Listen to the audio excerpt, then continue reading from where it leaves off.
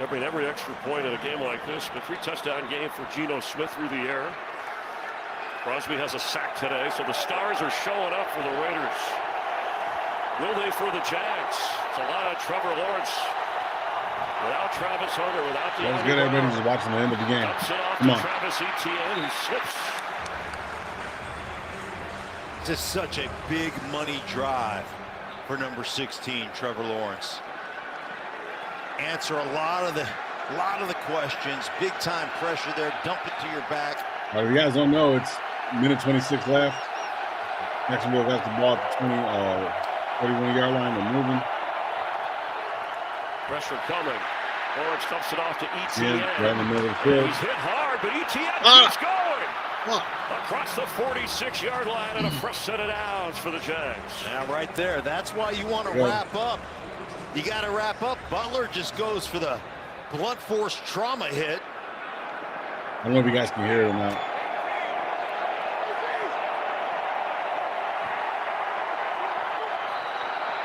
Lawrence has time. He's going to keep and get across midfield, and the clock will run. 45 seconds to call the timeout. Yep. Jags will have one remaining. Second charge timeout, Jacksonville. 30-second timeout. Well, let's go back to Adam Butler, who you got to wrap up, man. I mean, big time hit, dump off, great decision by Trevor Lawrence. Now watch Butler, bam! He's like, wait a minute. He's like, what? He's still going? That's my best stuff. That is a big time collision. How Etienne keeps his balance, I have no idea, but you got to wrap that dude up. Great job, young man. He's run. Oh, come on. He's run it. He's caught it. He's kept the Jags in position here. I like this shirt right there. That was like Drew Carey.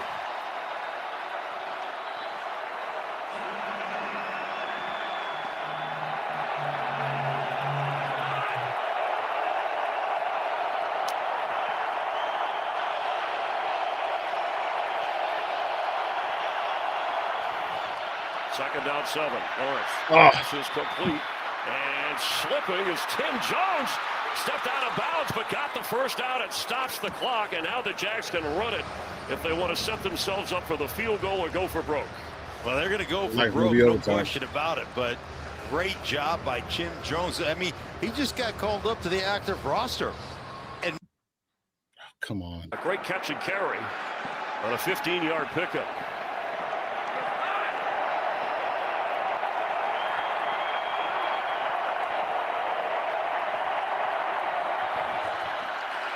Lawrence and incomplete. Yes. Hunter along that. Yeah, that looked like it was. Yeah, I know. Out of his reach. Yeah, I hear you, Deb. Yeah, I think maybe Max Crosby got a little piece of this coming off right here. The dude hit a 68-yarder earlier. I don't know. See, he knew that. Yep, he knew that rush. He wasn't going to get there, right? He got double team. He stops his rush and then gets his hand in the air and tries to affect that pass. And you can see him grabbing his wrist, saying, "Man, I got a piece of that." Still a chance. Long couldn't hold it. Now 2nd and 10. The only way they can win is going to be a touchdown.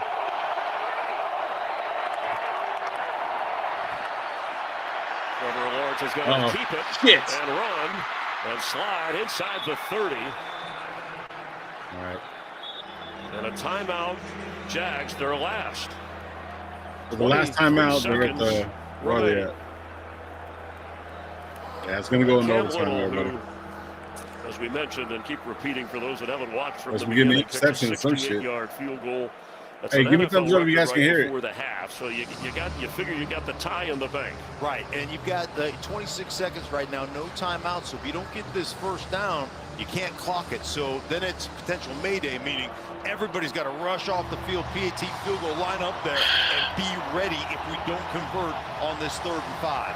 No timeouts. How much time do you need to get your field goal unit out? Nerve-wracking. Yeah, well, I mean, the thing is, like, at the very least, 17 seconds. So as long as they don't score a touchdown, right now, I'm okay. You can go in overtime.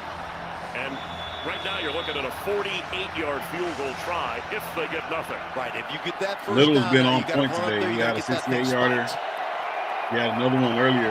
That one was straight right down the middle. So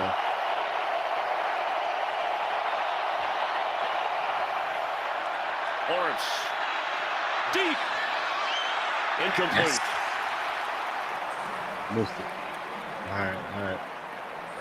Went for broke with 20 seconds remaining. It was Austin Trammell, another receiver. It was like we're going into overtime, Now, this everybody. will be a 48-yard try, but the NFL record setter, and it broke the Justin Tucker 66-yarder from 68. As you said, Mark, it looked like it could have gone another 5 or 10 yards. Wow. Yeah, go ahead and celebrate, man. That was a big-time kick. But he has had a rocky season. Crosby block. Harrison saying Crosby block. Coming into this game, he made just 3 of his last 7. Fuck yeah, I field missed that goals. shit, The fool. spot of the ball had to be adjusted. Please reset the play clock to 25 seconds. So that'll add some time. I'm not sure why Pete's upset about that. But he added time. All right, okay.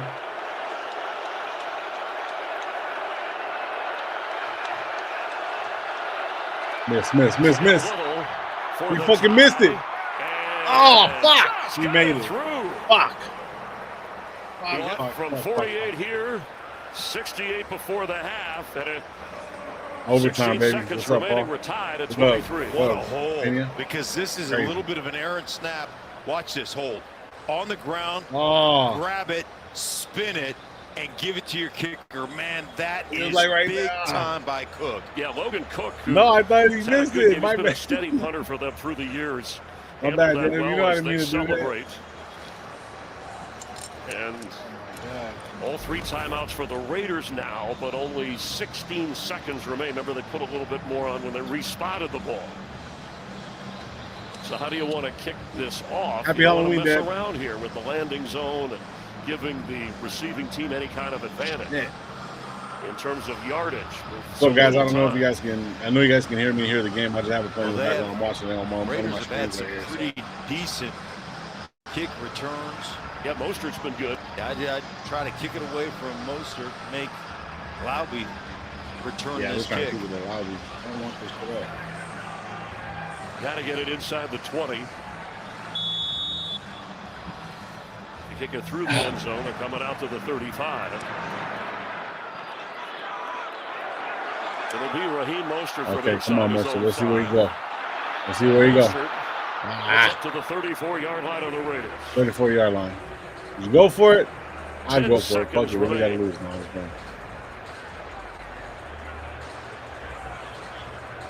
Look at Gino.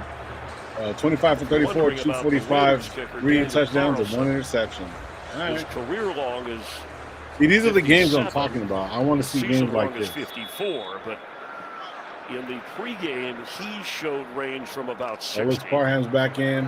As Trevor Lawrence got his team in position to tie. There's Carlson. And you're going to need at least 15, 20 yards just to get a Hail Mary off on the last play of the game after a timeout. Trey Tucker, the speediest guy the Raiders have, and Of course he will gets come sacked. for Jacksonville. And Josh Hines Allen was in on that with Emmanuel Ogbah. You know, if I was getting it What a in, yeah, they game. are. Defensive struggle in the first half. All right. Second half, after an interception by Geno Smith, Trevor Lawrence keeps himself. It's been a good game so far. The Raiders answer one of the 3 touchdown passes from Geno Smith. Ashton Jeanty took that one in. Facial Tootin, the rookie for Jacksonville. And then moments ago, the catch and the sprint to the end zone by Brock Bowers, who's had a heck of a game. And the field goal just slipping through from 48.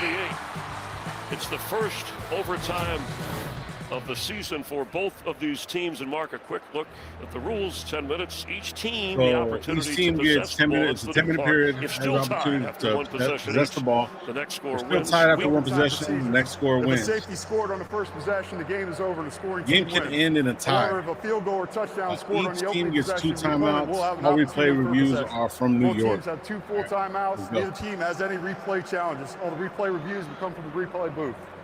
Timing will be just like the fourth quarter, with the exception will be a 10-minute quarter. If the score is still tied at the end of the 10 minutes, we'll end in a tie. Jacksonville, since you're the visiting team, you'll call the toss, heads, tails. What's your choice? Tails has been called. It is tails. Jacksonville's won the toss. You want to receive? Which way you want to kick? Jacksonville won the toss and will receive the overtime kickoff. Good luck, gentlemen. Interesting. Oh, shit. On the option of receiving versus playing Jacksonville defense gets the ball. first. We're at overtime, and for one of these teams, it'll be a heartbreak tonight. For the other, they'll have a peaceful, easy feeling. We can't have a tie this year, bro. We cannot have a fucking tie. I don't want to be close to near Dallas at all. Can I help you, sir? Here's the bill from the dealership where I got my car, and I'd like you to beat it with a better deal on one of these. Yeah, I'm not feeling I'm not feeling the fact that we could possibly get a tie. I'm really not. I don't know. Yeah, I'm not feeling that at all. Ah, shit. I only got 3 people in here, man. Shout out everybody that's in here. I know everyone's watching the game and shit, so I don't know.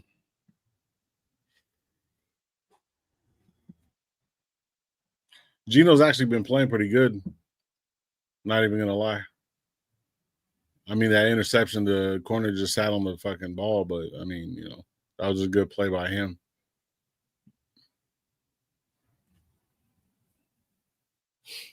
I'll let the boys know I'm live.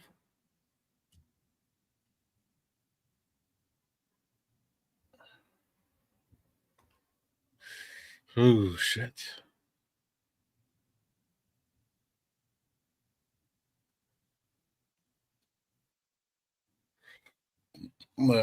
Mine's a few seconds behind, so I put my game on mute and listening to you. Oh, thanks, Deb. That's what's up. Yeah, they haven't kicked off, just commercial. There's 3 old ladies on foot going down a hill. Ah, shit. I just wanted to be over already. Not overall the stats and everything. It's actually looking really good as far as the whole team's concerned. The 2 turnovers total, you know what I mean, is not really, good overall, but so let's look over here. Oh shit. What did I do? Oh, there it is. God damn it. All right, so Carlson's about to kick it off right now. Let me see real quick. Mute it up here. Austin Tramble on the return. Oh, shit. Oh, shit. Carlson slowed him down. They got all the way to the fucking 45-yard Raiders. God damn it. Well, that's the way you get it The done. defense was trash all night, man. You ain't even lying, brother. Great job splitting the defense. Going Yeah, on the football Graham field, needs getting to- everybody he's seen drawn Graham. toward those numbers, then break it back Graham to the needs to stop opposite calling side, stop all the zone way tired of across that the middle field. field, man. You ain't And even Carlson fucking lying. hunting him down, getting him out of bounds, but what a great way to start this drive. An undrafted free agent added because of the receiver injuries, and that includes Travis Hunter, 2-way player, the outstanding rookie inactive, leading receiver. Jacksonville has over 300+ yards 54 right now. yards, 2 backs. Quentin Allen Jr. and Travis running the Etienne. ball. Good stop by Butler. Good fucking stop by Butler. Adam Butler making another big play on the middle. Well, that time Adam Butler learned from the past, right? Going to wrap that one up. Little swim move on the outside. Watch him here. Swim and then slide back down, tight down the line of scrimmage to make that tackle. That's picture-perfect technique and understanding of what you're trying to do. Flying around, man. These guys are playing. 19th carry for ETN.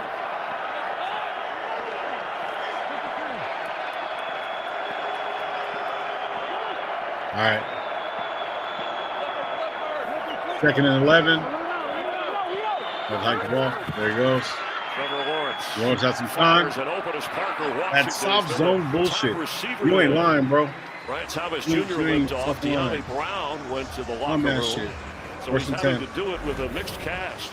Well, they're just going to run this little combination, 35, this curl right underneath there to Parker Washington. How about that on-target throw? Man, I'm telling you what, Trevor Lawrence has acquitted himself quite well. He started off a lot of inaccurate throws, man. It's been the last couple of weeks taking sacks. So we have more passing yards than him. Really good football. We have more rushing yards. We only have 54 yards passing. He's run for a touchdown. You wrecked the car? The pitch to ETN. He will cut back. Fucking ETN. ETN, damn, down to the 22-yard line. And that should be enough for the first down, and it is. And you want to talk about, and so look at it. Let's get the big guys out here. Big guy, big guy, big guy, right? Put all your big guys out there and get to the edge. Cut back, just big old wave of bodies on that right-hand side of the defense. Get movement and then give your back the opportunity to cut against the grain.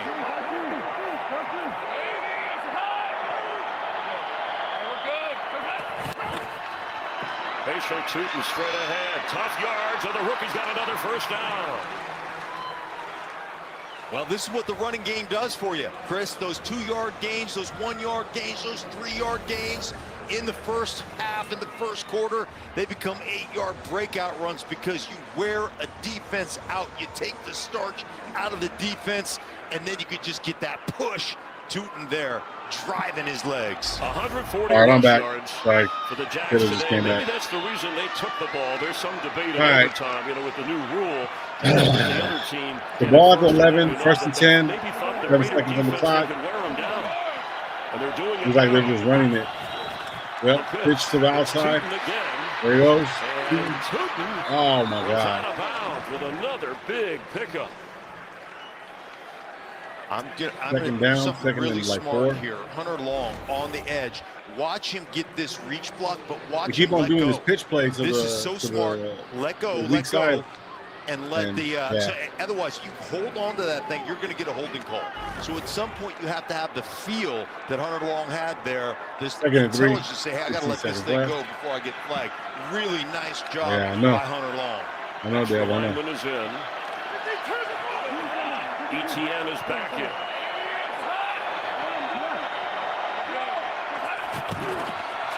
ETN, stutter step, Travis Etienne. Short of the goal line, but should be enough for another first down, and it is. Max Crosby keeps on getting the back of the field, but he's not fucking wrapping up, man. Lineman, and you're attacking Max Crosby.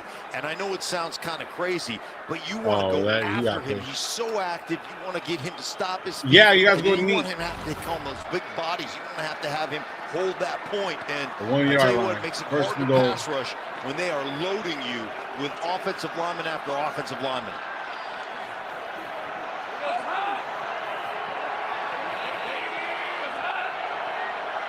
Back in. He gets the football. Oh, good stop, Crosby. Let's go. Stop behind the line.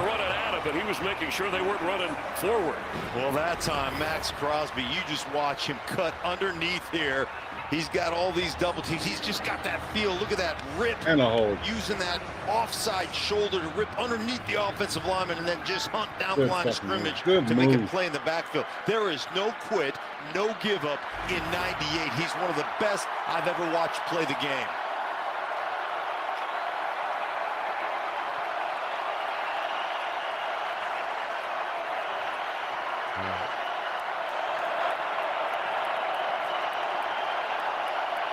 ETN. Direct snap. ETN. And he'll get down near the goal line. Stop him. Let's go. Short. After they lost 2, then they go with the Wildcat direct snap. They put the Wildcat on us right now. And he's close. What a job. They're approaching 40 runs right now. And that defense of the Raiders is tired. Hey, man, 4-down territory. Just run the football. QB sneak right here. He already has one touchdown run on a quarterback draw. And Lawrence, all he has to do is fall forward. So even inside the one. They have 150 rushing yards against us. And we only have 54. Oh, bro, what are you doing? That middle is wide open. It is Lawrence. Nope, hold him. Forward, no signal yet. Stopped him. They stopped him. Yep, he's in front of it. Is that an official? No, he's saying step not in. Nope. It was hard to tell. They stopped him. He's short by about 2 inches. Let's see right here. He wedges in there. Look at over the top. Nope, did not get it.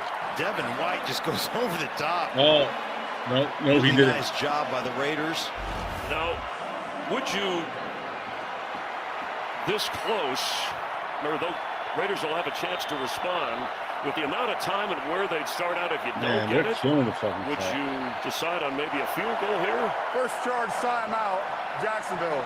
30 seconds. Or you got to go for it? No, I like to go for it here because, I mean, ultimately, if you're on the road, you punch this thing in. If you don't get it, 99 yards off your own goal line, I don't think that's, the odds of that are very good. You'll get another opportunity to have possession with a short field, you would think. So, and if you stop them defensively, of course, you only have one timeout now. You'll have two coming into the overtime, and they just used one, did Jacksonville. But probably thinking Liam Cohen's offense 2 for 2 on 4th down in this game. What a weekend of close games around the NFL. One tie in the league so far, the game that ended at a tie. Remember that Packard-Cowboy game? It's the 4th Commentary didn't overtime across the league this year. Assessment. He basically stated that if they don't get the what about matchups you've been talking about? The Jags really big. I mean, all they need is a 3 couple minutes of have to go 99 yards get all the way back in down that the big field. formation. But I mean, ultimately, you don't want them to score at all. Understand that Max Crosby's going to make a play. Getting hard inside, just get him off the ball. Even if they get the touchdown, the Raiders will still have a chance to respond. And if they don't get the touchdown or equal that, then Gino, you better get your ass up.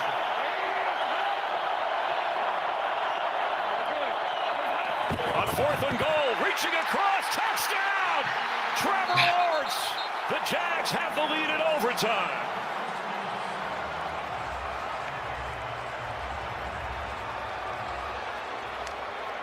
Remember, he's got great wingspan at 6'6" and a half. And watch this over the top. Take a little bit of a drop step. Get that ball. Remember, it only has to cross the goal line and secures it, gets it over. And man, Trevor Lawrence, how about this after 2 games with all the questions? You start this game not really being sharp as far as accuracy is concerned, and now a game-tying field goal drive, and now a potential game winner.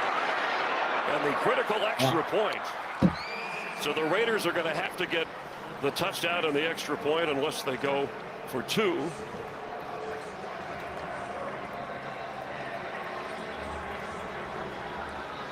Try not to catch case. Don't catch case, Dad. Let's talk it out. A defensive struggle. 2 teams hoping to refresh the second half of the season going into the bye week, coming off lopsided losses. Jacksonville's been stuck on 4 wins. Raiders stuck on 2. What an amazing game. A record-setting kick by Cam Little. And really both of these quarterbacks coming up big here, especially in the second half and now in overtime for Trevor Lawrence. Yeah, you put that drive together. Remember, your defense sitting for about 7 minutes almost on the sideline right now, trying to get themselves fresh. Remember now also, no Walker. He was ejected 10 plays, earlier 6 in the minutes, game, so 44 yards. they don't have one of their premier edge rushers, and they're missing also a great slot corner in Lewis. Rookie head coach Liam Cohen noted for his play calling, staying a step ahead. Look at this drive in overtime, 10 plays. You mentioned chewing up almost 6.5 minutes of overtime. So the Raiders, with their 2 timeouts, are going to have a lot of time to play with. And remember, they need the touchdown and the extra point. I behave. They missed an extra point earlier, or we might not be in this situation. Yeah, they just said if we would have made that extra point, we wouldn't be in this situation. And Little with the boots, and Raheem Mostert. And Mostert got the ball. He's had a 25. 50-plus return. Oh, shit. Oh, shit. He's at the 44. He's at the 44-yard line. Let's go. Jacksonville. Damn. I mean, there was nothing tricky about that. You just caught the ball and go, and then Little, who just, you know what, that was a good effort. He slowed him up. Yeah, he slowed him up and let the rest of the football players go in there and make a tackle. But Mostert's been unbelievable on the return, and now you've got great field position. At age 33, Mostert with a return of 51 yards. And his quarterback, Geno Smith, at age 35, at his 13th year, but first with the Raiders. Fires catch at the 41. And knocked back is Bowers. Another catch from Bowers. And how about this return for Brock Bowers? Missed 3 weeks, really got hurt. Second and 5. The first game of the season. Kind of limped around for a few games before they decided to sit him down. And man, he 100 catches, been an impact 10 player. catches, Their 115 yards. Their number one guy, and the guy who makes this offense go. It's really a tight end driven offense, not only on the ground for blocking, but in the receiving area, because their receivers hadn't done much today. That's Bowers in motion, moving around. Geno Smith is in trouble, and he's going to be sacked by Josh Hines-Allen. Geno gets sacked. He came in with only a half a sack, and now he's got throw that shit away. Man, turning a tight hoop. Here he is down here on the bottom, and just the explosion right here. Chop, and then that tight hoop, and relying on your guys to help you out. Armstead, I think, out there forced Geno to stop his feet, which gave Hines-Allen the opportunity to come back in there and get that sack. The 2-minute warning in the overtime. Raiders on the ropes. Do they have enough in them to pull this out? They're down 7 in overtime. Chevy trucks, off-road ready, always dependable. Got 2 more plays.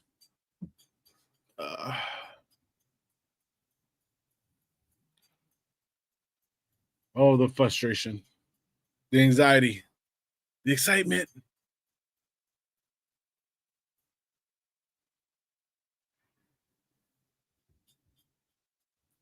I don't even know what to say.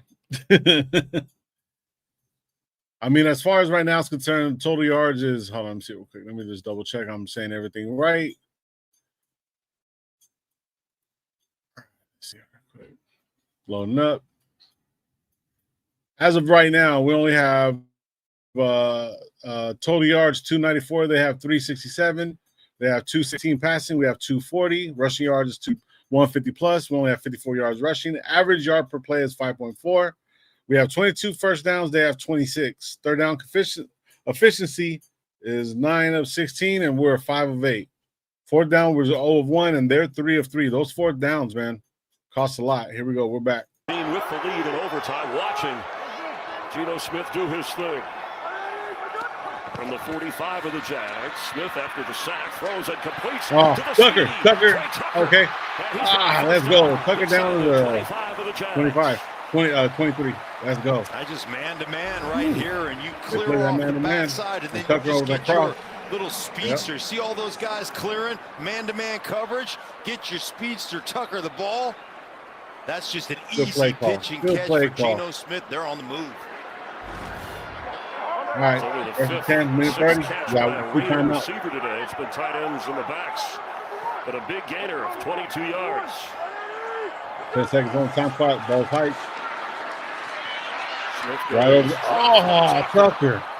And he had some room wide open at the 10-yard line. 20-yard line. That's when we always talk about, right? Secure the football before you decide to run. Take your eye off the ball. You want to spin and go get yardage. Tucker, a track star at high school. Come on, Tucker. 4 touchdown catches this year. That leads the Raider team in receptions for scores. Now, 2nd and 10. All right, here we go.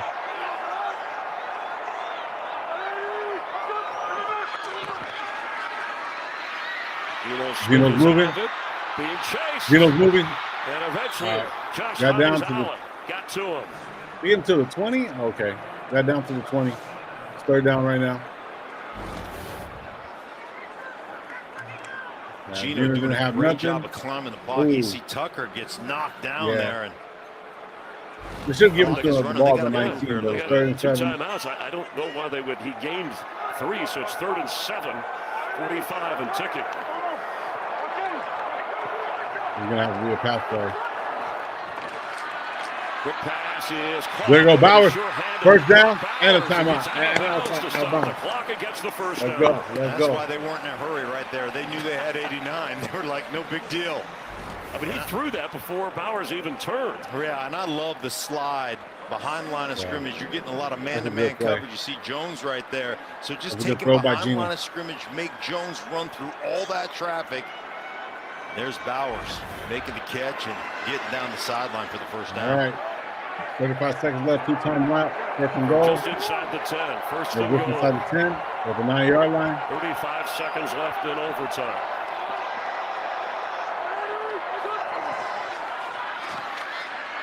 Geno Smith with all kinds of time. Heaves it for the end zone. Oh, yeah, baby! Flag! And a touchdown. Did he catch it?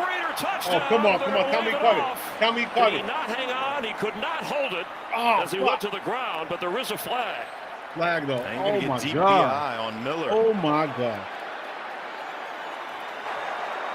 Pass interference, number 51, the defense.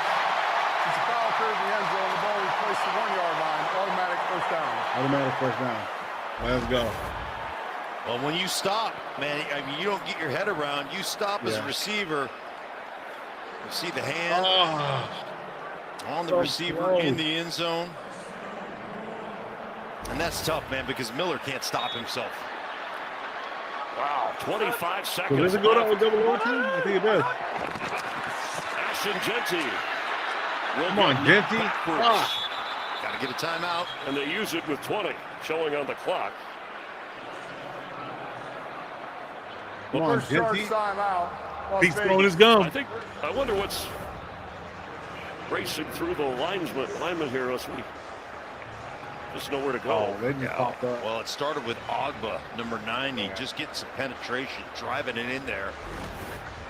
I know it's one step at a time, but with 20 seconds, should the Raiders, Liam Cohen's still upset about that pass interference, should they get the touchdown, do you kick the extra point for the tie, or do you go for 2 and the win?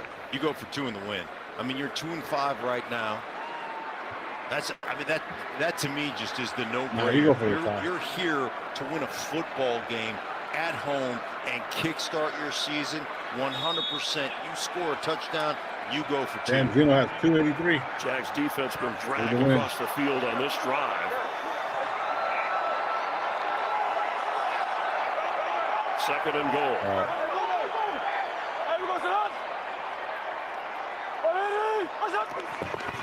Geno Smith has it. Geno Smith, the end zone, touchdown, baby. Brock Bowers, let's fucking go. We're going for 2. We're going for 2. And I think you saw the signal from Geno Smith. He put up 2 fingers. What a throw, and Bowers continuing an exceptional game. Hello, mesh. We're going to get a guy this wide and then a guy on the back end here. Bowers coming around the back end, so you're trying to clear that out, create some space in the middle of the football field, and Geno Smith on target to his all-star tight end. Pete Carroll, his Raiders 1 for 2, going for 2-point conversions, and the guy who got it was that guy, Bowers. I don't want to watch this. It's a beat-up secondary for Jacksonville. I don't want to watch this shit. No Jordan Lewis, no Eric Murray. Travis Hunter inactive for this game. Well, there's 2 things you got to be thinking right now.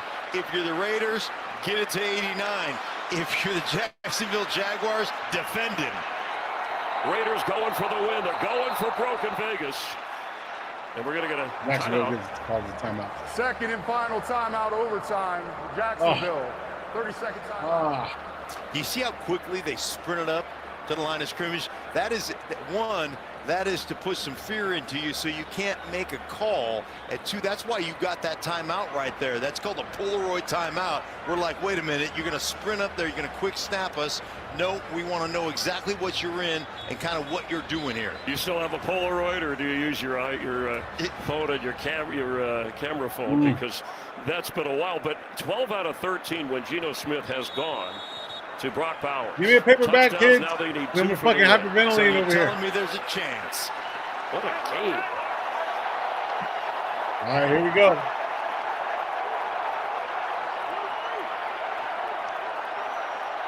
They don't look good. 8 seconds left. All right, here we go.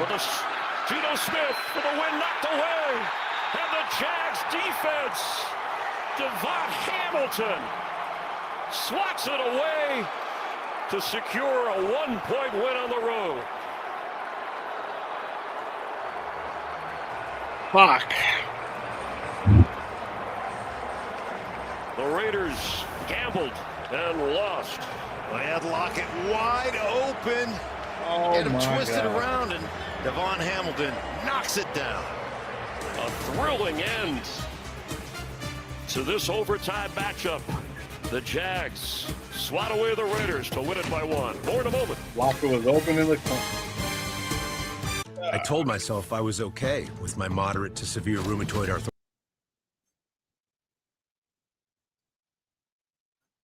At least the Bills won. Kids, you're grounded. Because Raiders lost.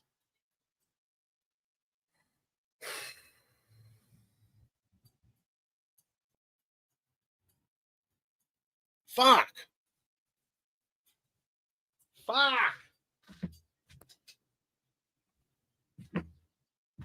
I'm going to go beat my kids. I'll be back.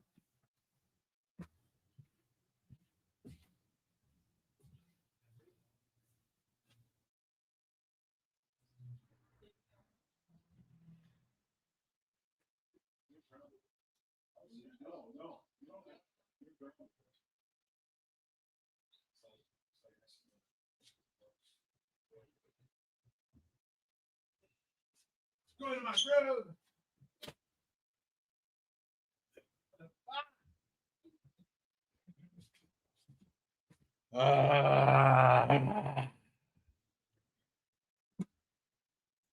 Yep, you ain't right. What's name was open, and also fucking what's name was open in the back of the end zone. Jacoby was right there too.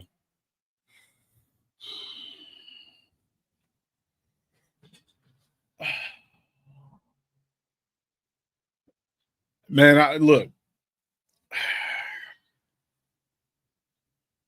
Let me put some music on, man. I got to get something going because this silence. Oops, wrong button. All right. Coach was right about the score. Shit. Man, Alex, bro, I don't mind these losses. Like, you know what I mean? If we were actually like, hold on.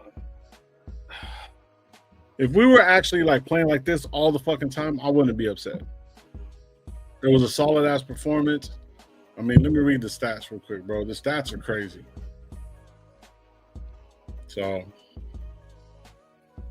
and the one point that we actually needed that would have changed everything was that extra point. Oh fuck! I don't want to go to Twitter. What the fuck? Why do I go to Twitter?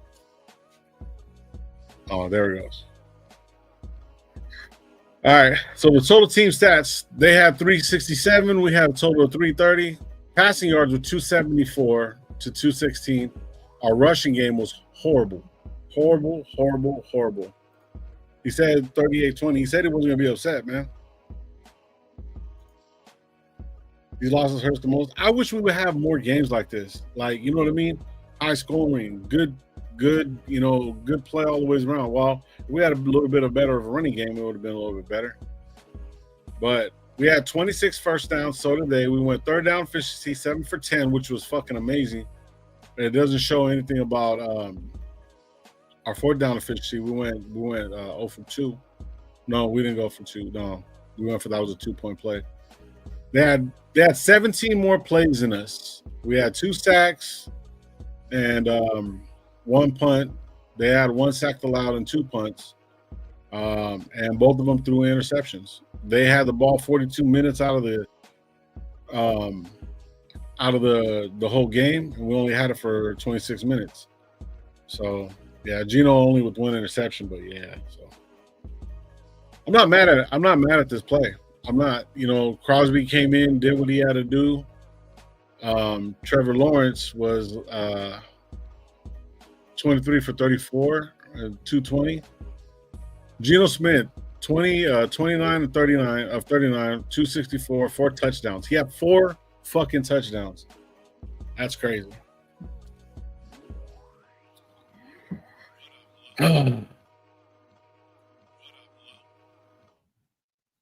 I see what the guys have to say. Yeah, that was a good game. I'm not even gonna lie. Brock Bowers, 3 touchdowns, 12 receptions for 127. Insane. Ashton Genty had a touchdown as well. But he only got the ball 13 times, and they were basically throwing after that. Once they got in the rhythm, they just started throwing it to Bowers, man. And Bowers was wide open. Tucker had that. Well, I mean, that 1 drop catch, but I mean, still though, we still got down to still got the touchdown. So, not mad at all. It was a good game. It was a really good game. Yeah, Alex, there was a lot of stupid mistakes. They couldn't get the ball, rushing the ball. I think if we were rushing the ball a little bit better, obviously the numbers would have went up and we would have, ate up a little bit more time of possession. But Jacksonville has a lot of players hurt. There's really no answer for it, man. There's really no answer. But, yeah. I like these games more than anything because it shows that we're actually fighting. It shows that we're actually doing something. It shows that we're trying to fucking win instead of just losing. I would never think to see Gino with 4 touchdown passes ever, especially the way he's been playing. Yeah, insane. ETN only had like a little bit under 100 yards. Let me see. Team stats overview. Jacks. Overview. Let's see real quick. Just unsubscribed. What did I do, Mike? I didn't do shit. I was sitting there watching it. I've been off for a minute. Hold on.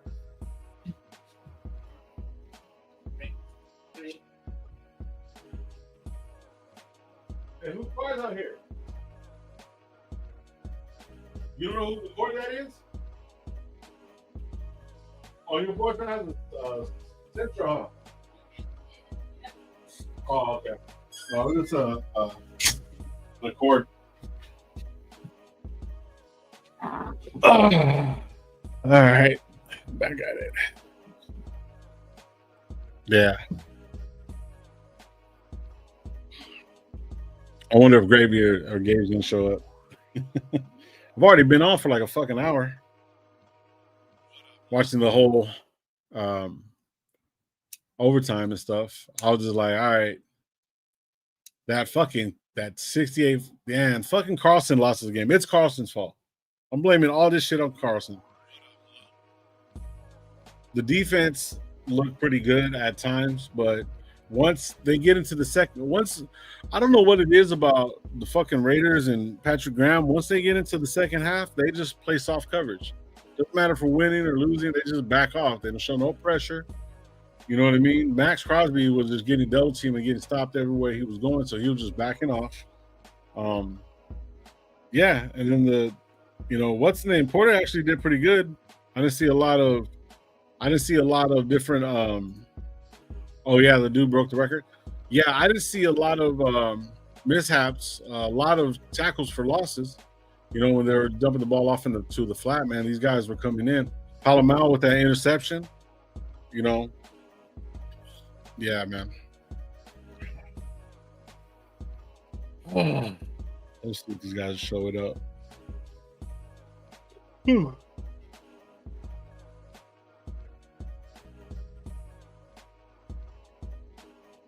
Yeah, I don't know if these guys are going to show up or not. But yeah, it was heartbreaking, bro. It was a good game for me, though.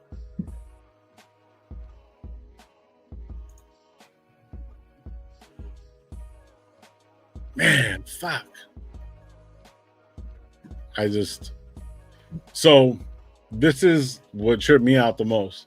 First quarter was basically 0-0. Second quarter, it was 3-6. We got that one touchdown in the second quarter. Didn't kick the extra point. We missed that, Carlson. That's Carson's fault. So, and then in the third quarter, pretty much it was nothing, 3-3. Fourth quarter is where everything started flying off the fucking Richters. They scored 17 points. We scored 14. That's crazy. In the fourth quarter, I've never seen the score that many points in a while in the fourth quarter. Then overtime, obviously 6-7. I would have. Oh, did I just say it? 6-7, 6-7. Oh man. Yeah, hey, fucking gravy who. Shout out Mikey. But this was our Halloween party, bro. Let me tell you about this. Remember, did anybody watch Scooby-Doo or anything like that? And we're turning around thinking like, oh well, guess who this quarterback or guess who the mystery ghost was? They pulled it back and thought we had a good quarterback out there, but ended up being Geno Smith. Yeah, but you ain't lying, bro. Alex, our offense looked way different just because of Bowers by himself. By himself, bro. Bowers went the fuck off.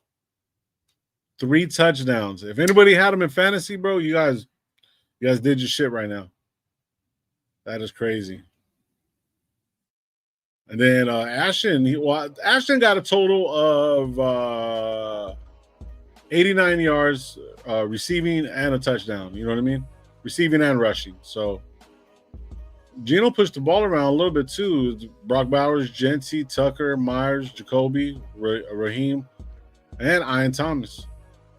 And Tyler Lockett didn't get nothing. He didn't get not even one passed on to him.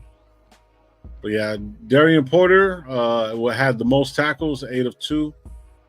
8 tackles, 2 assists. Devin White had 8 of 8. Palomar had that interception, 7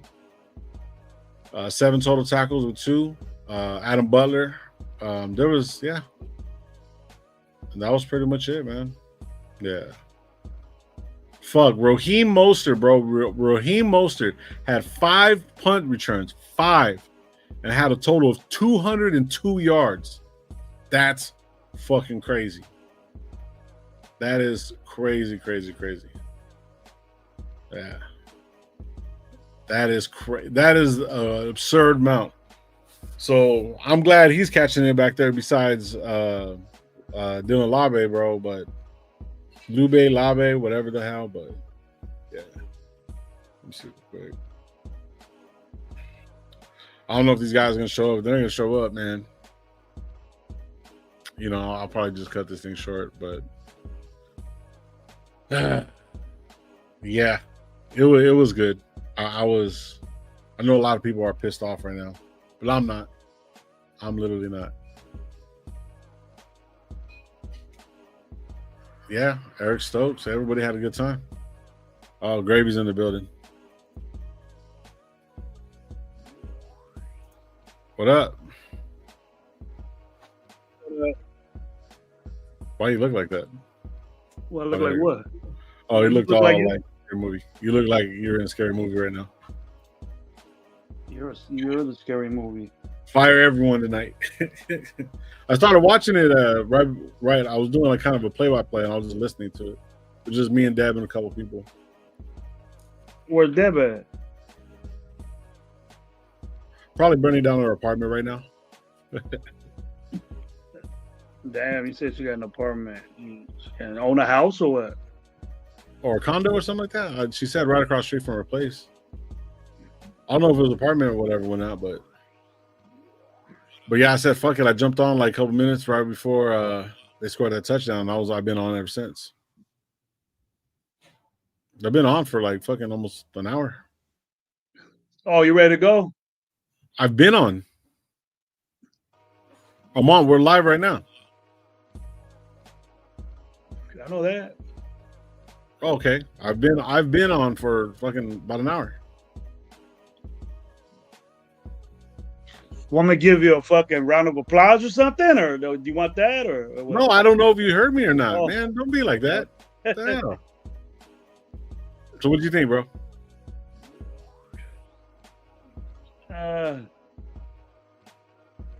What I figured would happen. No, I'm saying what do you think about the whole game? I thought a bad defense. We're lucky Brock Bowers is back. Yep. That's what I expected from Brock Bowers. Our defense is the same. Nothing's changed. And what I think we should do is we gotta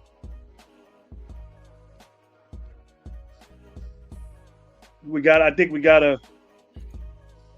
at ourselves in the mirror and say what we gotta do now, and it's time to break it down and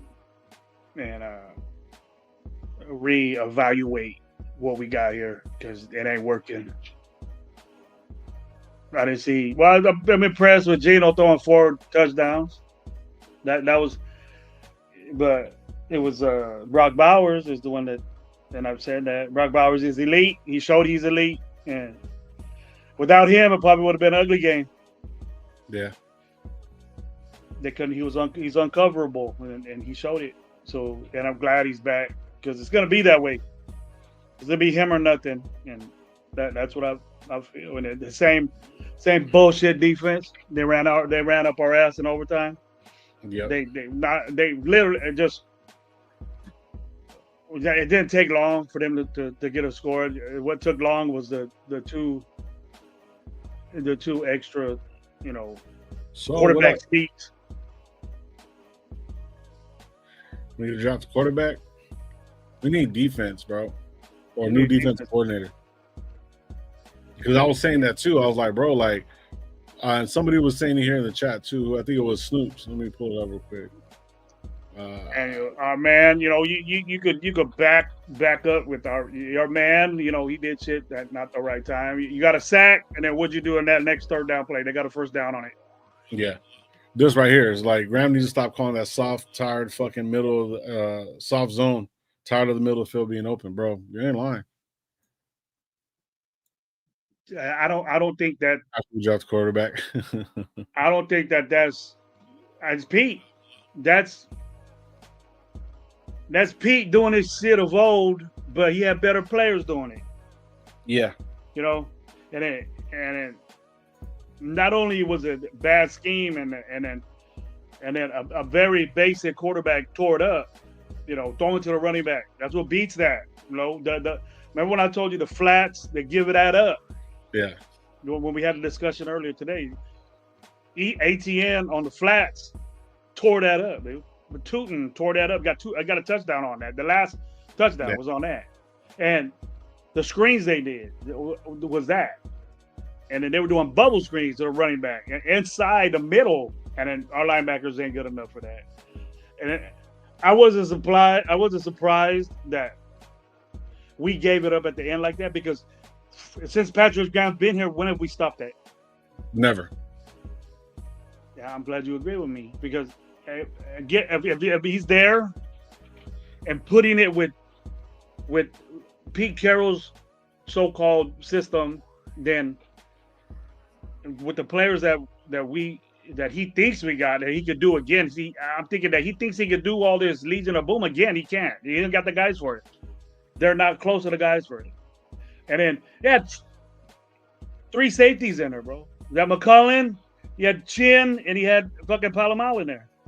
Yeah. He had But 3 safeties in. Chin looked like more. He was like down on the line, like, you know what I mean. He wasn't. Were they stopping around, bro? No. He stopped a couple runs. He had a couple hits on ETN, but They were just running away from him. They were running up the I'm middle. scared. Where's our linebackers at? Yeah. That's just a miss. And they just stay with it, bro. You get tore up and you keep staying with it. You keep doing the same shit. You got 3 safeties in there. You should stop the run, man. If you're doing that. You're outnumbering them from the get, and you're just running right up the fucking middle. I don't understand it. I just didn't understand it, bro. And this has been happening. I'm just done with it, bro. I was so pissed defensively with it, and then offensively, we were Brock Bowers. That's it. That's all. That's all you got. Genty had a good game. He had a total of 89 yards. It was through the air and rushing, but he only had a total of 57 yards rushing. Overall, you could feel his impact. He got a touchdown. He scored. Right. Overall, Genty they got first downs. But besides Brock Bowers, nobody else did shit. Right. Our trusted. You want to hear a crazy stat? Our trusted Trey Tucker. Well, I only seen him catch one ball, and he dropped the ball in the end zone, or got pass interference in the end zone. Yeah. That was a pretty good contested pass. I thought he caught it at first. I didn't think that was. I didn't really think that was PI, but football's different, bro. I was like, fuck, there's so many ticky tack, but I'm glad it was called. Hey, you want to hear a crazy fucking stat though? Raheem Mostert had 5 fucking returns for 202 yards, bro. Yeah. That's fucking crazy. I'm not surprised. We wouldn't even got close to what we did in overtime. If it wasn't without that run back or the scores we did without that important. I'm glad they made that move because he makes an impact there. And I don't know what I seen a little bit of run back. Well, it needs to be Mostert back there. He's fast. You can tell how fast he is, bro. You can tell how fast he is. So he that's the difference in him. And he just ran straight, bro. He's just so fast. That's how I wish that they would mix it up a little bit with him and Ashton Genty. Him and just that. The dudes can get him. And he's way older than these guys. That 30 years old guy running right there. That football ain't like cool. Kind of like what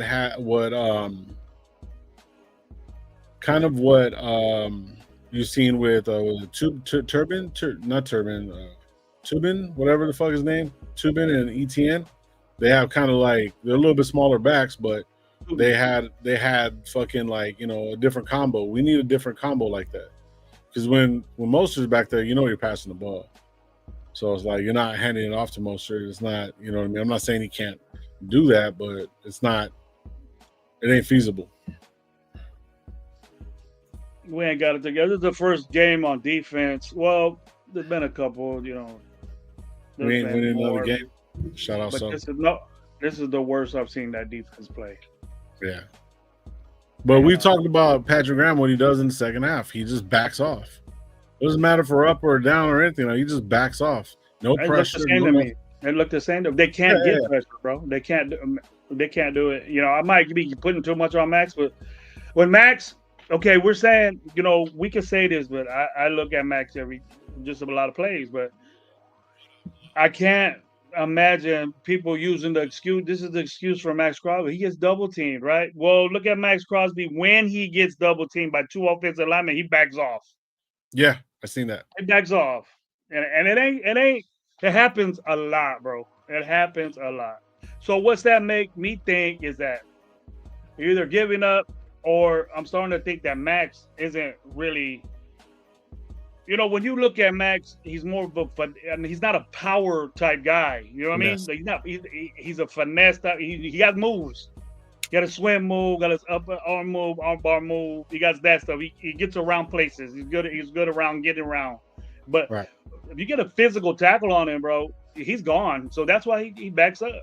Yeah. Now tell me, there's a $40 million guy. It's got to be doing that, bro. It's just I'm not. He had a sack. He had 2 pivotal tackles for loss. But you can't do that. I mean, you're the guy you say you were. You can't He do would that. have he should have had more. He was in the backfield a lot, and he was going through his fingers, bro. Couldn't wrap up, couldn't do anything like that. You know what I'm saying? They were moving him, next to fucking Butler. Then they're moving him to the other side. They were moving him all around because he was trying to find a fucking sweet spot. And I'm not saying that through the defensive off, but you know what I mean? Butler's more of along the lines of a guy that's kind of a backup defensive tackle. We need like, yeah. But like we had no pressure in the middle. I remember one play I seen where they just moved the whole line over here like this, and fucking what's the name was just over here chilling by himself. Just like nobody around him, no pressure, no nothing, and he was just able to pick us apart. You give anybody that much amount of time, it doesn't matter who they are. You know what I'm saying? They're gonna put the ball in the air and make a completion and shit. But it could have got a lot worse. I mean, the interception by Palomar was cool. You know what I'm saying? But they continue to like just drive the ball on us, bro, like just consistently. There was no pressure at all, bro, at all. That's a bright spot, but he threw it right to Palomar. So yeah, well, Palomar came off the receiver. The receiver had the inside, and he popped up. Yeah, it was a fucking crazy pass. That's Lawrence. That's typical Lawrence. Yeah. But that's a Geno pass to me. Geno would do the same thing. He almost did. Yeah, he was throwing dumb passes all over the place, but he got 4 touchdowns, bro. I can't take that away from him. He had a good game, but it was.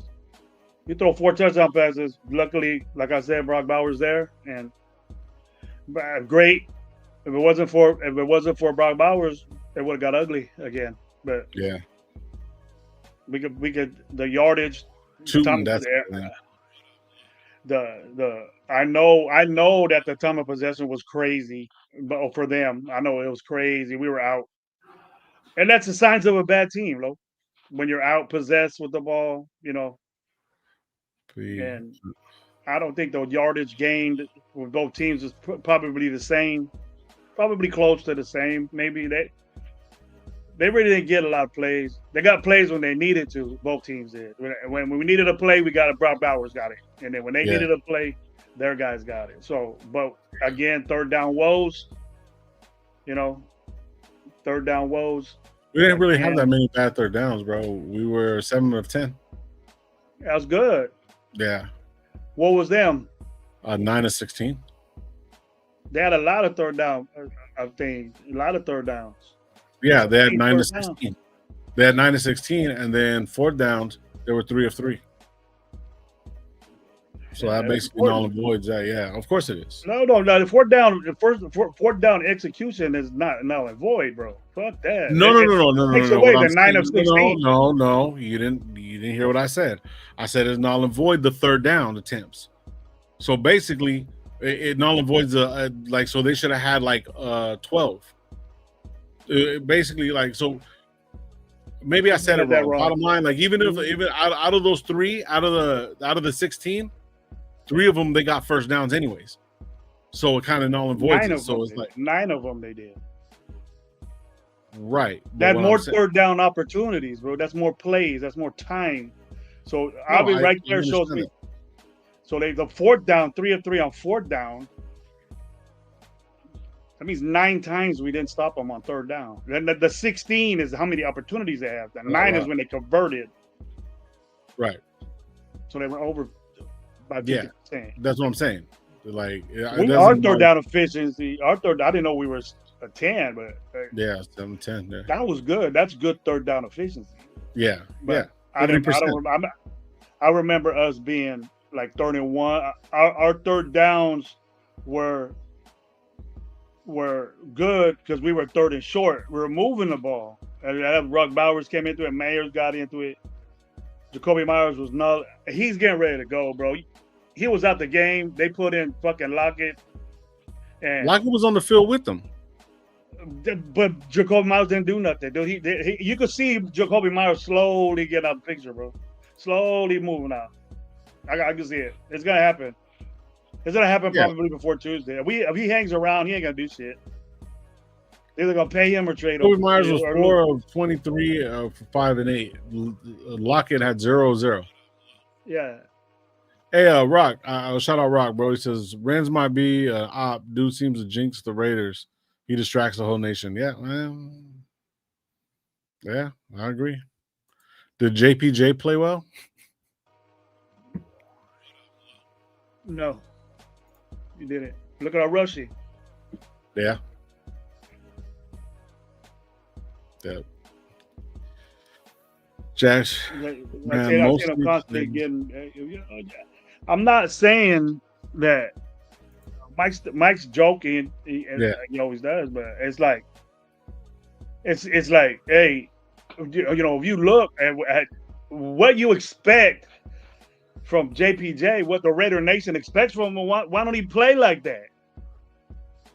yeah. Why don't he play like that, bro?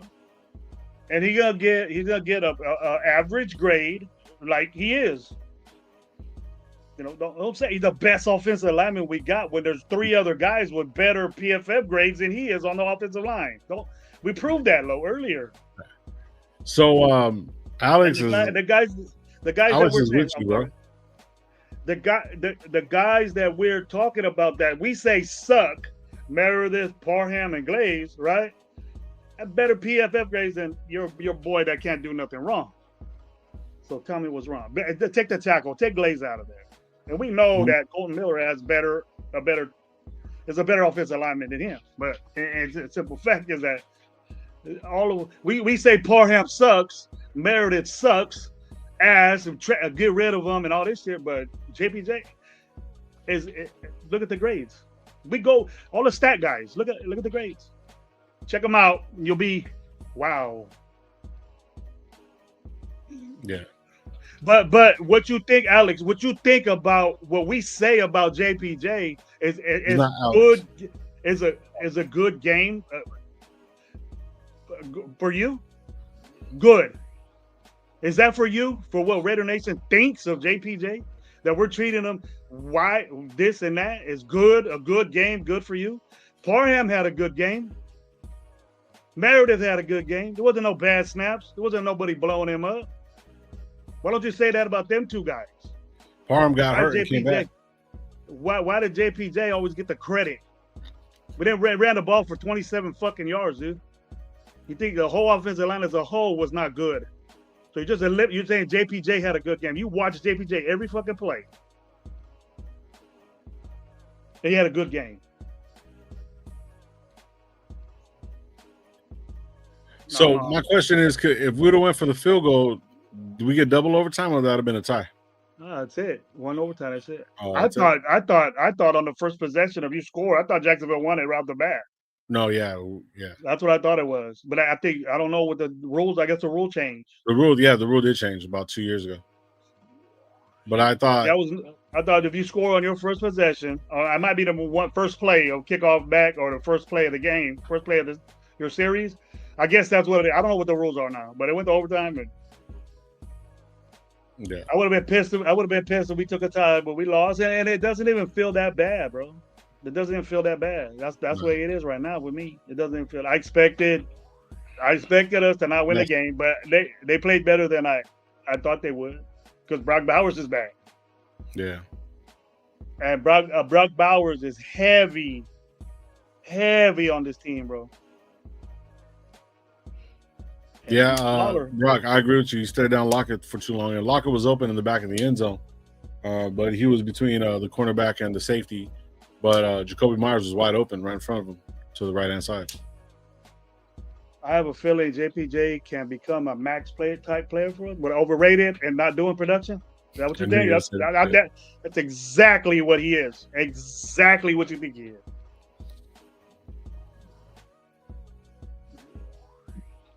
That's exactly. You all right, Alex? You're the typical dude. I know. I respect that, but what about the other offensive linemen, bro? What about the other offensive linemen that had a good game? You're not saying that. You just concentrate on JPJ. JPJ and Max Crosby can't do no wrong. But ain't nobody talking about Devin White. Ain't nobody talking about Powell Mao. Ain't nobody talking about none of these other people on defense. That Max Crosby had a good game. He got 1 sack late in the game. Then the next play, he steps back because he's getting double teamed, and they get a first down on a long 3rd down play. Yeah. Did you guys see that? Yeah. How many missed tackles did your $40 million guy do today when he was in the I backfield? counted 5. When he was in the backfield.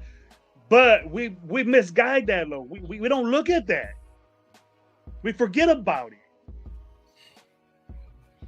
I think I'm not gonna lie to you. I think I'm the one that mentioned it to you. I was like, bro, he's not really getting the sacks that we need. I think who has the most sacks on the team right now? Been knowing that, bro. Yeah. Lalu, didn't he get another one today? He got 1/2. Max got another sack, but Yeah, he got another sack. Yeah. but I want more, bro. The expectation from Max. What? Was someone's gonna say? Is someone gonna say, "Hey, Max Crosby had a good game"? Is that what you expect from this dude? Is that when you downgraded him so much that he had a good game? Nah, bro. I expect two sacks, 3 sacks from this dude. 2 sacks, 2 or 3 tackles in the backfield, 5 tackles, 10, 6, 7 pressures. That's what $40 million dudes do. $100 million guys. That's what they do. I don't know. Maybe my expectation for Max Crosby is not the Raider way, but I done took my Raider goggles off Max and JPJ a while back ago because watch the tape, bro. Watch tape on JPJ and him getting ambushed. He's a good offensive lineman, bro, but he's not what we think he is because those other guys played just as well as he did. Shitty. They played shitty. Yeah. Because if that offensive line was good, Lo, we would have won the football game and we would have rushed more for 27 fucking yards, like you said. And you're not going to be able to win if you cannot run the football and stay on the field for more than what? What was the what did you find the time of possession? What it was? Yeah, time possession was 43 minutes to 27. That's almost double, bro. They had the ball double than we did. Well, yeah, I just finished saying 43 to 27. Damn. 2 weeks in a row. 2 weeks in a row, you get not even 20 minutes, not even a quarter of possession, bro. A little bit more than a quarter of a possession. They had it for 3 quarters.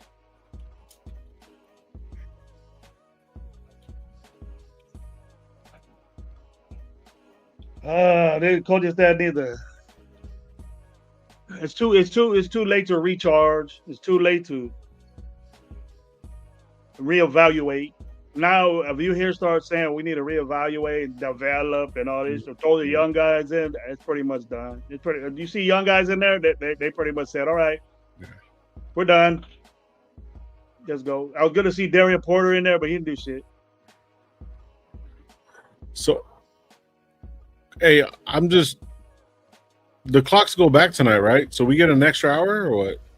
It went back early in the morning. It's already fucking 5 o'clock. No, I know it's 5 o'clock, but I didn't even know. It went back last night. Yesterday morning, this morning. Oh, okay. So no wonder I'm fucking tired already, bro. I'm like, what the fuck? It's gonna get dark. It's gonna get dark right now. Yeah, I know. Yeah, it's already getting dark. Okay, cool. So then that's probably pretty much what it is. I think 2 o'clock went back. Yeah, 2 a.m. went back to 1 o'clock. Okay, cool. You try to use that extra hour to fucking stay at bars long another hour. Yeah, they don't do that. Oh, time went back. It's really 3, but it should be 2. So right now it should be 6 then. Yeah. Yeah. Because now it's gonna get dark. It'll be dark, but at 6. I think that's what threw us off, bro. That's why we didn't win. And also, what the main reason why we didn't fucking win was because at one point that Carlson missed. All 3 phases, buddy. That's what you think it is? Fucking shit, bro. Come on. Oh, if you're saying that, then there's more reasons than that, but that's a factor, a big one. That's a factor, a big one with the that he missed that extra point, but we can't say that was the only thing because our defense didn't stop shit, and Just watch, bro. You can't. You can say more positive things in this game than you can say, negative. But Yeah, I agree. it's just Brock Bowers is the man. He always been the man. I'm not surprised that he did this, but I am impressed that Geno Smith got 4 touchdowns. That's good. Might be a little confidence builder, but we still lost the game. And that 2-point. I know I seen Jacoby. Who was that? Jacoby right in front in the middle of the field in the end zone right there, right in front of Yep. him. I think that he should have threw that one instead of trying to give it to Lockett. I wouldn't trust Yeah. Lockett right now. What the fuck you throwing to the Lockett for? He's open, but I mean, he wasn't really open. I mean, he was, but he wasn't. I would have threw it to. I would have took the inside. Yeah. That's probably Lockett's probably his last read, but he probably was saying, "I'm gonna hook up my homeboy." Yeah. Maybe, I don't know. He was looking the whole time on the left side of the field. We had more receivers to the right. Yeah. Jacoby was running right in front of him. I don't know if he's seeing him or not, but I wouldn't put it past. I wouldn't put it past Geno not to see him. Yeah. But that defense, dude, really disappointed me. They just really broke. There wasn't even a band, bro. It wasn't even band. It was just break all the whole way through. They just sift through that defense. And then you've seen some adjustments made. You've seen Max move inside and outside, and they were just moving Max around to confuse them, and they didn't get confused. They just let Max go inside, and then we'll just have the back there to chip him, and then he would just back off when he didn't have his and that's bad, Lo. That's not well. That's not all pro like or no, I agree or whatever. That you don't get your way. It's like I'm not gonna play no more. It's like that, bro. Giving up. Yeah. I don't know, bro. He did that a lot, and he missed a lot of tackles. Yeah, and whatever he's hurt, and then I'm hearing that he has back issues now. Oh well, I don't know. So let's say this. You can stay on, bro, because I'm about to get off. I just got a question. So obviously we lost, whatever, not. If we were to trade Max Crosby, right? Because we still got time to trade, and everyone's talking about to trade him, not to trade him, whatever, not. Some people saying that they get it.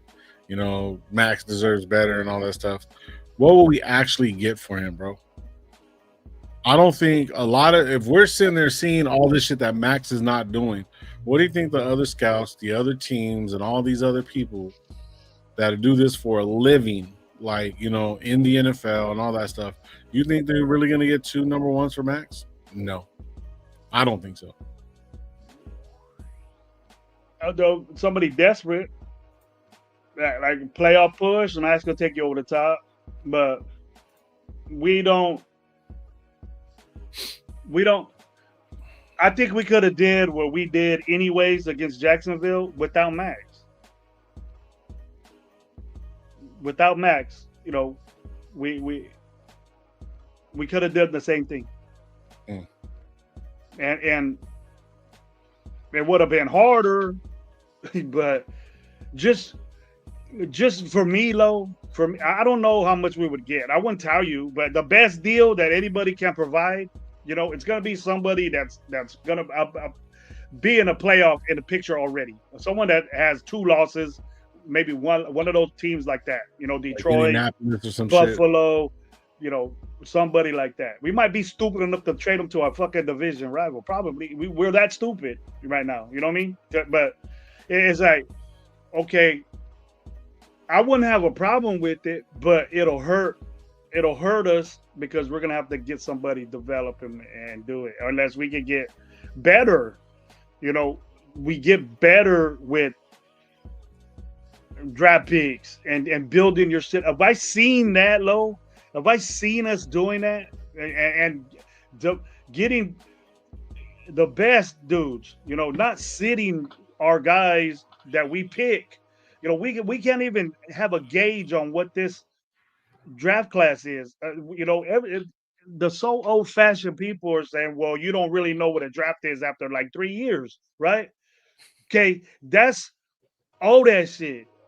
Everybody else is getting players that make an impact right now, right? There's players like that that are in college, bro, that are doing it right now.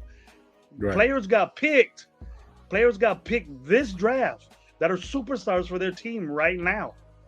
You know, and last year, why just the Raiders? We got to wait and see for 3 fucking years. We've done that with. We're still saying Tyree Wilson is gonna fucking develop. Trey Tucker is gonna develop. You know, we're still saying that shit. We're just hoping that these guys are gonna do shit, and they don't. Max is an overachiever. Okay, that's an exception to the rule. Congratulations to Max. Now we can get a number 1 pick from him to make our team better and quit. This guy, the way he acts, bro, the way you seen him play today, Lo, you notice that he backs off. I see that. I've been seeing that. Yeah. And if you don't get the real all defensive player of the years, they don't do that. They don't do that, Lo. And then why can he do that? And people not saying nothing about him. And people say not Max is fucking backing off when he gets double teamed, but we say Max can't do shit because he gets double and triple teamed and all this shit, right? Man, but when are you gonna realize that Max is not a big, super big guy, you know, and he's a finesse pass rusher. He uses great moves, and then I really wouldn't give a shit if he goes somewhere else. I really wouldn't, because I'm tired of hearing what people say. That he deserves better. If he deserves better, then fucking let him go. Speed rusher still has value. He's worth 2-1s, a good defense that can cover up his downsides on defense. He had a lot of downsides. He has more downsides than he does good. And I said we seen a lot of them today. We've been seeing that. We've been seeing that right after he got paid. Getting hurt. He's just about damaged goods now. He's hurt again. Every time I hear damaged goods, get what you can for him. Get what you can for him, because it looks like, just like what Alex said, it looks like he's just not getting hurt or not pursuing like he does just for that to happen. So either he's thinking different or the team is thinking different. And then I don't think a team will put you out there and let you get hurt if their intentions are to play you, because they said they're not going to trade him. And but just because you got a sack and a tackle for loss doesn't make up for what you're getting paid, bro. But yet, Gravy, he's on the field like 98% of the snaps. But what do you do? I'm doing it. 98%. What do you do? What he did is a couple of seconds of work, bro. When he wasn't nobody and getting his feet, getting into some, he was busting his ass and causing havoc in games, bro. Now you got paid hundreds of millions of dollars now, and then you're over here thinking that, oh, I'm all this and that, but you ain't doing shit because the offensive linemen, tackles are bigger than you, stronger than you, and they just throw your ass around. Now you're concentrated on. But the Raider Nation uses the excuse he's getting triple team and double team with the bad motherfuckers that deserve the $100 million. Beat that shit and don't use no excuse about it. If you were one of those guys, I would back you up, bro. And most of them don't have a fucking show where they say, I'm hurt, I want to win, and all that bullshit. Because you make yourself look like a goddamn fool saying you had a great game, congratulating the other team. I won't be surprised if he has fucking Lawrence on his fucking show next week. Trevor Lawrence on the fucking Rush show saying, hey, what's up, bro? Well, how you been? How'd you feel? Well, that one sack you did against me was cool, but I like the way you backed off all night. I like that because we were trying to double team you. Just say that. Hey, Raiders 75-28 says we moved up to the number 7 draft pick. That's. I don't know. I don't care. I just want. If it looks like we're gonna have to get a fucking pass rusher, offensive lineman, Defensive somebody. line. We did a lot of work. We did a lot of work, bro. Yeah, and then if it's getting and it's gone, it'll be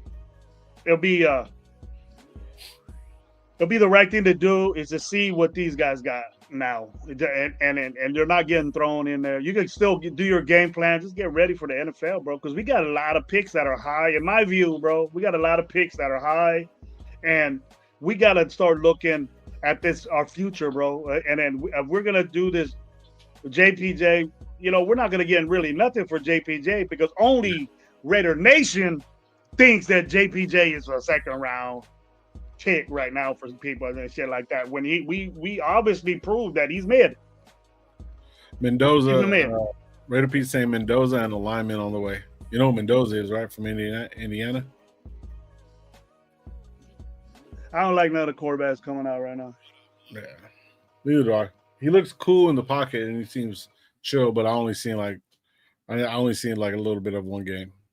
I dig the cat from UCLA. He's a big kid. I dig the cat from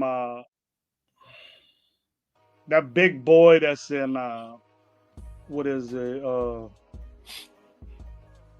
Fuck, I don't know. I forgot his name. He's a big kid.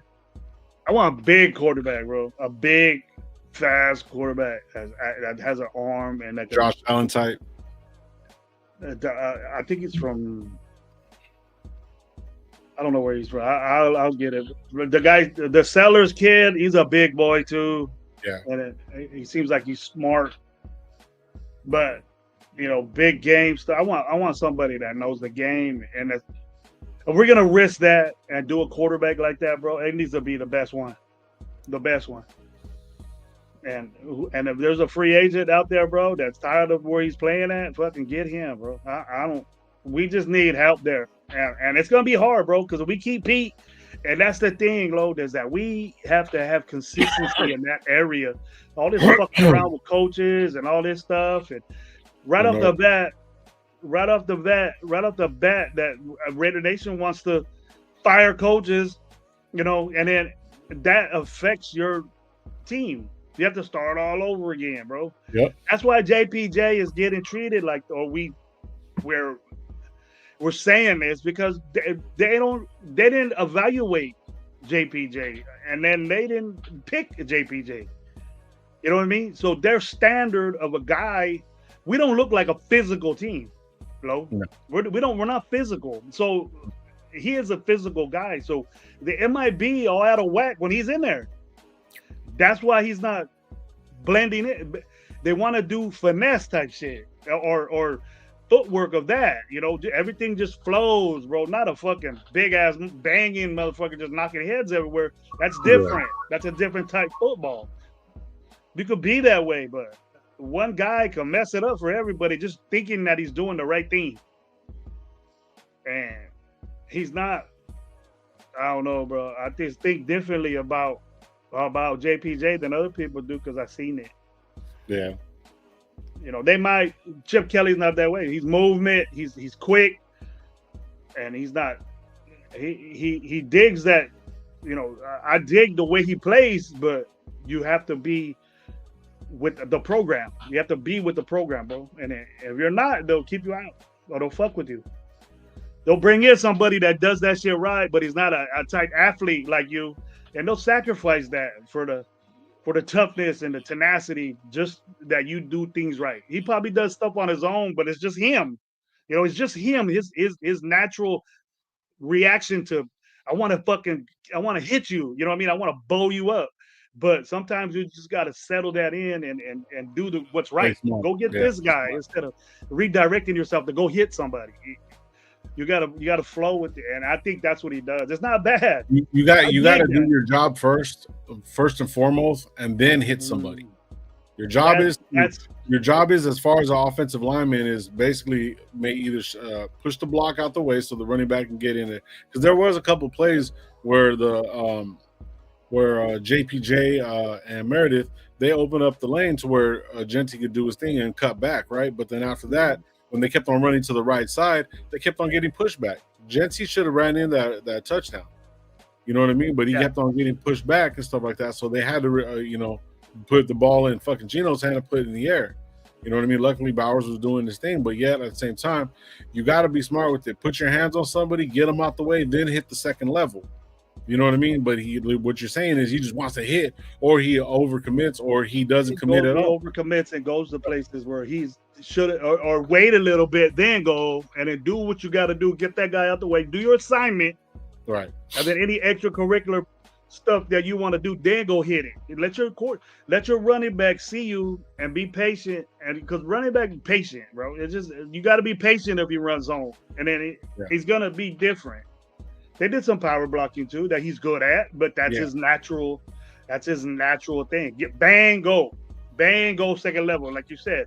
And the thing about it too is that our tight ends missed a lot of blocks. They missed their, like Genty would go outside. Mayer did it a lot where you had to turn that guy inside, and then Genty would bounce it outside, but he had to go super wide around that guy. And by the time that everyone's coming up, he's not fast enough to beat that, pursuit, or he'll get 3 yards instead of busting one for 10, 15, 12 yards. Yeah. And that's the tight end. The tight end will go in motion, and then he'll get that outside guy, block it, seal him inside. That's the lane that Genty needs to take to get outside. And he wouldn't get it, or the guy would beat the block and then make Genty run real outside, and he'll end up running out of bounds or taking a hit. Kind of like their tight end. I can't think of his name. Whatever his name was, he kept on doing that shit to fucking Chin and Palomar. He was making the blocks, keeping them there, and then by the time they hit the corner, they were already 2-3 yards on the mismatch. It's a mismatch when you have a tight end on a safety, and I would want that, but we're hitting a defensive end that's bigger. And he'll break through that. He'll break through a tight unless you get him perfectly or you got the right position on him. Yeah. That's the whole part of the zone, though. The whole part of the zone is keep that guy moving, and Genty can cut inside that outside. Still be in the perimeter, but he's inside, and that defensive end is out by the sidelines already, and the tight end takes him over there, or he blocks him inside. Yeah. So, but no matter what play you're running or design of it, he needs to get out the way. That outside guy needs to be moving, and then I'd rather take a running back against a DB than a running back against a linebacker or a defensive tackle. All right, but I'm gonna get out of here, man. I got to get up a little bit earlier. You gonna stick around? Nah, I'm done. All right, man. Well, go ahead, bro. I'll stick around for a little bit, see what people want to talk about. All right, brother. Go ahead, man. Everybody have a good night, man. We'll see you guys soon. I don't know when we're gonna go live this week, but I'll let you guys know. We'll probably be oh shit, Thursday, huh? We have a Thursday night game. So we'll probably do some Thursday or before or after the game. Probably maybe afterwards. Because I ain't got most likely, but because I don't gotta work on Friday, so I work my 10-hour days, so you know what I mean? So but yeah, so we'll figure it out though, man. But you guys have a good one, man. Have a good week. I'll holler at you guys in a little bit. All right. Peace. Yep. All right. That was Low with his game input. Real good. I didn't hear him in the beginning, but what you guys think? We got Alex. We need to hire a good young coach. Have patience with him for 2-3 seasons. I don't know. What do you want though, Alex? What do you want? That's what we got. I think our system is I like. Chip, do you have any problems with what Chip Kelly was doing today? He was doing what we wanted, is to get Brock Bowers the ball. We lost the game. He's not real successful in the red zone, but that's execution, bro. You should be able to run the football in the red zone, and then we don't do that. We try to do it, but we don't do it, and it's not coaching to me. It's not coaching to me. So tell me what you think. Thoughts on Daniels replacing added towards that? Nah, that dude. Look at what he did to Miami. Why would you want that? Why would you want that? You got great players, elite players in Miami. Why would you want that? Your defense will struggle. Our defense has been struggling with Patrick Graham is the only consistent thing that we've had there. And our defense has never been over 20. I don't think. I don't know the facts, but I'm predicting that it hasn't been over 20. You can't rebuild with Pete because our intentions wasn't to rebuild. Our intentions is not to rebuild, Alex. If you guys want to rebuild, then give me why you're already determining a rebuild. Because you're upset about the record or how we're playing, or is it the fact that we're gonna, our expectations of what the season's gonna be? 6 losses. We gotta win a lot of games to even have us a thought of being in the playoffs. We should get that out of them. We don't have the players to do that. Our coaching, I don't think, is the problem here. Our top guys is that I don't think that we're not gonna do nothing about Patrick Graham. I wasn't happy with Patrick Graham getting hired and being here again, because he said no at first, and then probably when he got here, Pete Carroll is putting his emphasis. You can see the emphasis of Pete Carroll's defense in here because it looks old. It's playing old. He had great players playing safety. He had the 2 of the best safeties in the NFL when he was over there, and he had one of the best corners out there. Younger doesn't mean better, bro. Younger doesn't mean better at all.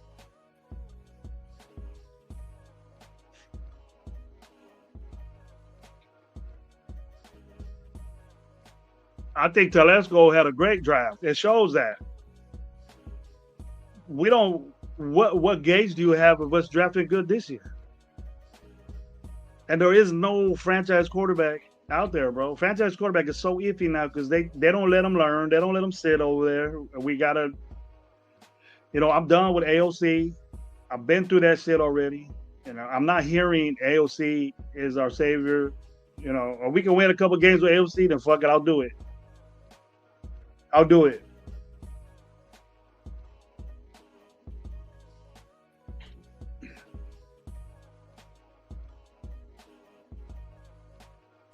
But I'm not gonna sit here and tell you guys, lie to you that we're gonna rebuild, and we've been doing that. You're not rebuilding getting fucking 1-year contracts. You're getting steady guys to sign them to long-term shit. Yeah, you're not. Ain't no rebuild. Just on this draft, we're gonna start rebuilding just for this draft and play young players. It's gonna get worse. And we got all we have on our team right now is just got backup players that we signed, and we gotta get in.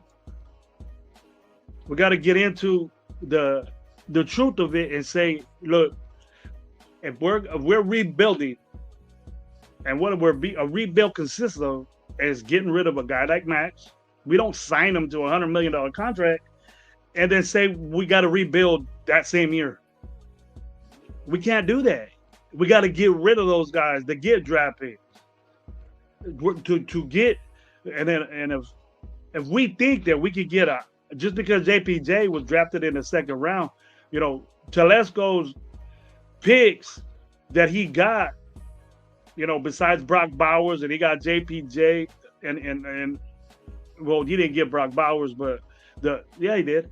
When we see those guys and we get them in their 2nd year right now, was JPJ a great pick? But you're gonna get. You just said what I said. Yeah, we're saying the same thing then, Alex. It's going to repeat itself. We got a bunch of guys. Though Raider Pete was saying it, we got a bunch of guys that were Band-Aids. And what I've said before is that we were a wounded person, a wounded team. And we lost a couple of guys that we should have kept. They got paid a random amount of money, a bunch of money, Moria got a bunch of money. Hobbs got a bunch of money, but they're playing good on their respective teams. They're playing good on their respective teams. So we had those guys, long-term deal guys. Then you could rebuild with young guys, but you had good players. Jeremy Chin and Palomount ain't nothing like what Morig was. None of these guys that are trying to play slot corner ain't even close to Hobbs. Hobbs got hurt. Hobbs was a bad, he didn't stay healthy. And we got guys, like the Cameron that we had a lot of potential, in his other year, and we don't even get on the field. So we're saying that Ty Blue Kelly's better than Richards. And what happened? What happened to this guy? He was under Patrick Graham. Patrick Graham conceded to draft the guy. What happened to DeCamp? Why isn't he out there? When he had so much promise, Calvin Kelly just blew him out the water. Calvin Kelly's the worst corner in the league. I don't understand it. What happened to him? This team is terrible. Yeah, what's up, we the people? How you doing? Rock says, put Caleb Rogers in for JPJ is done. Are you thinking about trading him, or you been thinking the same thing I am? Because I'm not saying that the dude is a whack football player, dude. I love the way the dude plays. I'm just saying he ain't the reason why he's getting treated like this. And if you're sentimental on the feelings of JPJ, then you gotta get out of here, man. If you're in the thing of worrying about JPJ's feelings and Max Crosby's feelings when a content creator says that they ain't doing shit, or they're not when they're not performing, like I've always say that them two dudes specifically can't do no wrong at Raider Nation. You got people saying Max deserves better, to be on a better team. To me, that's bullshit. I bore my wife to death saying that that's bullshit. Every time I hear a content creator say that, Max deserves better, JPJ deserves better, trade him. But what the fuck have you done for our team to deserve that? And I don't understand how you can feel that way. And you got a Max Crosby jersey. You got a guy that ain't doing shit wearing it. Because we proved to you earlier today that there's other offensive linemen with better grades than JPJ doing what they got to do. Look at it. Look at the tape. And a lot of people over here were saying, oh, Max had, what's his name, had a good game. What about Parham? You see any problems with Parham's side? You see any problems with Meredith? We never give them credit. Just JPJ. JPJ's untradeable. The fuck he ain't. I don't even know what you give for him with his mid play. It ain't because he's on our team. It ain't because he's playing for the Raiders that he's mid. He wasn't that great coming out. He was a good center. He won the award for being the best center in college. That don't mean shit in the pros, though. We all know that. We all know that. And putting him at center is not gonna change the way our offensive plays. And it's not Chip Kelly. Chip Kelly is responsible for those points that we put on the board today. The players that executed and got points. Defensively was our problem. We could have not let Jacksonville get up on down the field. And we could have not let them do it several times today.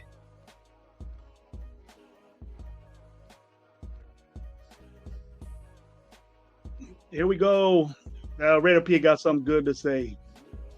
Here we go. Feelings aren't for millionaires that play a kid's game. Gravy 100. That's right. I gives a fuck. You gonna tell a billionaire how to run a business? I ain't gonna tell you how to play, bro. But Raider Nation will assume because they love you so much. And that's our problem, folks.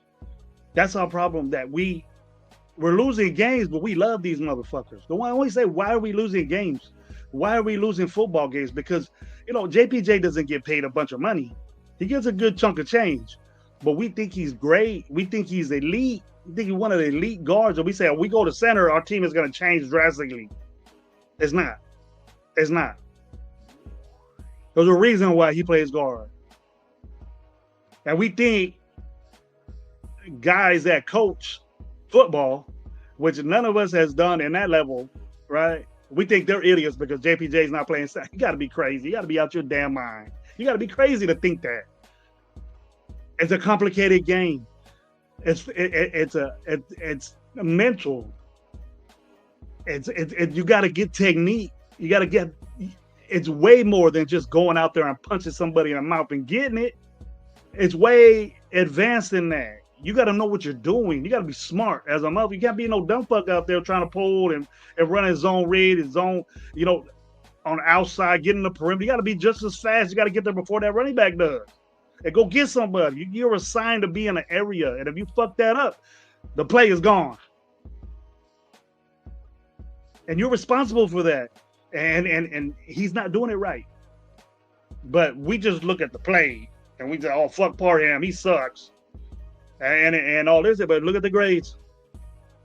We proved to you today that they're all the same. And and it's a bad offensive line in the whole. But there's one elite guy there, and he's hurt. And it shows on those grades. He's not even playing. He's a number 2 tackle in the league. He's not even playing, folks.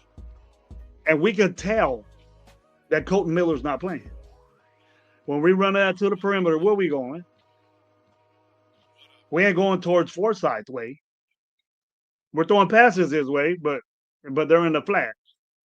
I see that. I know what a play looks like.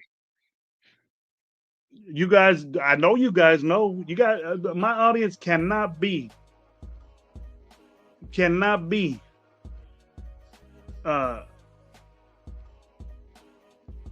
cannot be so not football worthy to where you would say something like this, like D-Mo just did to me. I love D-Mo. He been on the show a bunch of times with me. What's up, D-Mo? Ain't no way you're defending Cheeks Kelly. Okay, why is it Chips Kelly's fault? You explain to me in one little term right there. Yeah, you gotta tell me, D-Mokes. I ain't gonna cap on you. I just want to see if you making a good, valid point. Because you know what? I'll give you the truth. It is Chip Kelly has something to do with this because the offensive coordinator dictates the flow of the game and what he's doing. But tell me why. Tell me why it ain't the player's execution of this. You have a quarterback that scored 4 touchdowns. 4 touchdowns, and tell me when's the last time a quarterback scored 4 touchdowns and lost a football game.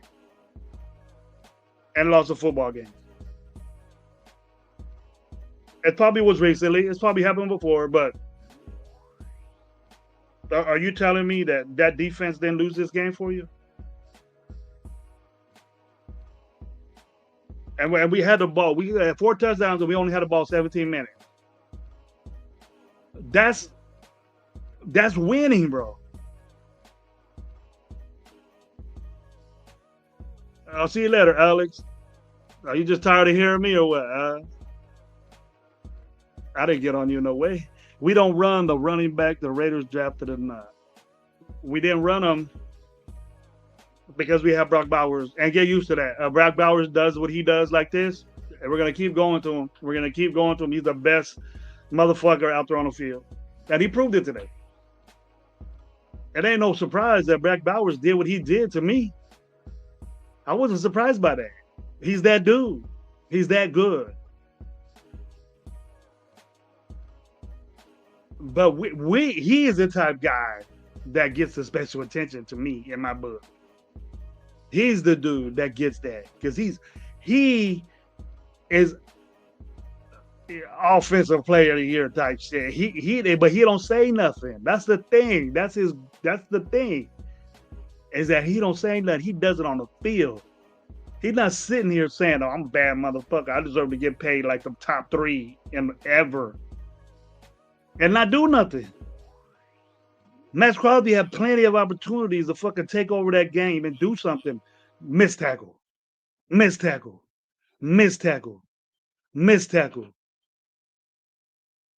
Backing up when you get double teamed.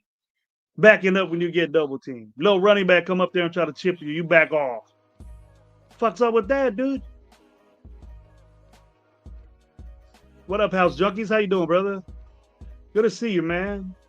See, this is the stuff I like hearing, little knowledgeable people. D-Moses, preparation is like 80% of the game. They look lost most of the time. So you're saying like unorganized preparation.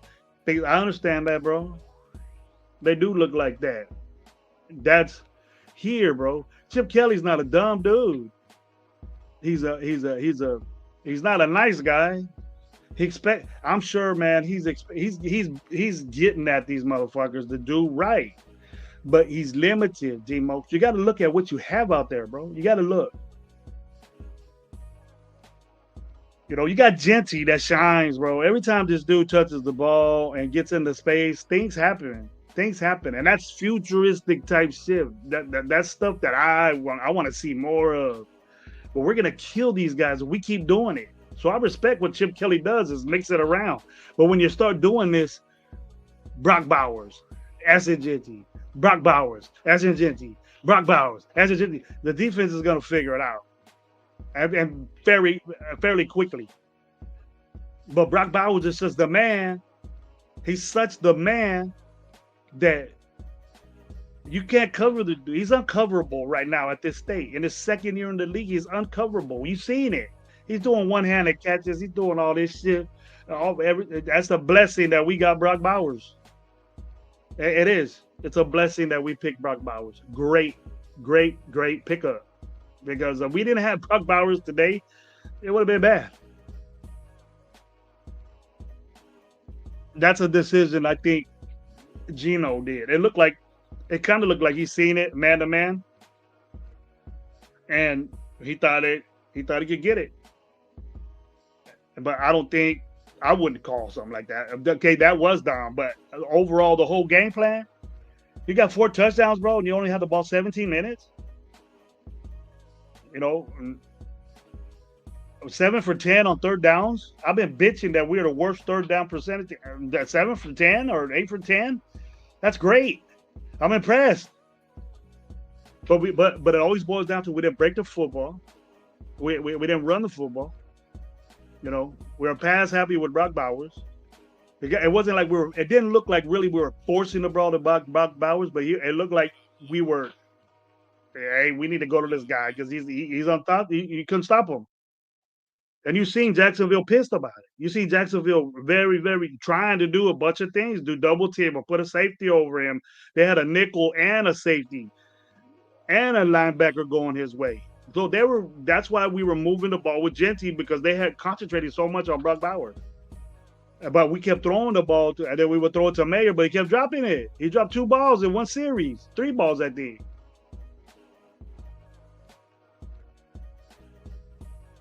Brock ain't helping win game. I know he's not. He's balling out. That's a bright spot. And you know what? He's going to be in a situation where everything's good, we the people, and he's going to win games for us. He hasn't had the opportunity to do it. And it was unfortunate that he didn't get to shine with a win. I understand what you mean.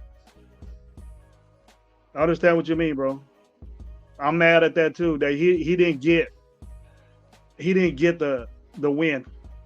And if we would have won this game, it wouldn't have been because of Gino. It would have been Brock Bowers doing the shit he did. He got open. He had the separation. He's DBs can't cover. You know, Brock Bowers was most of the time at Georgia. When he was at Georgia, most of the time, dude, he was a tight end playing wide receiver and slot. They lined him up at slot most of the fucking time, 80% of the time. 85% of the time he played slot. So he's a receiver. I don't expect Brock Bowers blocking that much. That's Mayer's job. That's what he does.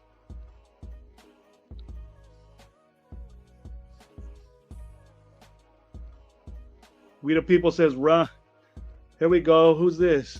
House Junkie. Salute Raider Nation. Go Raiders. Salute Gravy. 3 pies on. Yeah, 3 pies. What's up with that? I remember that, bro. I always get reminded of that live by Myra. Hello.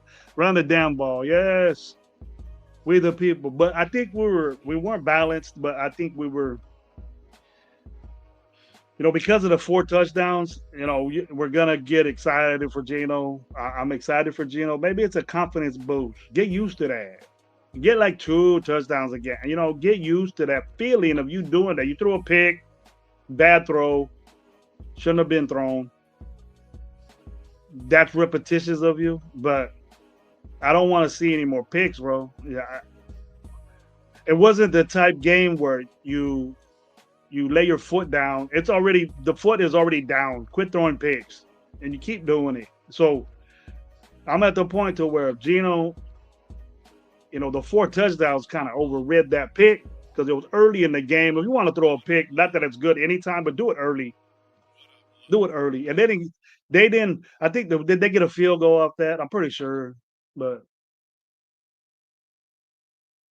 Raider Biggs, it says the O-line can't run block. How many goal line runs do we? Yeah, we're stuffed at the goal line. Our goal line is not our red zone. I didn't get the percentage of that, but our red zone is not good, bro.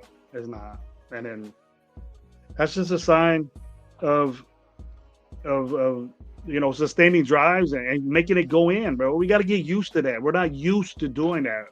We get there and we're not. We kick a field goal, and it's not good, bro. We can't win games like that. And you're not. John Leon, what's up? What's up with this ad? How come there's a bunch of ads on there? It says at John Leon. You change your name. I know you're John Leon, but I be saying that a lot. I wonder if mine does that. I know people were bitching about that. Salute, bro. How you doing? Good to see you, John Leon. Been a while since you've been on my show. Kelly and Pete have to know Geno is going to freeze up in tight spots. So most players will. He's going to lose any tight game. That's his history. I don't see that history, Rod. I'm not in depth with it, but I know he's done it with us. There we go, John Leon. We will make a trade before the deadline.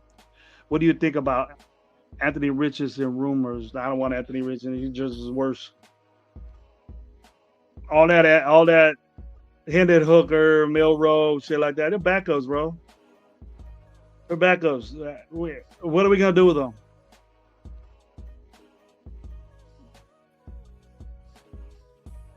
I need to be told that we're gonna be all full blown rebuild mode and get rid of Max, get rid of JPJ, get rid of Myers, keep the young guys in there, play our young guys, and let's roll with the losses. I'll be ready to talk about that with you and probably be more positive that, hey, this guy needs to develop. This is what he needs to do.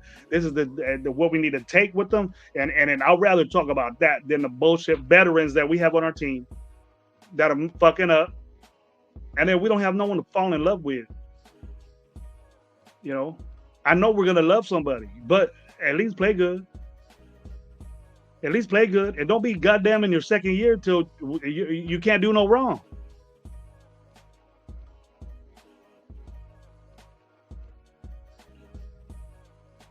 Here we go. We got Rock again. This team has to jump out and get the lead for Geno to be okay. I think we need to play better. We don't score. We've been shut out for what? Was it 5 quarters, 6 quarters? We were shut out. Was it halftime we had scored? I think so. But it was almost 6 quarters that we didn't score a point. Just about. That's sad, but it's bad. That's not good. And that does go to Jeff Kelly. Find a way to fucking get in the end zone. That goes back to him when we were talking about the offensive coordinator part of it. That goes back to him. Here we go, Chip Kelly. Kelly was famous for being lazy. That was the thing at UCLA. Didn't even want to recruit. D-Mo said, you're a UCLA guy. I just went to his football seminars, and he was really involved in that. He's a smart guy, bro. He knows what he's doing up there. He knows what he's doing. But we can't talk shit on these dudes because they know way more football. It's just that they're not making us happy. And execution of players. And if you, D-Mokes, I don't know if you coach football, but if you do, and I hope you do, but you would understand more what you put out there and how you're limited. If you're limited to what you do and how you do it with the people you got out there, it's hard for you. It's hard for you to call plays. It's easy for somebody to say, hey, you develop plays or you develop an offense when with the people you have. But if that person sucks, bro, it makes it even more difficult. And you're not gonna get the execution. So instead of changing to what you got, get the players that'll make it work. That's the easier way. And believe you me, the teams that are winning, they do that. They do that because they got long-term coaches, they got long-term guys. But Raiders, we go coach to coach to coach to coach, and these guys, they know 5 offenses already, and it's better for them because they can blossom at another place, and that's what usually happens. That's what usually happens, bro. SL Raider, what's up, man? We obviously gonna win out, and when you win again, go to the Super Bowl. I hope so, bro. Yeah, D-Most, you don't like them. Okay. Now why?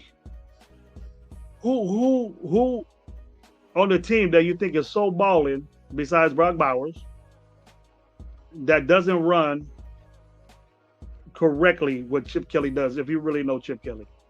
Because I know what Chip Kelly likes to run. I know what his designs are. I know what he likes to do because I kind of do the same thing.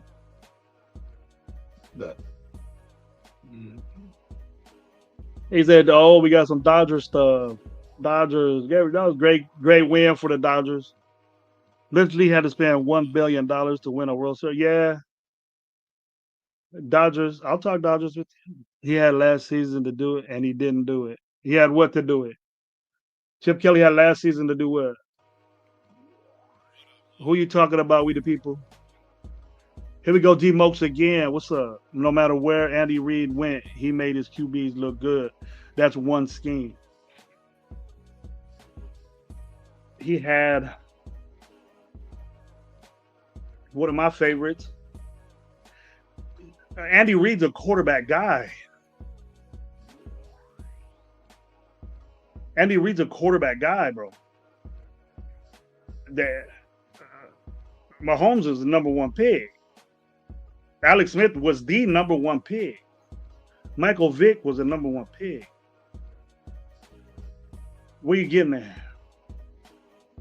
Where you getting at there? Yeah, Kansas City's a way better team than we are. They proved it. They got a better offensive line. I'm not disagreeing with you, D Mokes, that our quarterback play isn't good. But Pete Carroll's not a quarterback guy, and Chip Kelly's not a quarterback guy. He's an offensive coordinator. He's an offensive guy. Our quarterback coach is the one that's working with Geno Smith.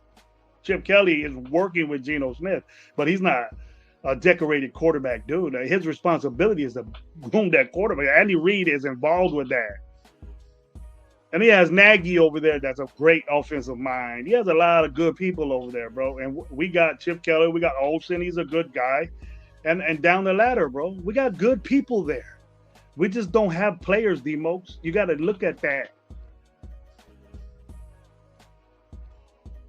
Run the damn ball and practice running the ball since Pete Carroll is out here practicing. Yeah, he says that.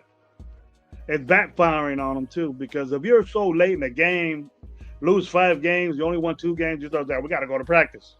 You ain't hitting that practice no more.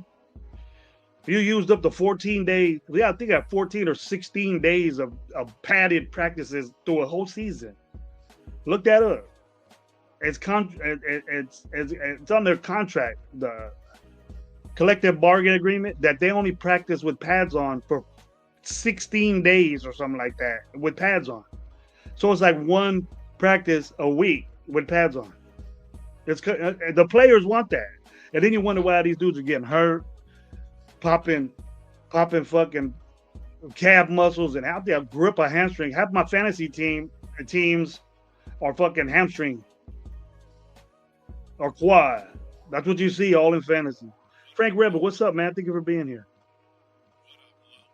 Brock, the only reason why we're in this game. Yes, sir. I believe that too. I'm not doubting that. Bringing the game here. Here we go. We the people. Being in the game don't mean shit at this point. Nope. I've always been that way. You got to win or lose it. And the way our defense is right now is that everybody's saying bend or break. Okay, fine. You can bend, but you can't bend past the 40 to me, or past the 35 to me on your own territory. You suck it up at the 35. You don't bend all the way to the fucking 5 and then start to fucking. Oh, I got the side, I got the end zone as an extra defender, and now I'm gonna put the pressure on the guy. You don't start doing that like we do when you're playing zone all day. You know, and you have 3 safeties. I see 3 safeties out there, and we still can't cover because one of them is stopping the run. And I don't think one of them shined as far as running, but I've seen them breaking out holes and getting crucial running plays when they need it. That matters more than just running a football. It's doing it on 3rd and 1s. And if you pound the ball like that and get it like they did, fine. That's it. Then you got a quarterback that can take off too, but he didn't really do it that much. We the people says only wins. I agree with you. I'm kind of late in the chat.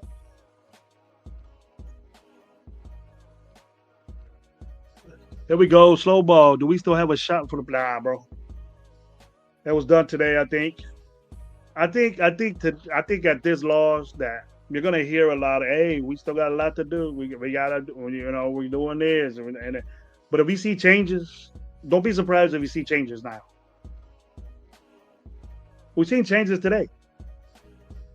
Let me get this music on, bro. This is messing me up.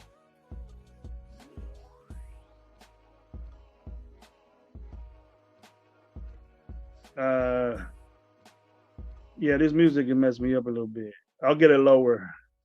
But here I got comments. There we go. GL Max with this big old shit. Oh, I'm way up there. I moved way up there.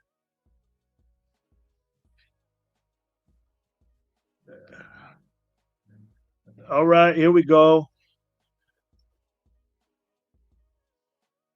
Dump the run and sack the quarterback. Send PG out of here. I'm with you. I'm with you. There we go. GL Max. Great game. First half was Raiders football. We were relevant. The tie would have suffocated. I'm happy red zone defense first half was dog Raiders. Yeah. Gino needs to go. Local stick. What's up with you, bro?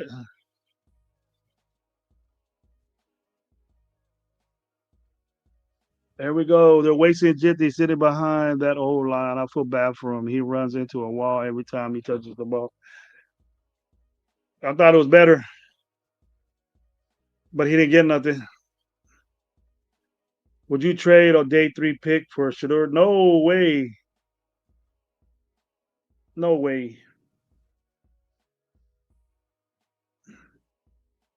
Demos, who's responsible for developing players? You got to work with what you got. Guys is just coaching. My way or the highway. Having your wide receiver running routes far out, knowing our offensive line can't hold up. That was our intention when we got this Tucker, that guy, the big guy. Not the big guy, but I disagree with that, bro. We're developing. You could develop players, Demo. When you develop a player, a number 1 pick and a number 2 pick, a 2nd round pick and a 3rd round pick, in my eyes, and I'm probably not the only one that's going to tell you this, is that you need to have production in the game. You need to be in the game. Why are we not? Those guys that we got, like Besh should be in game development. He should be ready to go. There's a pro game that you need to teach this guy, but he should be knowing the NFL routes. He should be, if he's a number 2 pick, somebody thinks that he got it. Okay? We do the stupid shit. Like, I never heard you bitch about Tyree Wilson, but you probably have. But you can't sit there and wait 4 years for this guy to develop, and he ain't doing shit. He still ain't doing nothing. And that was a high pick, brother. So whoever's in charge of our development ain't doing a good job. But it's the coaching. And how many coaches have we had, bro? How many coaches have we had? Different. They develop players a different way because they're different staffs. But to who you pick, if you pick somebody that your intentions are to wait 3 years, we're behind the boat, man, because people are picking in our division the guys that are starting right now, making an impact on their teams. Look how better Denver is.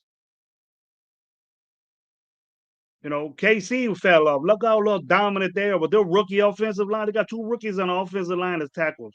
Look how good they are, bro. What's wrong with us? What's wrong with our offensive linemen that we drafted? Have you seen them? Are they even dressing out? I'm okay with loss with effort. The Raiders played well. No complaints. Fuck the Broncos. Let's go. Jill, you tripping. You okay with losing? It wasn't a good game. We lost.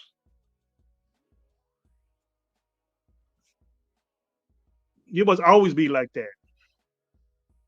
That's why coaches want to sign former players and won't backstab them. Yeah, that I see that. Right now, we're doing that. And that's not good. And that's not good. Getting old, washed up, Tyler Lockett, that it wasn't good, bro. I'm not impressed with that pick. I didn't like it. And we can't say, oh, we couldn't be amazed and watch out now that Tyler Lockett was on our team. You can't do that. I'm not. Absolutely, they played better. I just didn't understand why we stopped running. We weren't running the ball anyway. What did you get? We were running the ball, Mr. Surdre. We weren't running the ball anyways, bro. I like your picture, bro. I got the same one.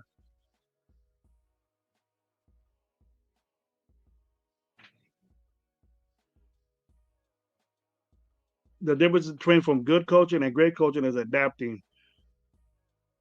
I don't know what you mean, bro. It's you adapt to what your coach is doing. You have to.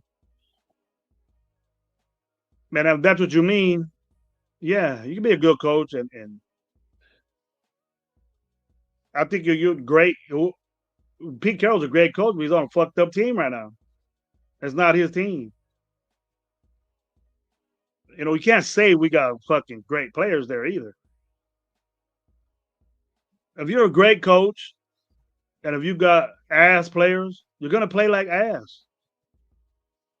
Because you can't put in something that's great and you got ass players, you'll be good. But they're gonna fuck up. They're gonna do bad shit. That's what we got, bro. Obviously, we can see the separation between Brock Bowers and everybody else. Everybody else. So it's there, bro. It's right in front of your face. You just can't say that Pete. So you're blaming Pete Carroll and not the players. Woe is me, fucking players playing like shit. Is the difference why we lost the game, but not execution. Execution ain't coaching. Execution is players, bro. We have to know that. You got to know that, Biggs. And where's inconsistent? Where do you see the inconsistency in coaching? Where do you see that? I expect you to stop running the ball if it's not working. If it's not working, then I expect you to do it. You want to put 8 and 9 in the box and then say, let's fucking run the ball? That's insane. No coach in the NFL is going to do that. It has to work. You can't sit here and tell me, well, we got to run the football when they're fucking got 10 people in the fucking box, 9 people, 8 bucks. You can't. And you got to stop and throw the ball. That means you don't have a lot of coverage back there. You don't have a lot of guys back there. So put 4 guys against 3 and then see who wins. That's football.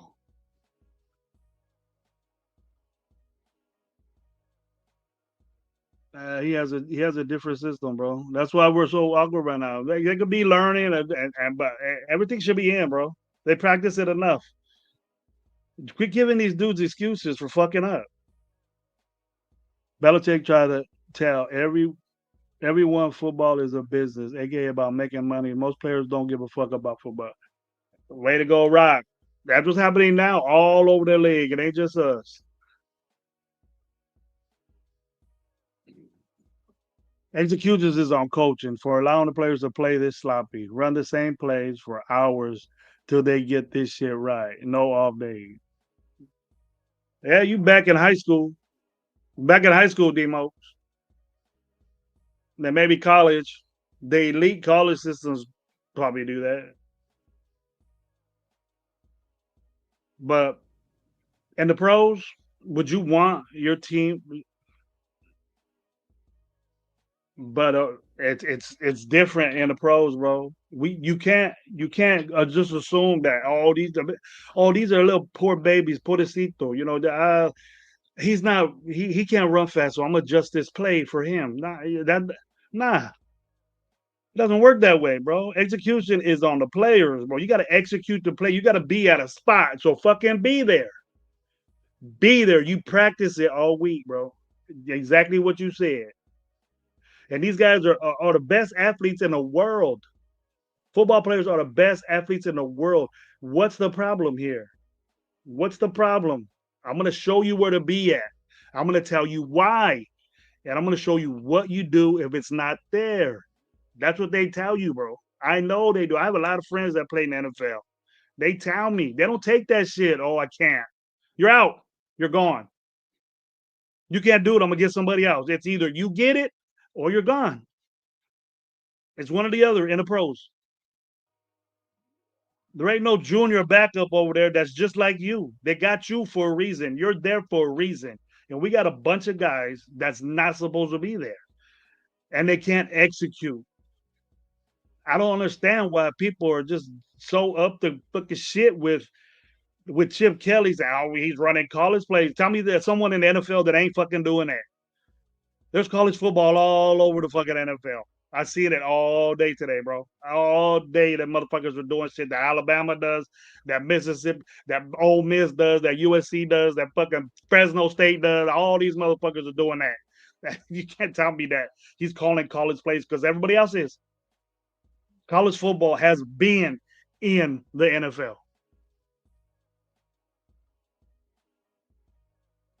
Here we go. Or bench the plays. Look at Blue. How long they took the bench in. He's probably the DB that's out there right now for them. Maybe he's the worst DB in the NFL, bro. I question what Darian Porter is doing or how good Darian Porter is if Kai Blue Kelly is out beating them out. That's what if you know that Darian Porter is so good, why is Kai Blue Kelly starting over him? Right? We know what DCAM could do, and we were pretty much good with it.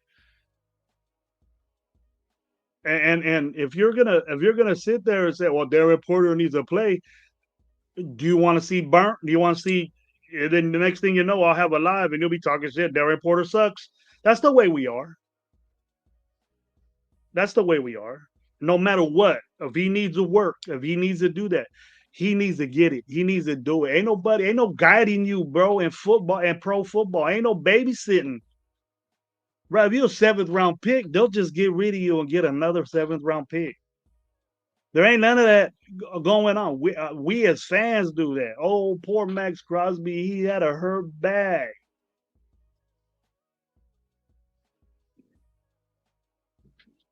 I'm like, whatever at this point. Hey, bro, I like your game, though, D-Mo. I see you everywhere, bro. Keep it up.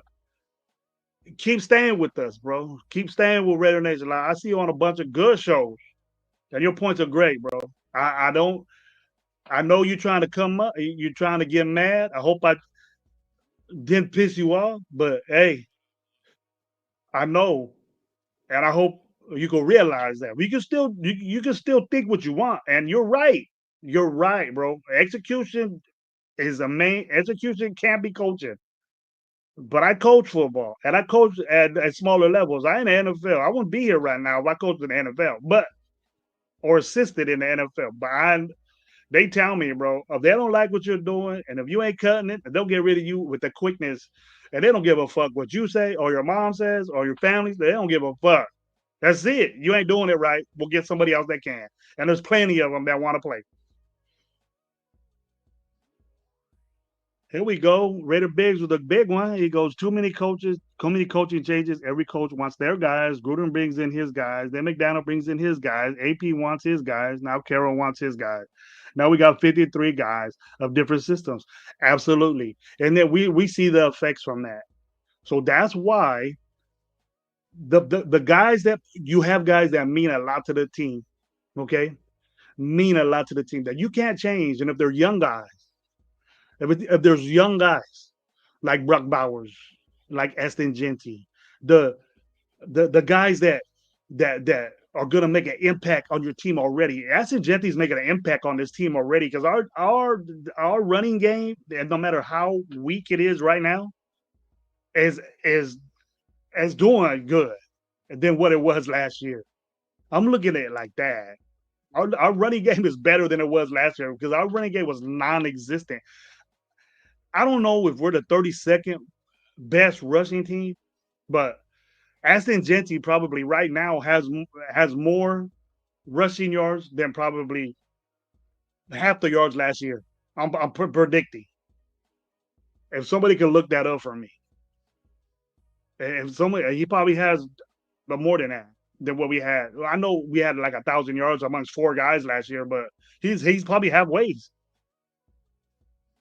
But Aston Genty is a baby, and he's showing this. People are talking about him, and they're saying the same thing that all you guys are saying that he needs the ball more. He needs the ball more. Yes, he does need the ball more, but if it's not working, fellas, Chip Kelly's the top guy. He's not going to be like these other guys and just keep running the ball and nothing's happening. You're getting pissed off that 2 running plays, nothing, and you're going to say he's predictable. Is he doing it? He's throwing the ball 2 series in a row without a run. And now we're bitching that we're not running the football, but there's situations to where, hey, it's working over here. Brock Bowers took the running game away by himself. We didn't need to run the football with Brock Bowers catching everything over there and gaining yards and getting first downs and fucking scoring.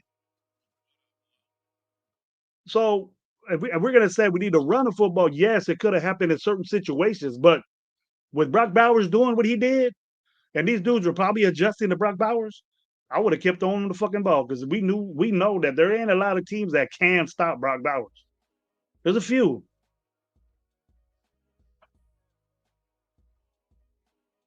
And I think we're going to be playing one next week. They know how to stop Brock Bowers. They legalize gambling, but only the owners can get paid for it. Players see through that BS. I think everybody gambles right, and people are going to start getting in trouble for it. But I'm surprised in Las Vegas that, there's a lot of shit that goes with that. I'm not surprised the mob is in it. The mob is back. They never went away. I know bookies, I know cats that make a shitload of money right now. All right, D-Mokes, all love, bro. Go get your blunt, come back. Go get your blunt, come back. Michael Johnson, what's up, man? Powerful name right there. Michael Johnson, one of the fastest motherfuckers in the world. Let them get to year 2 so they can build on shit and correct mistakes. We can't start having a new playbook every year. Yes, sir. That's why I'm not in the mode of getting rid of Chip Kelly, because the mold of Chip Kelly is getting better. And I don't see a lot. We look at other teams and we see, execution, and we see a lot of things, but we don't look at players. We don't look at what guys are doing. You can't be impressed with what we have out there. There's certain players that are dominant and they stand out. But you need more. We need 1 or 2 more. And one of those 2 need to be on the offensive line. Our best offensive lineman is hurt and not playing. And we ran the ball better when he was in there. And we did better things when he was in there. His guidance and his presence makes us better. So tell me this, if JPJ is so good Why can't we run the football? And why we ain't dominate up front? And why do we just praise him and not everybody else? Everybody else gets the shit, but JPJ had a good game. Why is that?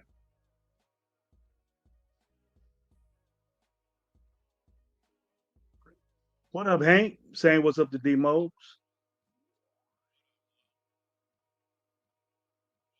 Raider Biggs, 440.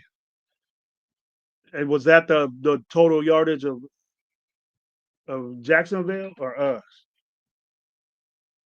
I don't know. We had 400 something yards. And we had like, I don't even know we had 80-yard rushing. Oh, he's at 487 yards at today. Okay, Raider Biggs. Yeah, dude, he's on pace. He's on pace, bro. For limited carries, bro. He doesn't have the motherfucker got the ball almost 4 times last year, bro. I don't even think he probably has 100. I don't even know if he has 100. Raider Biggs, you getting the information. See if he has 100 carries. Probably does. Or close. Yeah, but the fucker almost has 500 yards right now. That's amazing, bro. And with limited, he's busting through that shit when he gets the ball, bro. How many times he gets stacked up in the back, but man, he's fucking impossible to tackle. I love that. We got a gem right there in the making. And he's doing it his rookie year. Special. You're seeing something different. And Bowers is different with all capitals different. This dude, we're lucky to have him. We're lucky that this guy said, fuck.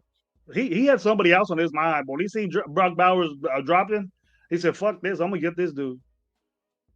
The dude was a freshman fucking balling out at Georgia. Almost the best player in college football at freshman year. The dude that he was a sophomore, and the dude that started for Georgia, his backup, no, Brock Bowers' backup got picked in the first round, that Washington kid. He was backing up Bowers.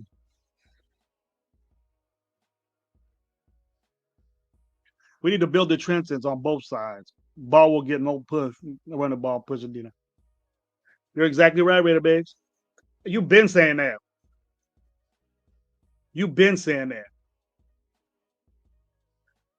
We could replace Chip Kelly with Mike McDaniels if the Dolphins release him and then try to get DeMarco Ryans and the Texans. So you got to name guys, we people. What's the difference between Chip Kelly and Mike McDaniels? You see the offense, defense, you see the finesse offense that this guy pushes out, and you think that his offense is fucking executing?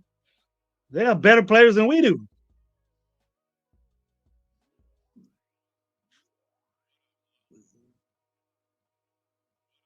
Come on, we the people. You better than that. And basically, they don't run the same shit. Kinda. He's his own guy. He ain't got big boys up front. Yeah, but they move.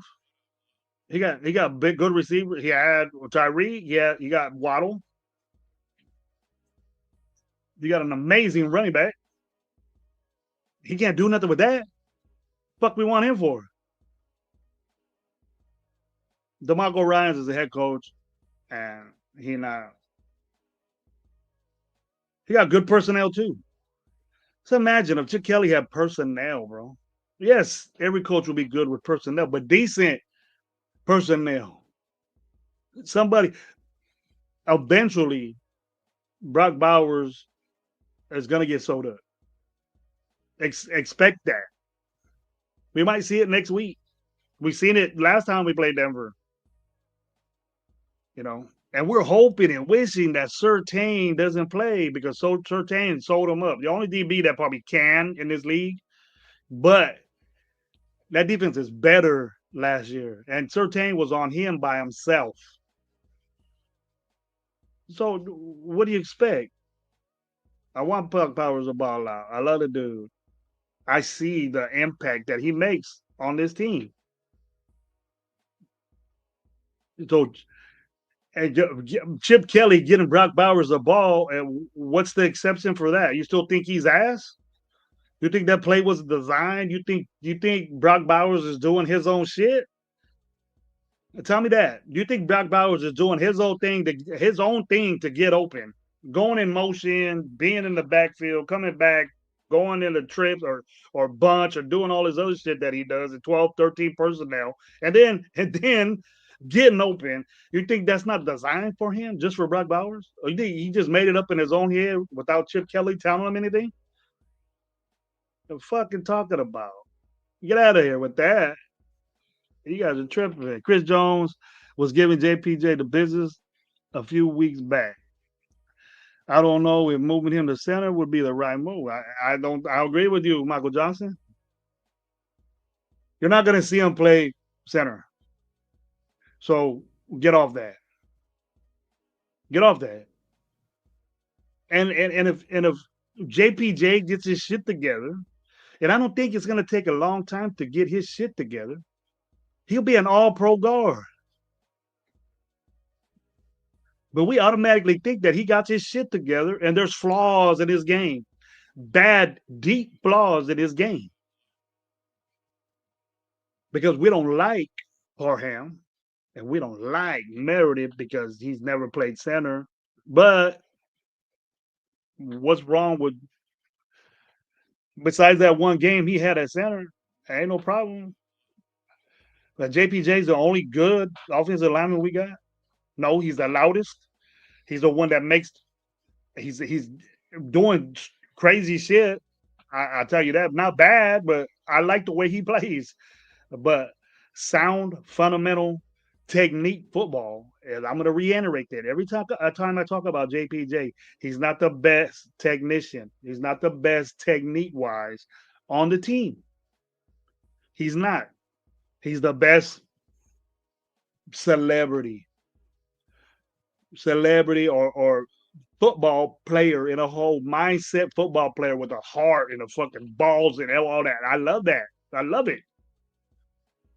But better guards on our team than what he does. Watch it, folks. Watch it. I know he's lovable. I know the way he plays is lovable. But when he gets in there, he got demolished. And he's right. Chris Jones schooled him. One of the best defensive tackles schooled his ass. One of the best tackles in Washington schooled his ass.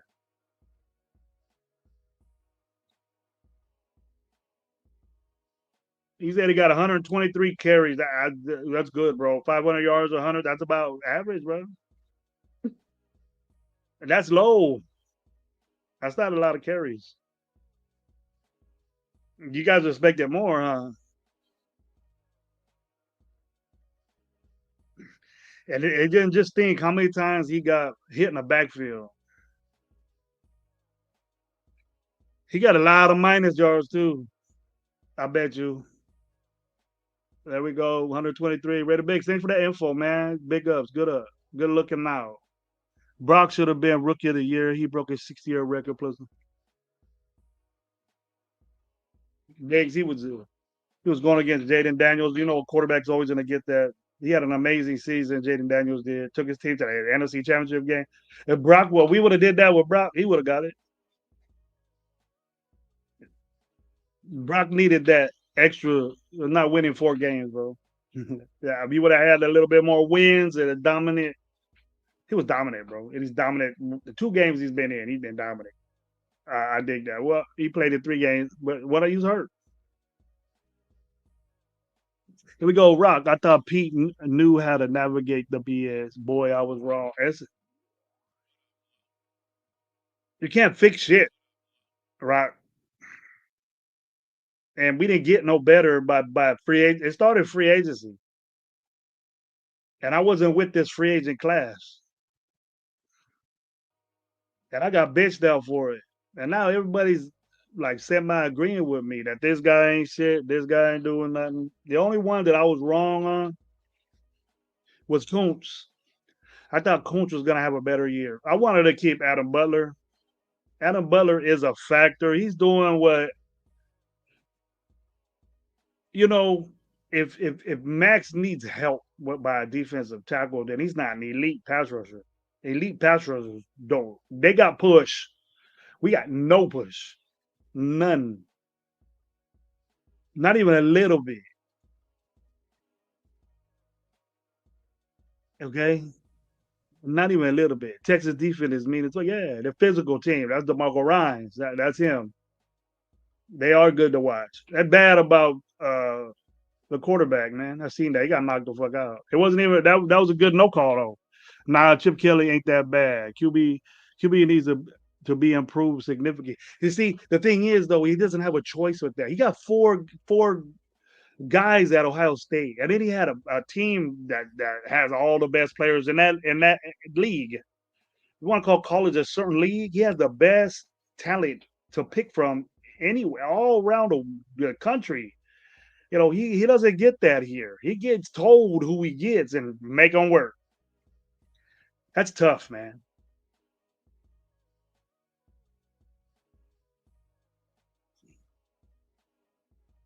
Chip got to get more innovative on some of these goal line plays. He gets very vanilla inside the 5-yard line.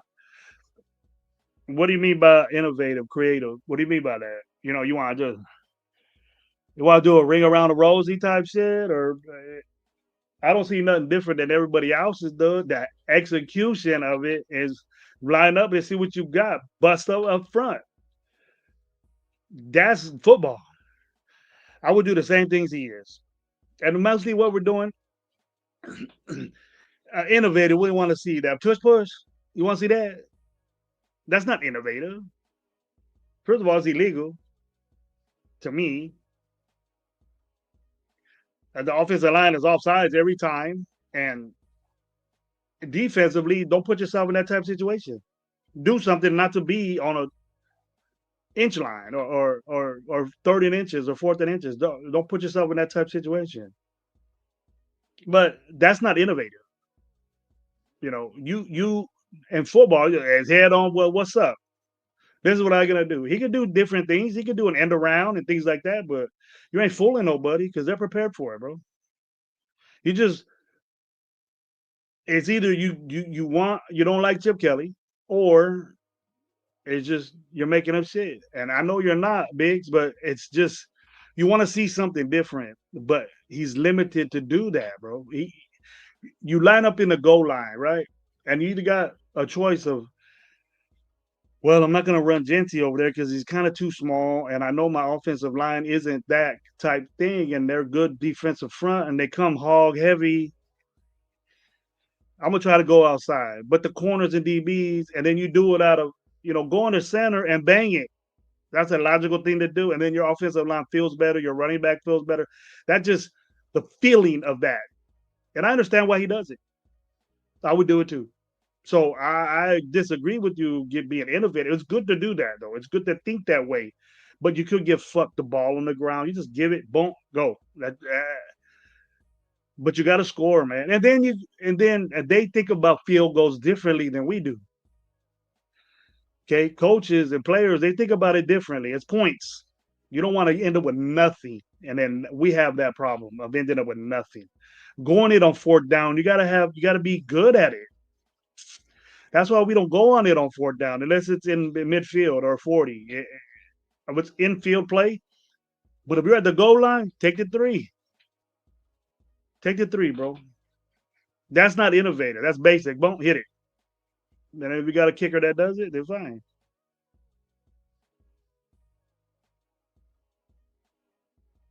If you polish the turd, it's still, yeah, bro, you're right.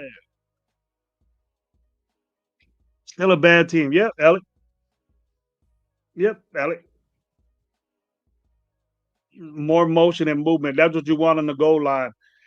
Potential offside penalty at the goal line, then you're 5 yards back. It happens a lot, bro. But thank God we didn't got Illuminor on our team anymore, even though he's kind of balling for the Giants. But that was a problem that we had. A lot of movement, a lot of get up. You got to be ready to go, man. Can't think. You just go up there, go straight. But I understand what you mean. Bro. But I ain't that type guy. If they don't expect it, then you can get it. But Get in there, man. Smash them. That's my type ball. I like smashing it in that area. In that area, I like it. Gino can't see open wide receivers once again. Damn. I thought he did better today, Alec, but that last play, I would have threw it to Jacoby, the shorter route. You in the end zone. You don't want the in the red zone. You don't want the ball in the air that long to where it looked like he threw a weight higher, and then that DB, you see the DB just recover quick like that. I don't even know if Lockett would have caught it. It would have had to been a great catch, or he would have high pointed it. But actually, I was ready for the underneath throw or something, a high point ball. But hey, Thornton wasn't even dressed. I seen him in his shiny fucking teeth. They're probably done with him. They're done with him. Yeah, go develop 4th-round pick. Go do it. He wasn't even dressed. He wasn't even on the field. So much for that guy. Best was out there. True. I think that the ball should have. He was open for a while. The pattern of Lockett seized quickly. You seen the DB react to the first move, and then he got open, and he recovered quick. So the ball was there right when the DB was getting there, and I think that it would have been blocked out, or he would have dropped it, or maybe would have caught it. But Jacoby was open, and then that linebacker was trailing him, so he would have probably stayed open, and he would have been running down the field, and it would have been a nice, easy gun right there instead of the ball sailing on Lockett. There we go. Defense needs to give up all the big plays as well. Needs not to give up big plays, 3rd down plays, big deep balls. You know, even 2nd down, bro. You know, 2nd downs are very manipulated down. Where if you're 2nd and long, you got to stop that. We can't be cool with a 2nd and 5. You know, a 3rd and 5. We can't be. We got to be 2nd and 10, 2nd and 9, something like that. And we can't give that up.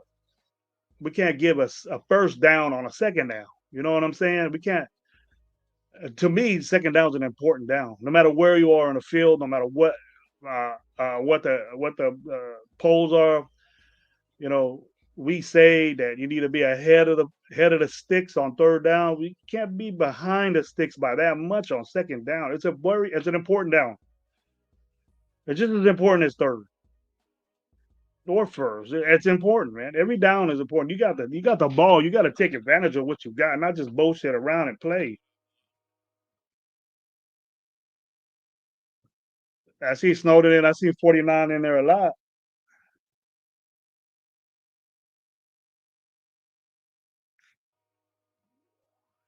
I see 49 in there a lot, bro. Coach and Coach were back today. Who are you talking about, Alec? Besides the other Coach? Coach has had a bad season. He's done nothing. You know, at least Coach and Snowden were crap today. Chat.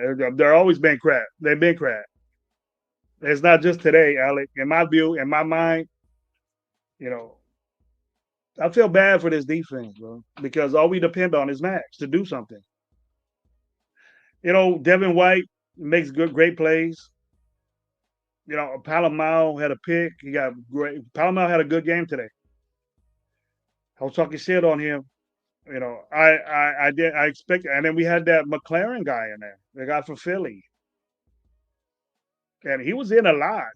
The 27.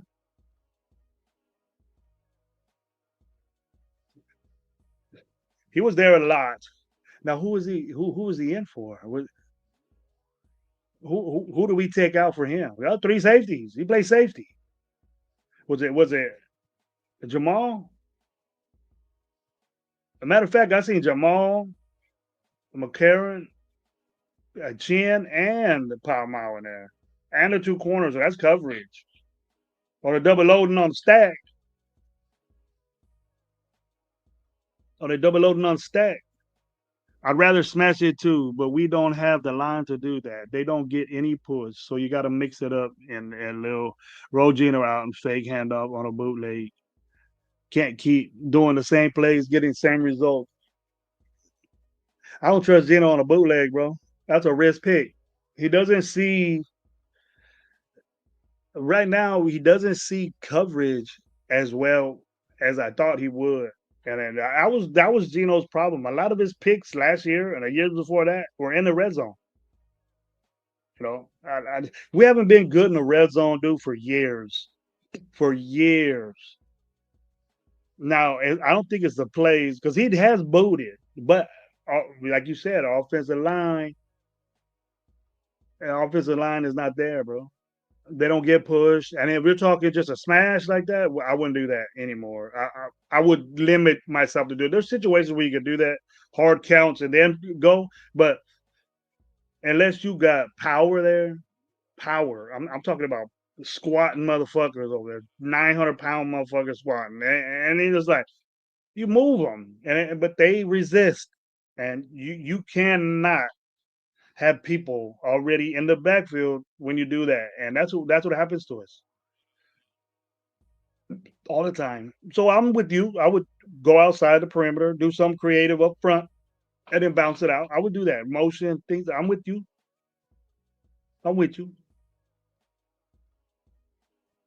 Did the Jags run it nonstop with their backup running back and win the game? That's insane. Well, Tootin's a pretty good damn running back.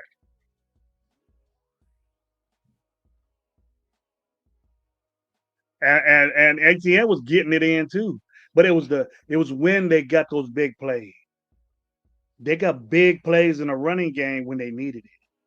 When they needed to do it, they got the plays to do it. When they needed that first down, they got it.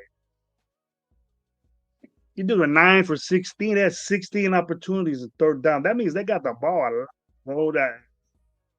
I think Lowe said we had the ball for 17 minutes. That's not what I expect from this offensive team. What do you expect Chip Kelly to do? And we only put in how many times did we punt? Once? You know, we're converting or we're just giving the ball up on fourth down. They were 3 for 3 on fourth down. That defense was just shitty today.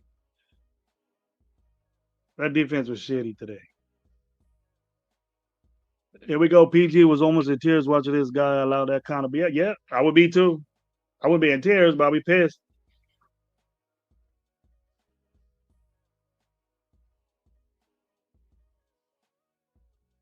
They need to fire Graham and put Rob Ryan in there. Rob Ryan's at USC, bro.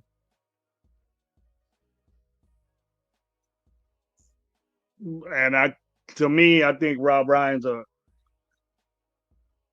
a better defensive line coach than he is a defensive coordinator. To me, I think our defensive line will be better with him there or guiding him. He has a lot of say as far as defensive. He's a very good defensive line coach. Defensive coordinator, maybe, but you're gonna get a different, probably a more effective like persona of a defense. He'll give them some attitude, some thump, what we want to say. He'll do that. And then Patrick Graham's a well mannered, smart guy. He's an Ivy School dude, so he's very smart. But his defense doesn't make him look it. It's weird, bro. It's weird. But I know it's the players too. I don't like Patrick Graham there. And look, by all means, Patrick Graham's a good damn football coach. But for us, as far as defensive coordinator, he must be an amazing fucking teacher or psychologist or something and mind fucking these dudes. He must be saying the right things or helping or convincing Pete Carroll that they're on the same page. And Pete Carroll enjoys that, likes that, but it's just not showing what he has out there. He's in the same predicament as Chip Kelly, where he don't have the dudes. And the Raider Nation thought that he had the dudes, but he doesn't. How many of us think that we have backups starting for our team? How many starters on our team do you think will be backups on others? Defensively, just defensively, out of the 11 that are out there, how many of them you think would be backups on other teams? And give me names and give me the how many on defensive line, how many on linebackers. I think all of our linebackers will be backups on teams.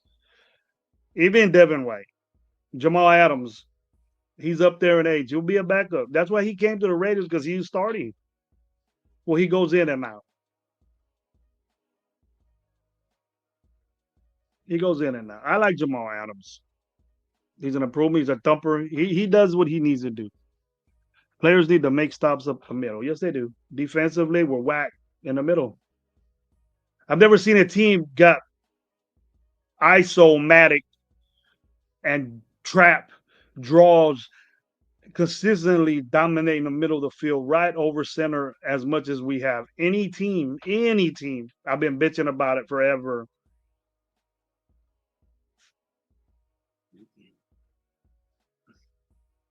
Players are doing it. The players are doing their own thing. Face on the sideline says it all.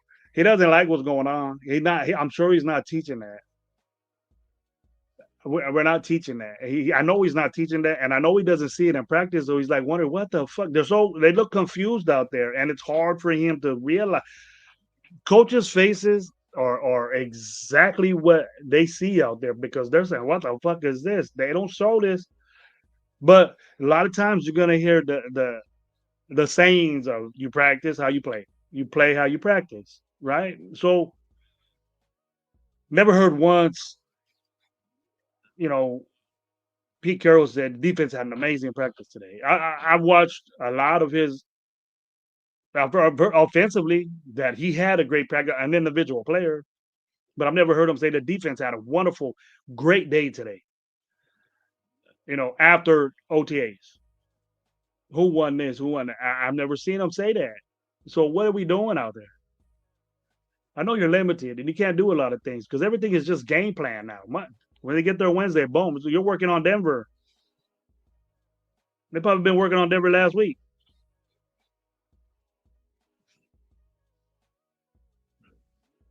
Raider bets like 75%. Is that defensive or as a whole? The whole starting lineup? Narrow it down to that. Narrow it down to the team starters as a whole. Raider Biggs, like 75% of them will probably be backups. And a lot of them were, dude. Stokes was a backup. But Roberts was backup. Jamal Adams was backup. Jermaine Pratt was a backup. Chin started for the Washington, but they let him go. He wasn't producing.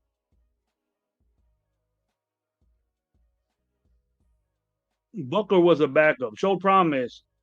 Settled down a little bit. Settled way down a little bit. Adam Butler was I wanted Adam Butler. That's why I wanted to keep Chase on so much, dude. Chase on was a productive person. He was a number one pick. And you know what? I don't know why I'm saying this, and I'm very surprised. Eric Stokes had a good game today. Had a great game today, Eric Stokes did. For sure, tackler, always been. But, I've never liked Eric Stokes, but he was a backup. The only second person in the secondary was Bright Light. And Palomar was a game guy. He took the game. Palomar did.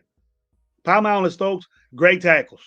Great tackles at backfield. Great tackles after the catch. Bump, minimal yards gained. Great. I love that. Now, if you play good and I don't like you, I'm going to give you props when you do some good-ass shit, bro. I'm going to give you that. I mean, great what Stokes did. At least 2 or 3 times he go great tackles.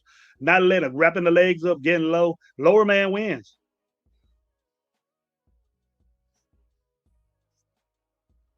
Here we go, Alec, playing too much cover defense and it hasn't been good. Nope.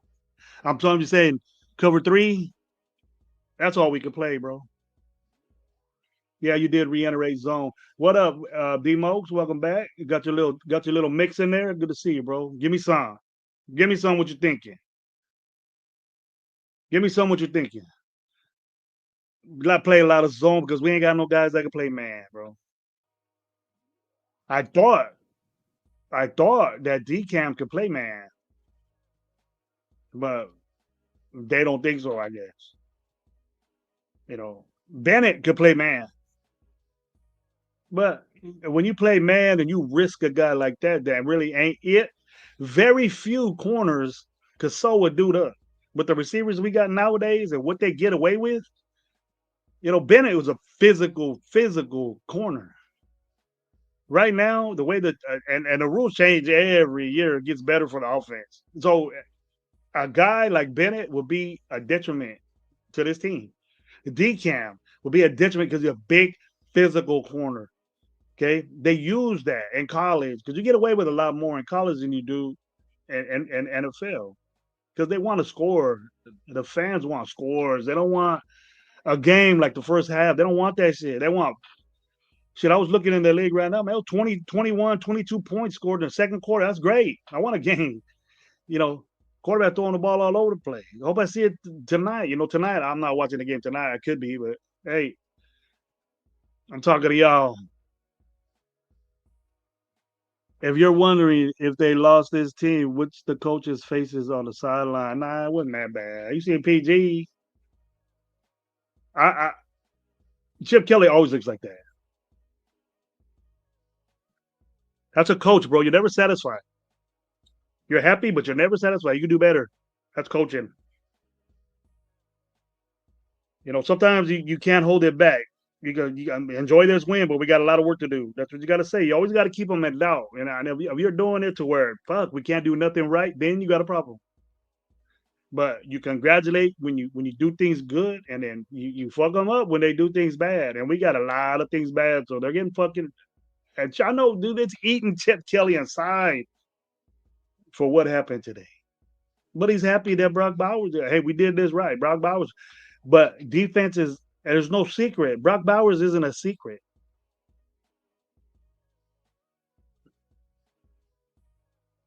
Wilkins' move hurt us bad.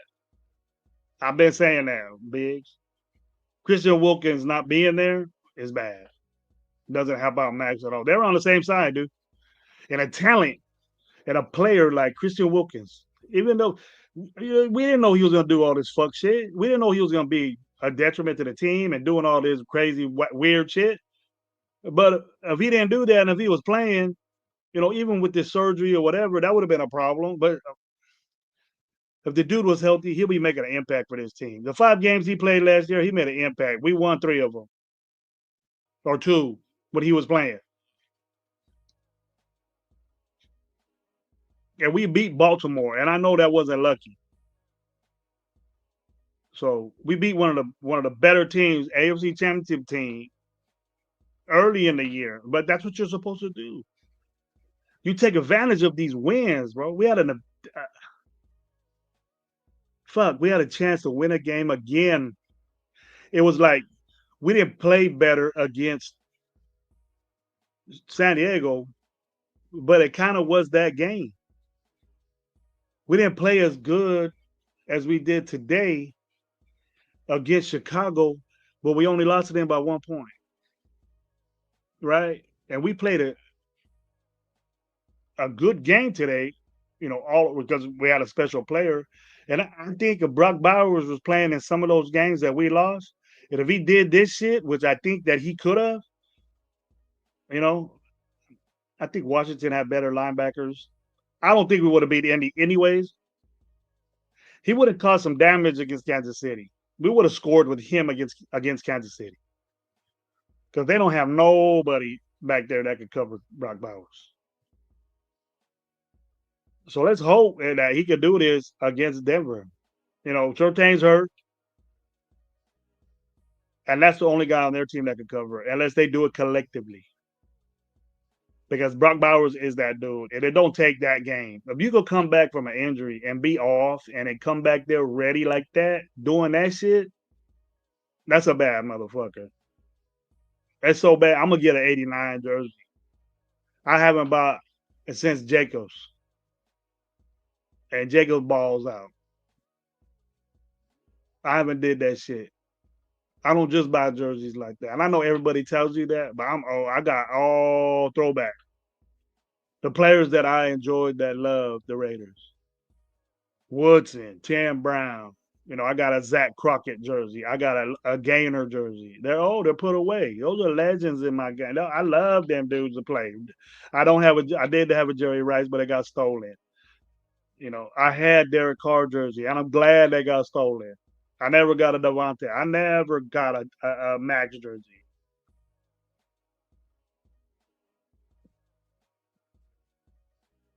I was an apologist for Derek Carr for years, just because he went to Fresno State.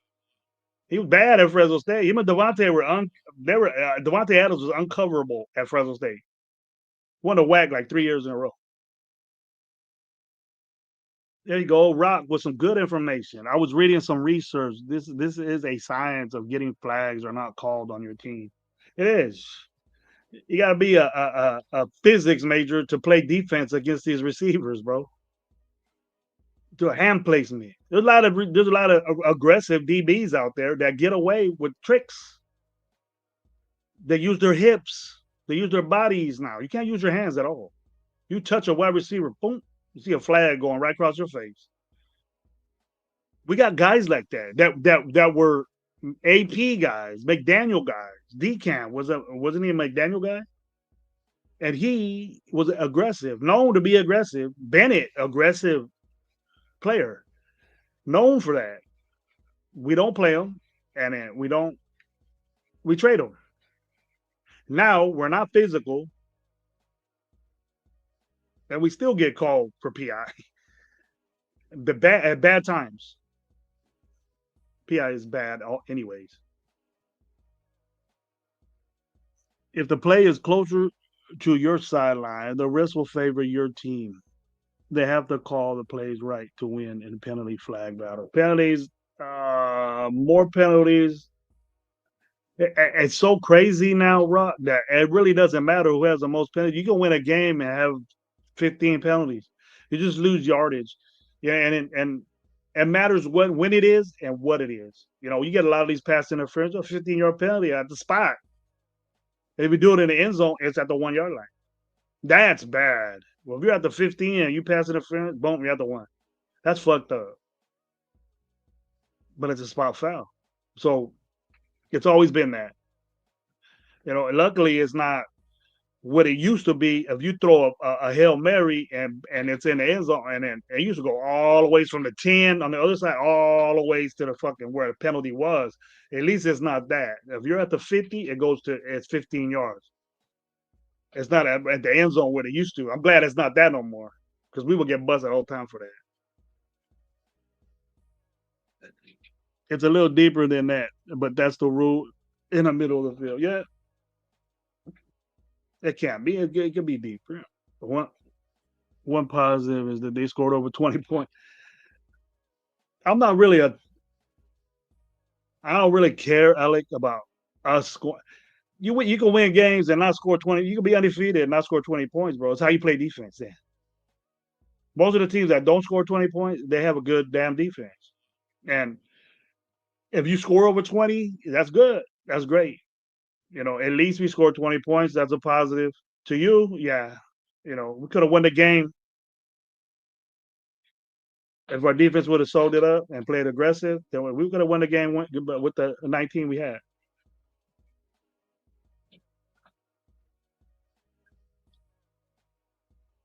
There we go. We're the bigs to go. We're not a good enough team to overcome every week your quarterback giving other team points.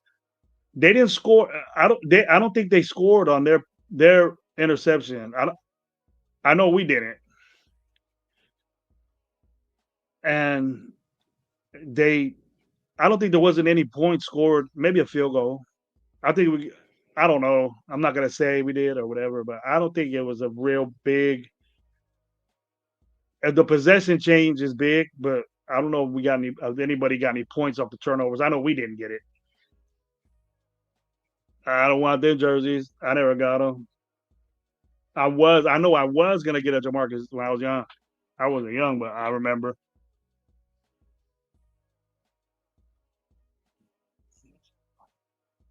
He's hurt. He's still hurt, bro. He must be really hurt still. Sorry about that. If players understand when and where penalties are called, they can prevent many flags on how to get away with that stuff. It's a trick. It's teachable. Use your body, use leverage, where you are on the field. If you got a guy that uses the sideline, you can beat that. You got guys that use timing routes, you fuck the timing up. Easy, just a quick bump you could tangle your feet on purpose. You could use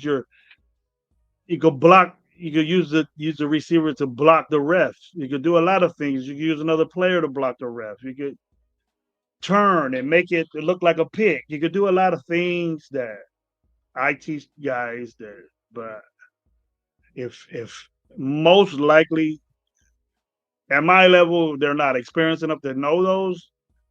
They know who's an aggressive corner is and what's not. And most of the calls I agree with. Most of the calls are PI and most of the calls are legit.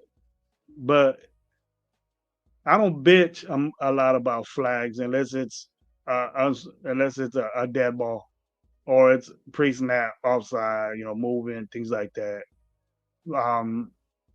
Delay of games really irritate me. Holdings is when it is. If it's a third down, you get a holding call. That's not good. But it's just penalties are going to be a part of the game, and then it's how many you get and how much yardage it is. You got a bunch of unsportsmanlike, then you're a bad team. You're not a disciplined team. I think we are a disciplined team. It's just one of the things that's good about our team. We're disciplined. But sometimes, you got young guys out, Porter will have a penalty or two, or we had a guy punch one of our players. He got ejected from the game. Yeah, you guys know that? Forsythe got punched. And one of their best players got kicked out the game.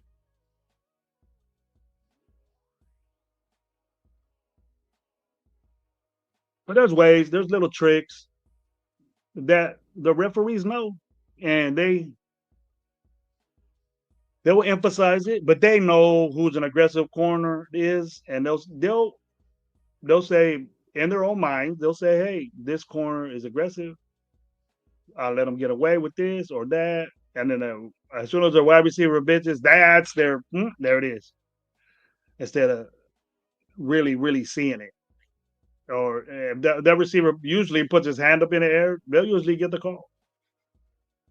So, that's who would I say that was? That Michael Irvin would do that. Devontae Adams is real good at putting his hand up in the air every play to try to get something. Now these receivers, this new generation of receivers, they're not real tough guys. They just throw their hands up in the air when they just free. Ain't no one around them. They'll throw their hand in the air and still get a flag. That's fucked up. That is.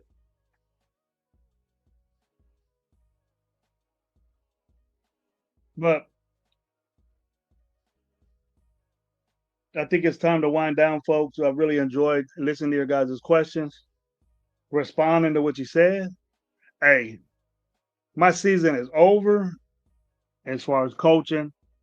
My team made the playoffs, and my job is done there. So they go a different direction when it comes to the playoffs. They got to be more like in-house instead of a bunch of assistants that help them at the end. So it's a pretty difficult story, but I'll be on my way to do other things, and I'll be there next year for sure. I've been asked to. I've already been paid. So it was great doing it, getting back in it again. I physically, I didn't know if I'll be ready, but I took it real good.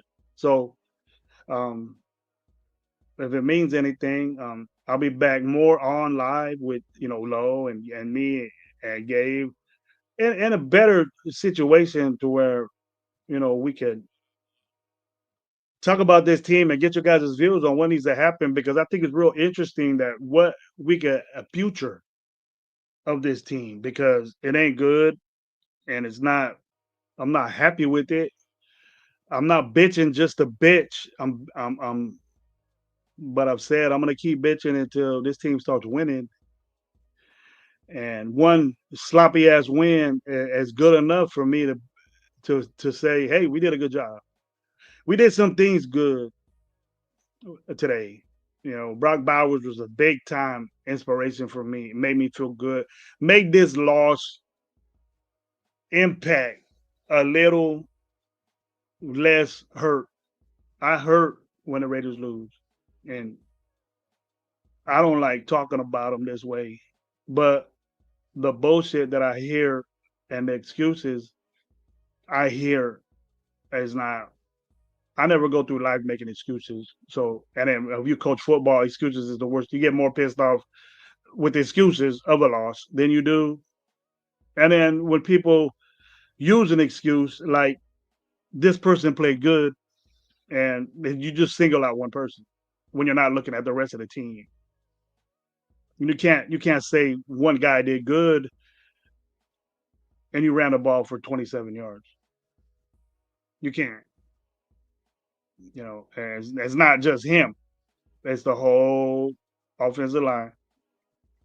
And I think if you get paid $35 million, you need to make an impact every game. You get paid that money, you got to make it every game. And when you go on a show and say, I got mines, that'll piss me off even more. But we like that, I guess. We like hearing that. And some people can't do no wrong on this team. And I have a problem with that, because if you lose as a team. And they're going to tell you that. But we, as content creators, we need to focus on what's wrong with this team, because obviously, with the responses I got on this live, is that a lot of you agree with me. But the ones that are saying that, I'm not hearing, oh, we gotta develop. I've heard that, but the development stage now is done with. It's game time. You don't practice with pads. You work. You do things to get better through practice. But those guys are separated. The starting guys and the main backups, the twos, they're working and game planning for the game that's coming up. So your development is what you do with the reps that you get live, preparation for the next team. It's no, let's see what you got this week and put you in there. That's done with already. You had since April to do that. You're messing with practice squad guys. They're practicing. They're doing things, but most of them, they're playing Denver offense right now. Most of those guys, the development is done. It's game time now.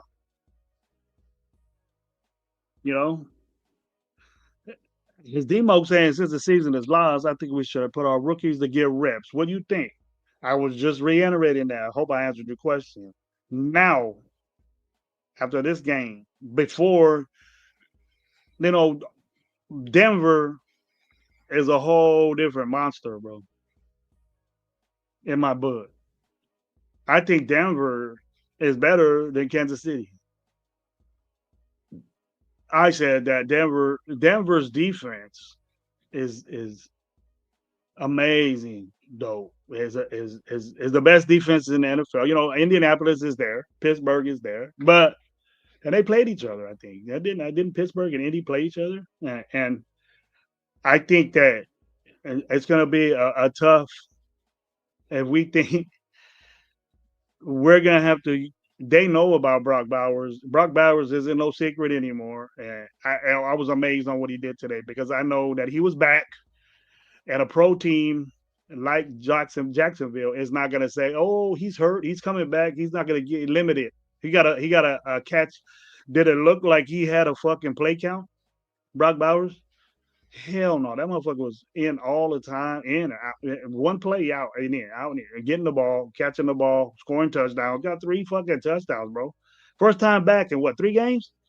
It's amazing. We got to break off that. Who's not going to want to play with Brock Bowers? What quarterback in free agency is not want to throw to this guy? Now, we could get a guy in the draft and develop this dude, but I don't want it to be a development, a 7th round pick that you take years to get. We need to get a guy first, second round at the deepest. That's good. That knows shit already. It just maintenance. A guy would just needs a maintenance, and bring him in, a free agent that wants to, and that's in his prime, bro. That's tired of where he's at, and that is good. And get an offensive line that can protect this guy. Not a 16-year vet that was the worst,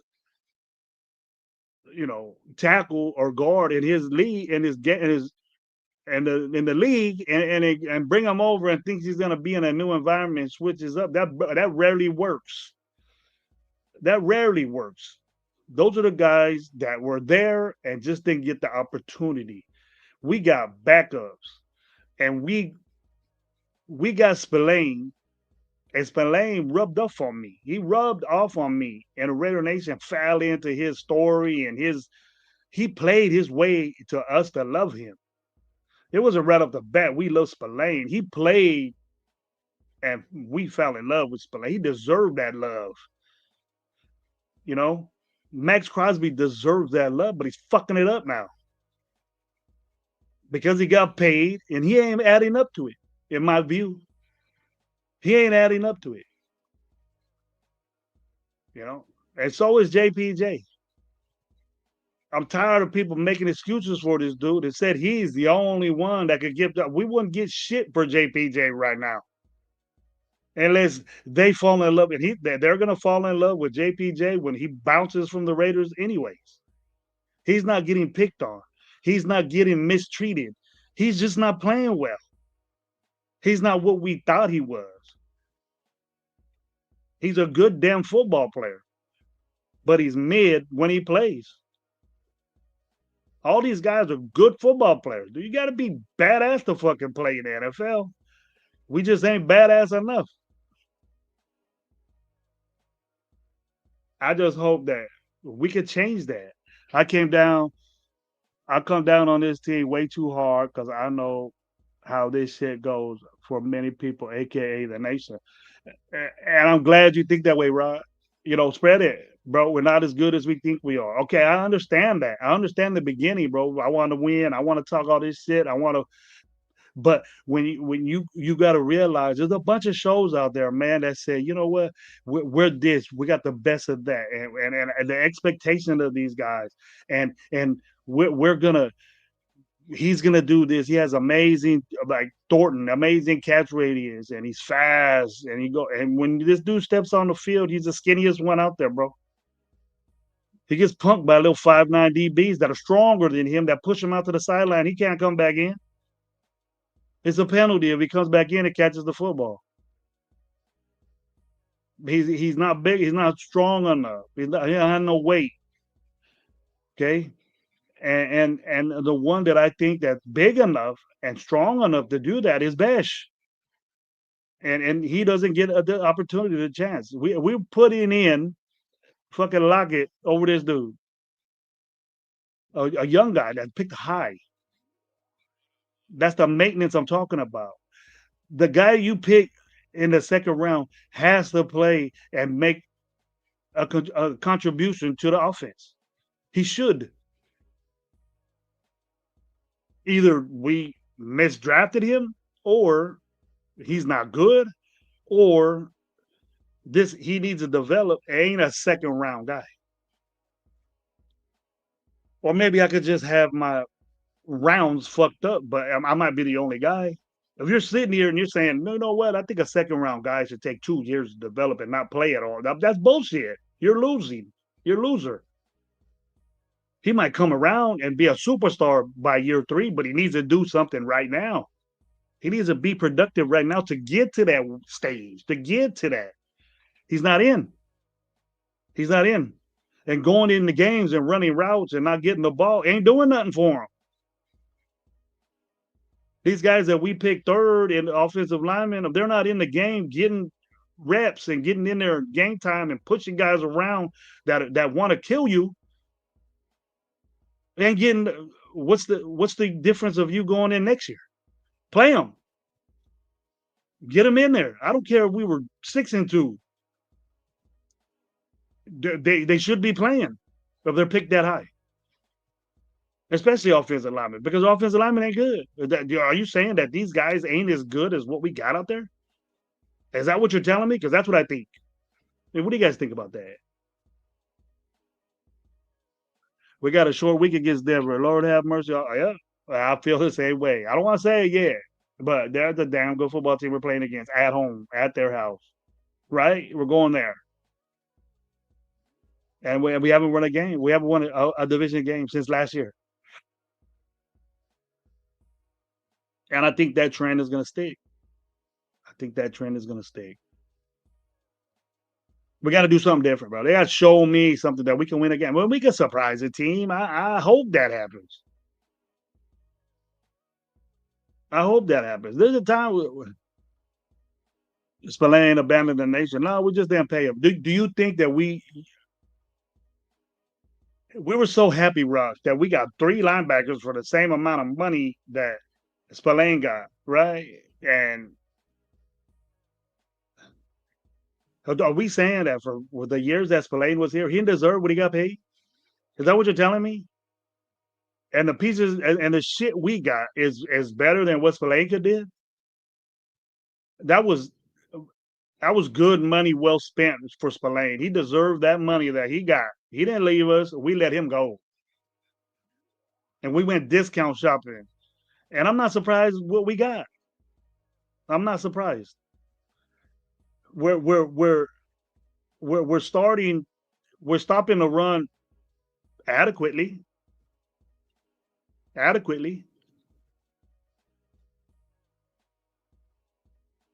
You know, but it could be better. Spillane would have made it better. Spillane, Roberts, and Devin White. What's up? Defense will be way better right off the jump. No one will be running on us. Because Spillane was that run stuffer. And he got more picks than any linebacker we got. What linebacker got picks for us? All the above about Jack Raven. Yeah. I want to see more Jack Best. I think Jack Best is a future wide receiver of this team. Second round pick, and he's not doing nothing. Every time this guy catches the ball, it's a first down. He has more catches and first downs than the guy we started game 1. Bash had only got in, game 3, 4? He played. He started. Now they realize that Thornton's not even dressed out. He's not hurt. He's not hurt.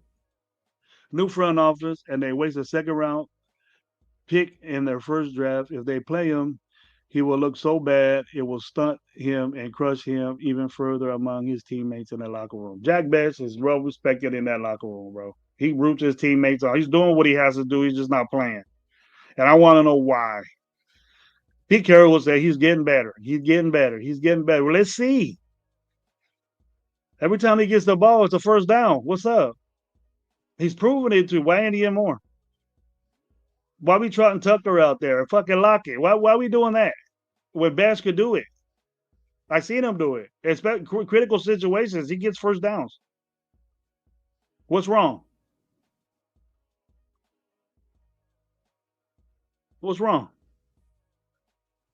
Spillane was like, I love this team, but fucks that pay me. It was a real story. I'm with you, right? I don't think that. And that amount of money, bro, he should have been paid that amount of money with us. He deserved it. It's just like what Wood said. what Wood said. He said we can't keep nothing nice, bro. He was a damn good linebacker for the Raiders. He was a damn good linebacker for the Raiders. He's one of the free agents that we got that did something for our team, made an impact. Yeah, we won 4 games, we didn't win, but fuck, that defense was better when he was in there. Now, look at it. What one of our linebackers shine? We think Devin White is shining. He ain't even close to what Spillane did. Not even close. None of them guys. Spillane would change a game, get a pick, take it to and change possessions on crucial times, bro. Ain't nobody doing that in our team. Ain't no one doing that in our team.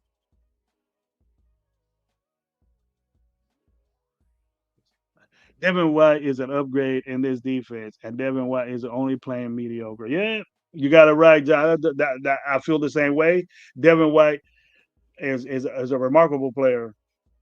Is a remarkable player, bro. He just had a real bad injury that takes years for it to get better. The trust in that, look at Devin White's injury. Yeah, it was bad. And he had real bad injury, and Pete Carroll knows that. I give a lot of latitude to Devin White because what he's doing, being out in the field and doing what he's doing, is a remarkable thing. Because he got hurt bad, and he is an upgrade. He's an upgrade over. He's not Spillane, and he's mid, but he's one of the best we got out there. You're right, and that's bad. And that's bad because he's so slow. He will clog up the middle of the field and let teams concentrate on Bowers, and he can't get up open on the outside. He's only catching the ball when the play breaks down. Who is that? Who is that, bro? I know you're not talking about Bash because Bash is slow. Bash is faster than Jacoby Myers. Bash is faster than Lockett. The only ones he's not faster than is Trey Tucker and fucking Thornton.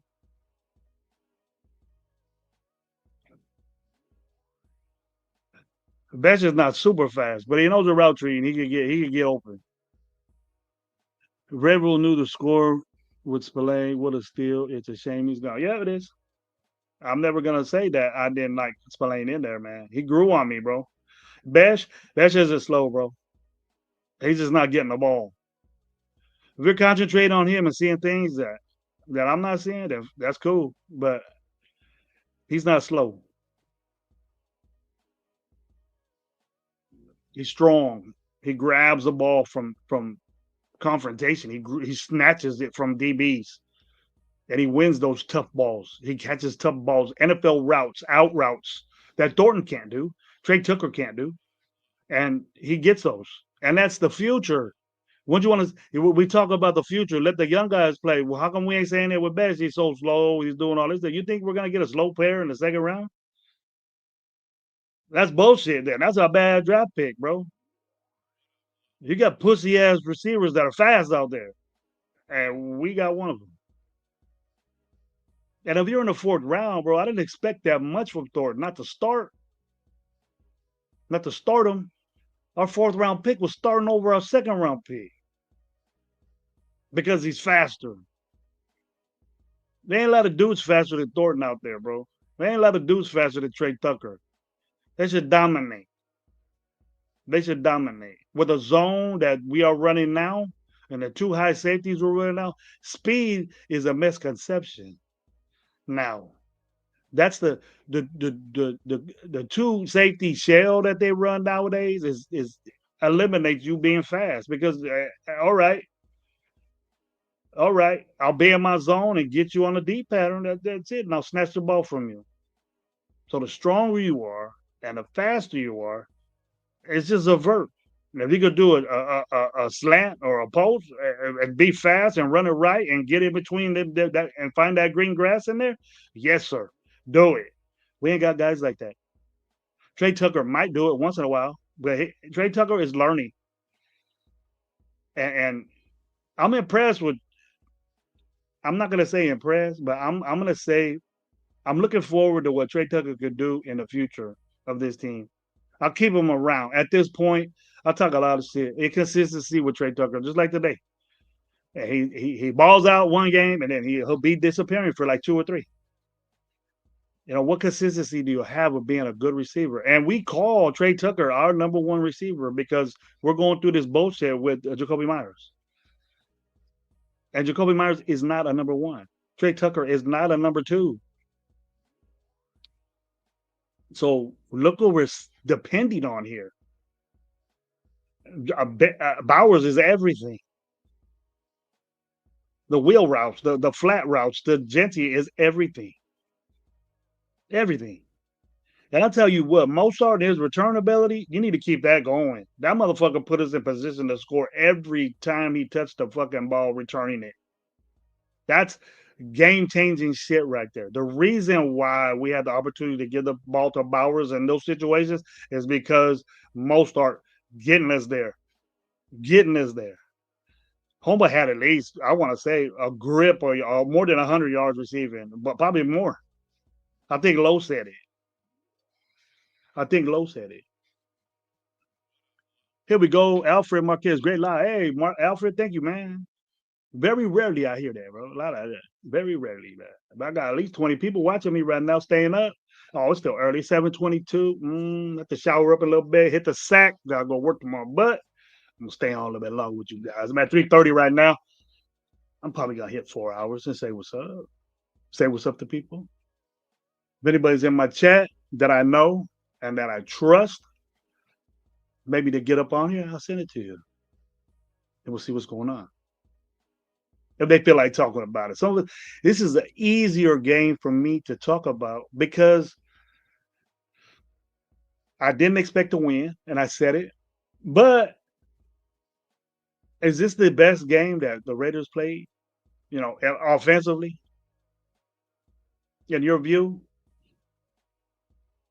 Is this the game that we can say we played better offensively? There were situations where we didn't look very good, but there were situations too that I liked.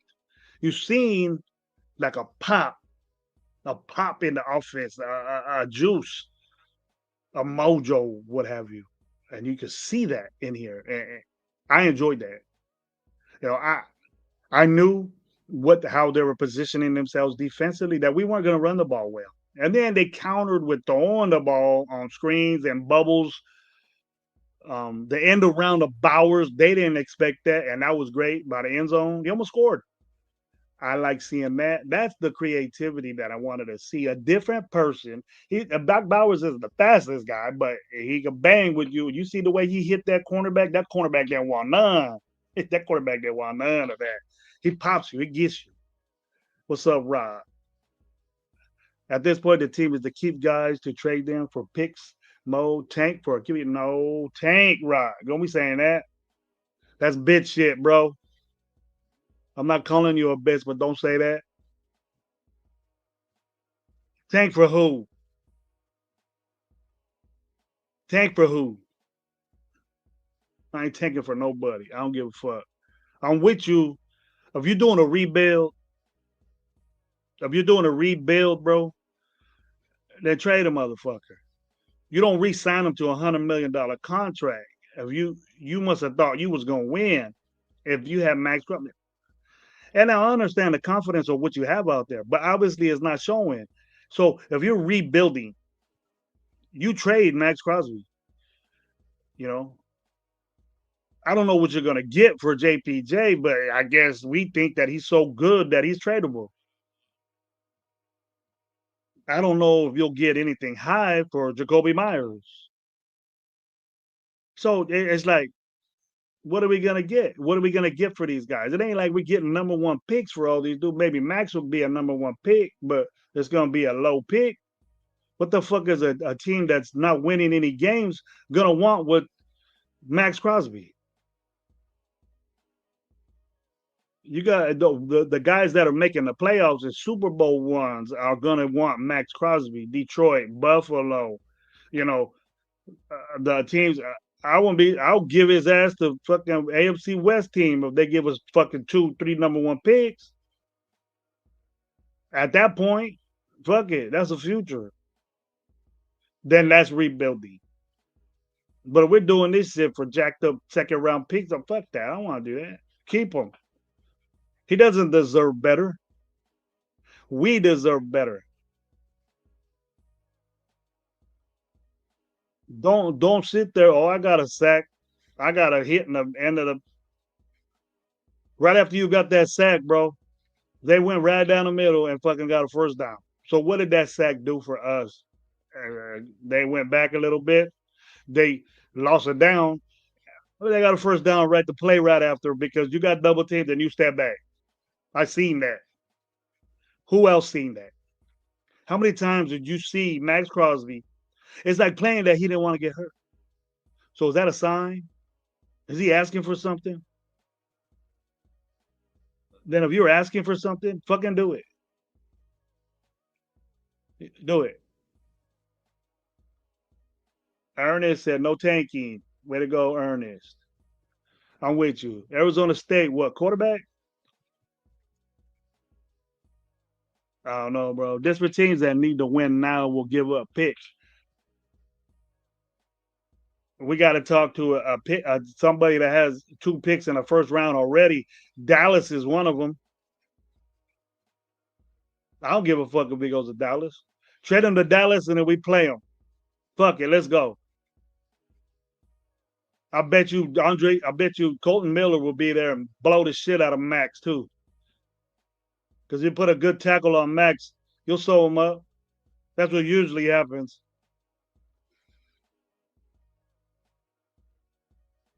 But I don't know. There'll be a team that's going to Max will take you over the top.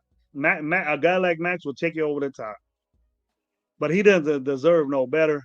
There ain't gonna be no sorry ass team like Miami or Cleveland or all the below teams that got 2-1 win. They ain't gonna be giving you draft picks because they need picks too.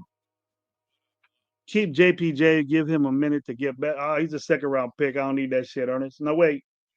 We gotta bitch about JPJ like we are against with what's his name, Besh. He's a second round pick. He's starting. He's just not good enough. But I would keep him. He's gonna get better. And he has the potential to get better. But we think that he's all that. We think that he's above what we got. But if you look at stats and grades of our offensive line, he's with the rest of them. And you can't say that this dude is better than anybody we have. He looks. I guess you like the way he plays, but what he's doing, he's getting beat. He's not making an impact. So if you had a personality contest, he would win. As far as Raider Nation's concerned, he would win. And we had the nerve to want to trade Colton Miller, who is graded top 5 best tackles in the NFL right now, when he ain't even playing. His grades are top 5. I think Lowe looked at and it was number 2 tackle in all categories. So what's the problem here? Where's our minds at? Where are we thinking?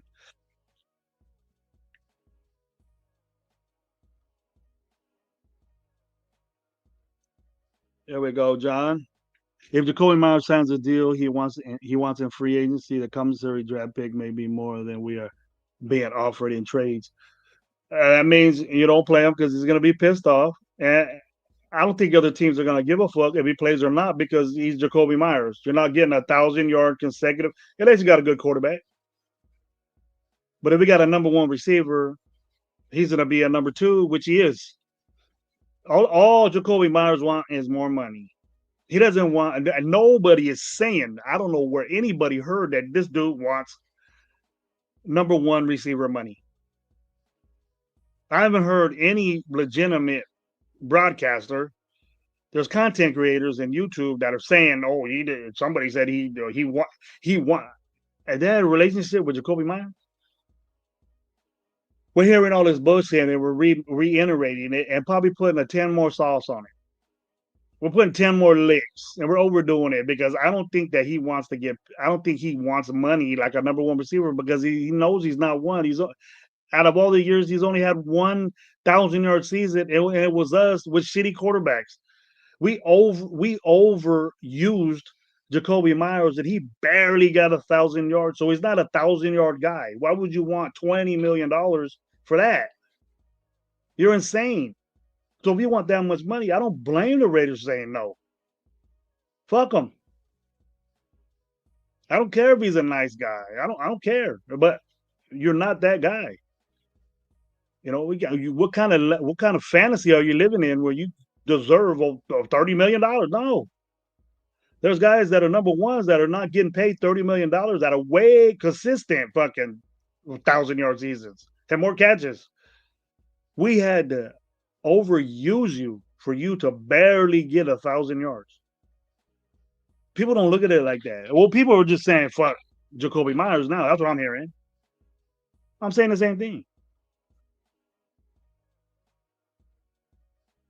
And if you trade him, you'll get a fourth rounder for a compensatory pick. Just let him go. Just don't play him. We're not winning with him. We're losing with him. Fuck it. You got Tyler Lockett to save the day. Put Besh in there. Let's see what he can do. Put the other guys in there. Let's see what he can do. We got nothing to lose but lose. Carson is on the decline. Dude, don't even miss a fucking extra point, dude. Come on. We need to get, and we're worried about our kicker, and we got way more problems. You're nitpicking shit. Nitpick. Look at our defense tonight. Look at the way our offensive production in the red zone is. Look at that. And then look at our quarterback play. Carlson is. We didn't lose that game. If it would have went to that situation, not overtime, it wouldn't have been overtime if we missed it. If he didn't miss that extra point. Okay, but it did go to overtime. It did. We did let Jacksonville go down the field. Okay. Now situations happen. How many balls did our tight ends drop in a row for us to lose seconds and not score at the end of the game? Huh? Did you see the 3 in a row? We threw the tight end 3 times and they all dropped. That beats out that missed field goal. Those are points, and I understand what you're saying. He is losing it a little bit.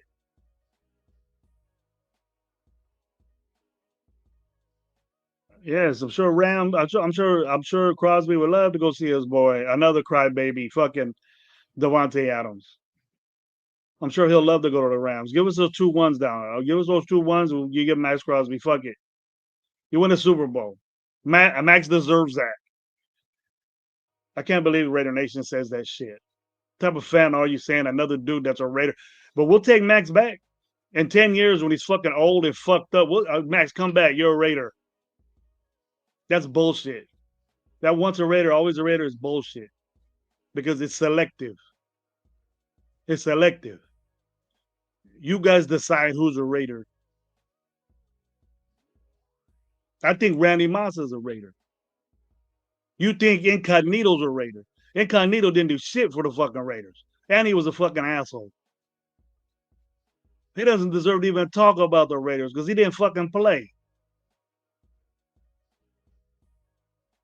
All he did was hurt. He played with a calf muscle fucking injury for fucking 3 years or 2 years. He was here. And you consider him a Raider. Fuck off with that. Get out of here with that. Bills beat the Queens, so I'm happy about that. Yeah, I expected that. Bills are a good team. We need a real wide receiver one. I think we need to do that, bad. We need to do that, Raider night. I agree with you with that. We need to go out and get that guy. I think before offensive line, we need to address this offensive line. And maybe these 2 guys that we got are the future of our team. But I want to see them. I think it's more I want to see them than development. Because I think one of them is a 3rd-round pick. Yeah, he didn't play, bro. unless he's so stubborn on his old ways. We look old school. We look old school defensively. This old school zone defense that Pete Carroll runs makes me think, and I said it before, that this ain't Patrick Graham from last year with AP. This isn't like that. This isn't nickel. This is straight up zone play. And it's weird. But I enjoy getting tore up.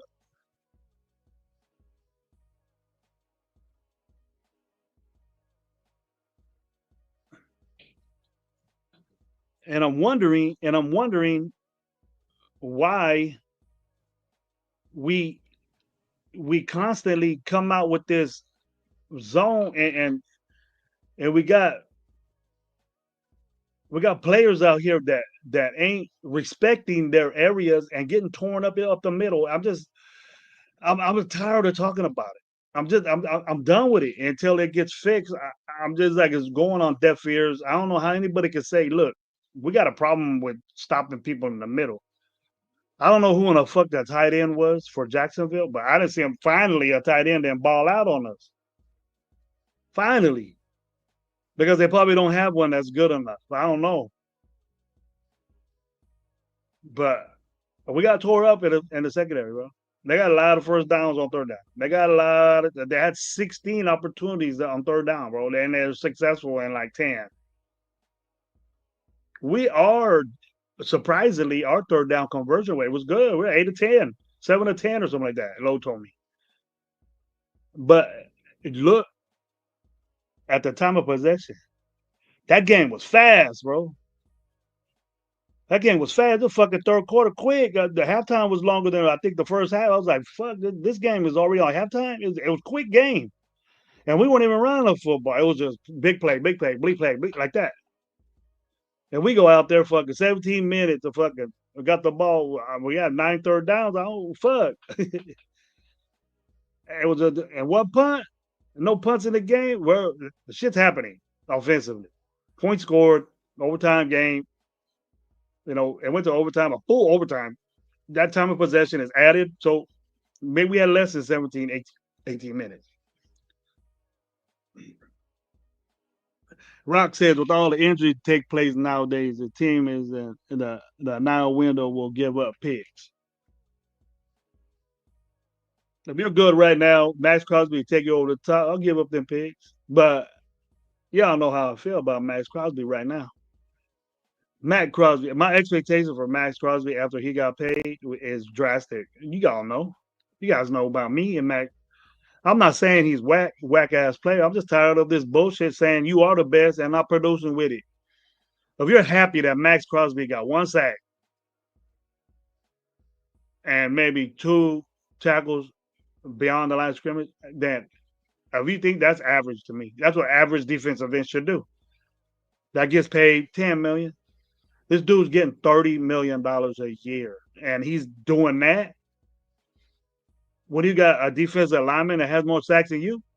And got another one today. Didn't Lou get a sack today? And I was reading Garrett got 5 sacks in 1 game. He got more sacks than you total this season in 1 game. That's elite. That's $40 million a year, $30 million a year right there. That guy that you want to be. You need to keep going to that camp and try to be like him instead of doing what you do. Because you're getting exposed and you're getting proven that you're not a strong guy. You're there at 5 o'clock in the morning and lifting all these weights and doing all this shit. Why ain't you dominating the tackle? Why ain't you that strong? You've been doing it for what, 5-6 years already? Why ain't you dominating this fucking? What's up? Tell me. Probably injured. You're not saying nothing. You want to get traded. You're not wasting your time. What is it? You're gonna go on your show. You'll probably let us know on your show instead of really letting the fans know what's going on. You're holding back. All right, cool. I don't give a fuck if you get traded. I don't care. Give us the picks, and with this regime, with Spy Tech, I think we'll do better. But this holding, I don't know. Maybe he has a problem with rookies. I was gonna say freshmen, but same thing. Kuntz on the chopping block. He has made any plays all season. I think Kuntz is still recovering from his injury, bro. We don't know how bad it was. Non-contact, so he's playing. He's not fast. He's not quick. Don't even show flashes. So me, me, I wouldn't. I'll pay him the same thing. But you're not doing anything to get paid a lot of money. The expectations of him are great, but he's not doing it. So you just downgraded yourself in my book, and it's like you're like blah on the like you're not even noticed. And I don't notice when you're in. I don't notice when you're out, and that's just the way you are to me. And I want you to be better. I want you to play. It's just that you're a non-factor in everything that the defense does. So why be there? Get someone better. Put someone better in there that's productive. But the if factor is with you, and the hope factor is with you. And I legit understand it. I understand why, because you're hurt. You're recovering from an injury, a bad one. It's kind of like Devin White, but Devin White was worse. But Devin White is doing things. You're not doing nothing.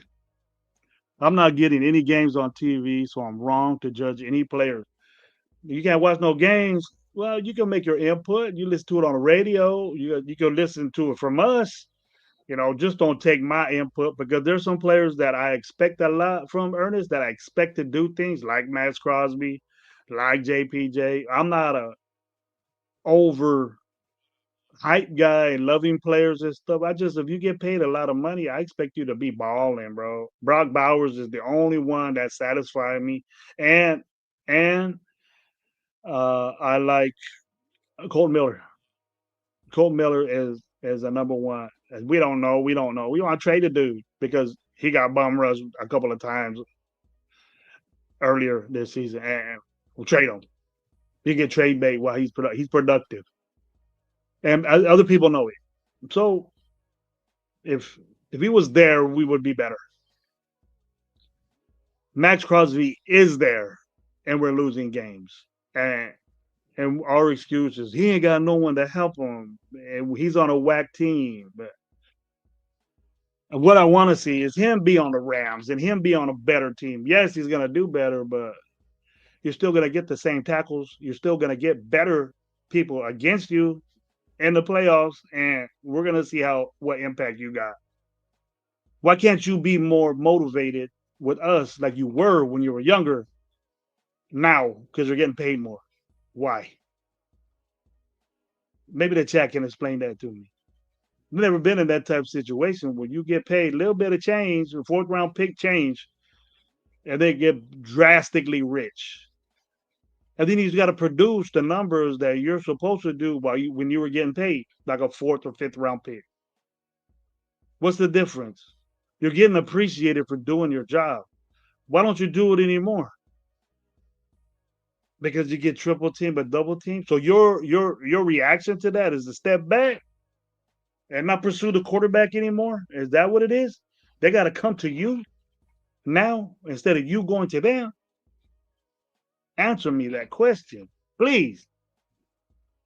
Entertain me by that. Or if someone could talk for you in the chat and give me an excuse. I know it sounds bitch made, but it's either get picks or you will never win. Picks is different than you said tanking. You can still pick bad and be the number one pick, bro. Tanking is losing games on purpose. That's not football. I'm just talking the game. Saying that is disrespecting the game. If you love football, you're never going to tell a football player in the NFL, college, high school, pee-wees to lose a game, to tank. That means lose a game on purpose. Do things to lose games. And you're telling the coaches, those are just as bad as athletes. They're stubborn. They're more stubborn than athletes. I'm a stubborn motherfucker when it comes to football, bro. I love football. I love the game. I love the rules of the game. I don't like them changed. my passion for football is way different than some people. I've been a Raider fan for almost 40 years, but more than 40 years. I was been a Raider fan when I was 9 years old. When I got into football. Yes, I like different teams. I till I really knew what it was. When I started playing football, I seen the Super Bowl and I dug that shit. I said, man, that's a squad right there. And I seen Alzado on his knees when he won the Super Bowl and happy as a motherfucker. And he was on his knees thanking God that they won the Super Bowl. Lyle Alzado was doing that. I watched that Super Bowl. And that's what made me love the Raiders. That black team was tight. I loved it. Then I ended up going to games and watching them. My father was a Green Bay Packer fan. He remembers Bart Starr, Len Dickey, all them guys, man. Lofton. He remembers all the Brent Favre when he was a baby. He remembers all that shit. Magic Man. You guys remember those guys? And I didn't like them. First game I went to was Green Bay in Oakland, in the Oakland Coliseum, bro. He took me there to go watch his team play against mine. I was a Raider fan. Here we go. Big Tone. What's up, man? Thank you for being here, bro. Tools are getting 20 million right now. You overpaid. I know that. I know that. Tools are getting big money nowadays. You're a coach. I love your knowledge. Telling it like it is. All right, Ernest. Thank you very much, man, for that compliment, bro. I hope I entertain you. I hope I talk good game. All coaches are different. Some people, I would consider myself a younger, an old cat, but my passion for football is way different. I'm in it. I came up to how football evolves. I'm really interested and solely interested in and fascinated by the way the game is now. I appreciate the speed and the way these kids get bigger and the way they, Jesus, man, one of the best centers in the world was 230 pounds, the best center, and the pros in the 60s. Offensive linemen were no more than 250 in the pros in the 60s and 70s. 300 pounds. Our show was the first 300-pound guy in the 70s.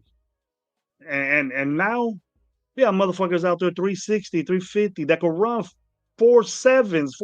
That's amazing. You know what I mean? What Brock Bowers does is alien shit to me, bro. I'm used to Kellen Winslow Sr. and all these other tight ends that were there. They didn't do this shit. Chris Gonzalez and those motherfuckers, they didn't do this. The running backs now, the bigger and the bigger pads you had were the best, you know what I mean? But then Eric Dickerson came, Walter Payton came, Marshall Falk, LaDainian Tomlinson, Kamara. I used to be amazed on what Kamara did, catching the ball out the backfield. No one did that shit. Barry Sanders was a whole different world. You know what I mean?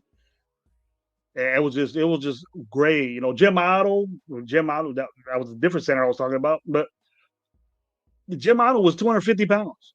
Best center. The best center was Jim Otto. But, think about it. And I hate to say this, is that Jim Otto, as much as respect I have for him and as good as he was, Jim Otto will get demolished right now with these nose tackles and those, that are in football now. But we got to cherish that era and what he did in that era. Amazing shit he did. Jim Otto was he never should be forgotten. He never will be forgotten. And the Raiders and the NFL. Jim Otto is a Hall of Famer, and he changed the game in that position. For me to be in the Hall of Fame, you need to change the game at your position. Some people get let in to the Hall of Fame that really don't belong there. I got my people that I think don't belong in the Hall of Fame. That I don't think. And there are that it's a tragedy that, or however you say that word, it's bad that some people get left out. because of something that they did after they played the game, but they changed the game. Jack Tatum changed the game as being a safety. He's not in the Hall of Fame. But they let John Lynch in the Hall of Fame. What did John Lynch do to change the football game as a safety? What did he do? Tell me. Did Jack Tatum change the football? They changed, the NFL changed rules because of Jack Tatum. All he did was win a Super Bowl and was on one of the best. There's like 9 guys on that defense that are in that Hall of Fame. He got in because who he was with. Jack Tatum, if you go by who he was with, Jack Tatum should be in the Hall of Fame. I would have said that Shannon Sharp, Sterling Sharp should have been in the Hall of Fame. He changed the game. He's in the Hall of Fame now. Rod Woodson should have been. He's in the Hall of Fame now. You know, Allen Raider, he was in there. People don't understand that Rod Woodson has better stats than Deion Sanders. He does. Look at him. He's in the Hall of Fame. He deserves it. Changed. People play the position different because of these guys and the atrocity that they're not in it. Well, that's my Hall of Fame man. Hey, what's up with my boy Alfakasi, man? He getting ready to come to the U.S. My boy Alfakasi from Australia, one of the deep Raider fans that's in Australia. He has a show. I seen him on a show the other day. It was good seeing you there, Alfakasi. Good to see your face, bro. Always much love and respect to you and what you do, bro.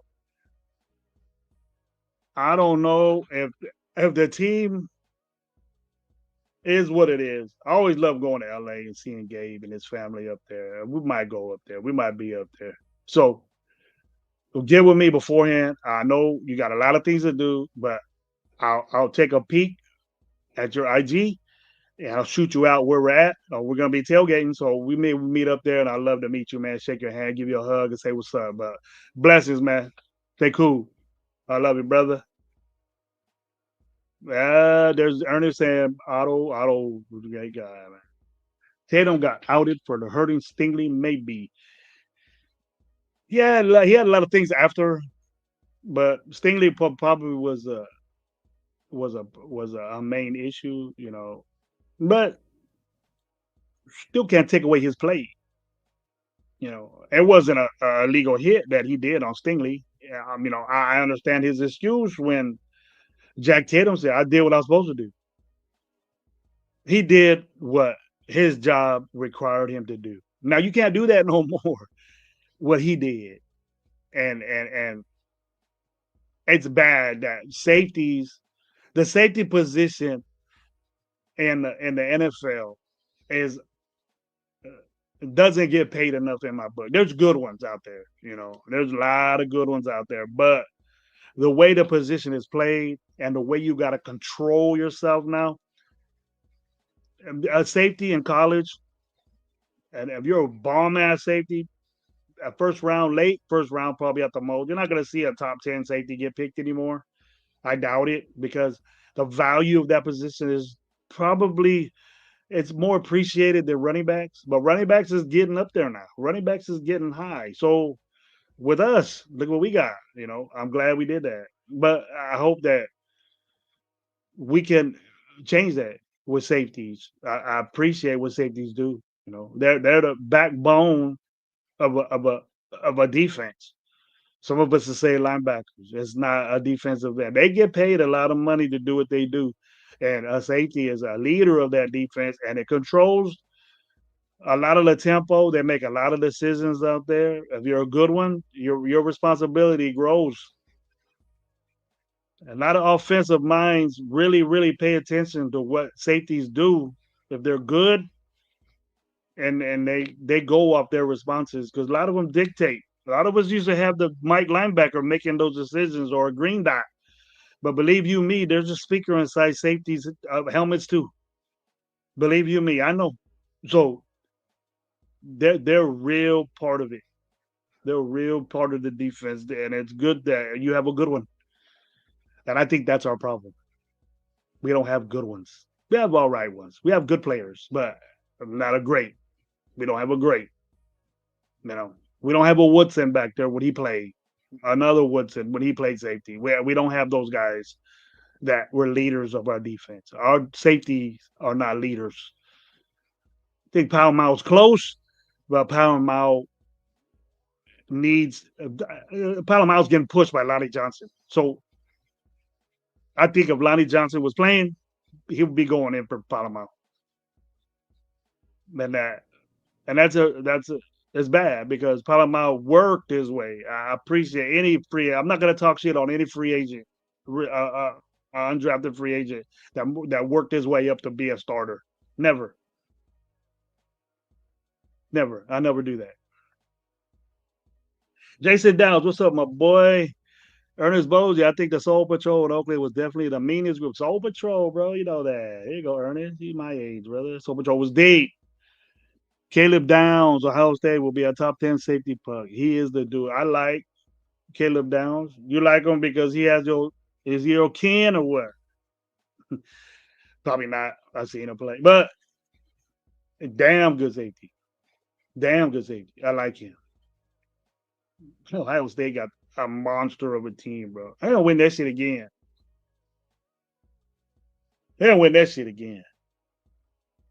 So they get the best players.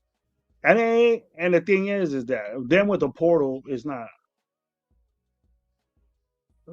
It's just they got freshmen that'll whoop anybody in the nation. They gonna have a freshman team. They'll probably win 10 games.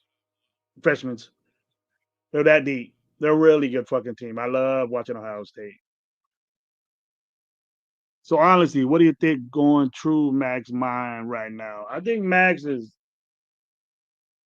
I don't know. We'll find out on his next broadcast. For sure. And it looks like he's more worried and focused on that type shit than he is. I shouldn't say that. Bearded Raider, what's up?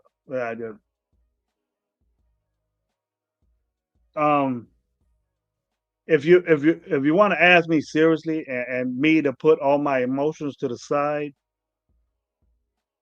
I think Max he could say what he wants, and we'll listen to it, and we'll buy it. We'll listen. Very very few people, Bearded Raider, that would say Max is not playing well this year, but the excuses for Max Crosby that he's getting triple team, he's getting double team, he's getting, we as a nation need to get on people like this and say, you know what, you ain't doing shit, bro. You ain't changing the game. We as Raider fans already have Max Crosby in the Hall of Fame. He's not. Ridiculous. A guy like that, okay, would dominate a football game, bro. Dominate. Like he did when he was younger. And I know you get older. The dude's in his 20s, bro. And he's never gone over, there's guys repeat. The dude from Detroit, Alden Hutchinson, the guy from Cincinnati that had problems with his team, his team gave him a 1-year contract. Why do we got to pay this motherfucker the disrespect for the dude in Cincinnati to not have long term? He gonna go somewhere else. They know that. And now you got a shit defense with this dude on it, and it's the same thing, but this dude produces. I wouldn't be mad at homeboy that playing for Cincinnati. I wouldn't be mad at homeboy because his production is there, bro. He's balling out. He's kicking ass, taking names. You get 2-3 sacks a game, demolishing running backs way in the backfield. He's not pulling up blocks when he's getting double teamed. He's not giving up. I've seen that today from Max Crosby. a couple of times. And I know Max is a true football player, bro. He's a baller. He had to work his way up. Max came off addiction, and I don't like saying this about Max, but he's just proving me right. And for people that think that Max Crosby can't do no wrong, you got to be insane to be satisfied with the statistics that he has. The only excuse you can say that he was hurt. But when you have a bad game, all of a sudden you hurt. That could be the issue. You're hurt. Get well. Don't go on your show and say I'm good when you get taken out of a game. It's good to be confident, but you ain't surprising me. You ain't convincing me that you hurt and had a bad game consistently. Because if you didn't have big expectations for Matt Crosby when he got paid, and thinking that he should be top 5 in sacks right now or top whatever in sacks right now, and other dudes are balling out with worse defense than you, getting, Garrett. You want to be like Garrett. Yeah, you said that. You want to be like Garrett. And dude got 5 sacks in one game. Why can't you do that? I'm sure they got the best tackle on him. Why can't you do that? When have you done that? When have you done that? I don't remember. Nah, you never done that. So quit talking like that. It's good to be positive and all that stuff, but we're done already. You're done. 5 years of that is done, bro. You don't change the game. If you do, you say you're hurt. Right before you did shit late, and then the game was already over. Now today, I'll give you credit, bro. You got a sack when it mattered. You stopped, but the next play you didn't do nothing. You backed off a tackle, and then they got a first down. I don't like that, bro. I don't like that. I seen it. So do you think another team, a scout from another team, seen that? Oh, we got to trade for Max Crosby. Wait a minute, hold up. I love his talent. I love his motor, but when he gets double teamed from a chip, he backs off. When he goes inside and he knows he ain't gonna get to the play, you back off. Why? Why can't you keep going? Whatever that motor you got, it only works when you want it to. What about the nation? What about your teammates? What about the ones that are working their ass off trying to get to the quarterback and you stop? Nah, I ain't with that. We almost run, yeah. B Raheem, his stick stepper. What's up, man? How you doing? Ernest with another banger. Max may just look good on a mediocre team. Him going to another team, that's good. Max may not be that good. Dang, a big question there, Ernest. What y'all think about that question right there? You think Max is him? It's not. And it's gonna be a different type atmosphere with him being on another team, bro. He's gonna get the same treatment, and people ain't gonna love him like Raider Nation loves him. We're still gonna love the dude. Max Crosby is gonna get Derek Carr shit, but see, Derek Carr didn't play against the Raiders. He was hurt when we played the Saints. And Max Crosby, if he goes to another team, he gonna play against the Raiders probably, or he'll be not probably 10 years. We goes to an NFC team, but the teams I'm hearing, we play Dallas in a couple of weeks. Trade his ass to Dallas and let him play against us and see what's up. Put Colton Miller if he comes back on his ass and watch Colton Miller sew his ass up and see what happens. I love to see that. And then you know what the Raider fans will do? They'll be in the Allegiant Stadium cheering this motherfucker on. We love you, Max. Shit, I bet you. Instead of saying fuck you, you didn't do shit for us.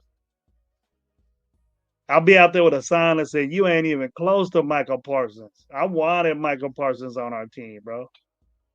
That motherfucker with the Green Bay got 3 sacks his first game. What's up? Can you do that? When have you done that?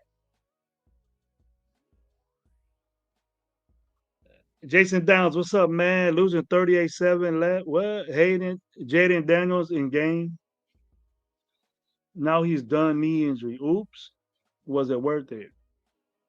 Jaden Daniels got hurt again, bro. I haven't put it on the game, bro. I'm gonna check right now. Hold on. Let me check it out. Excuse me real quick, guys. I'm gonna get off right now. I said I was gonna get off at 4. The Seattle Seahawks are whooping their ass or what?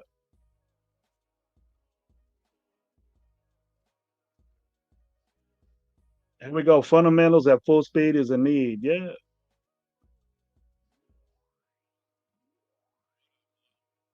I don't see nothing. I just see the coach all sad and shit. Oh, they are getting beat 38-7. They're at the who's in? Mariota. He's gonna run this bitch in right now. Oh, who is that? Krosky, what's his name?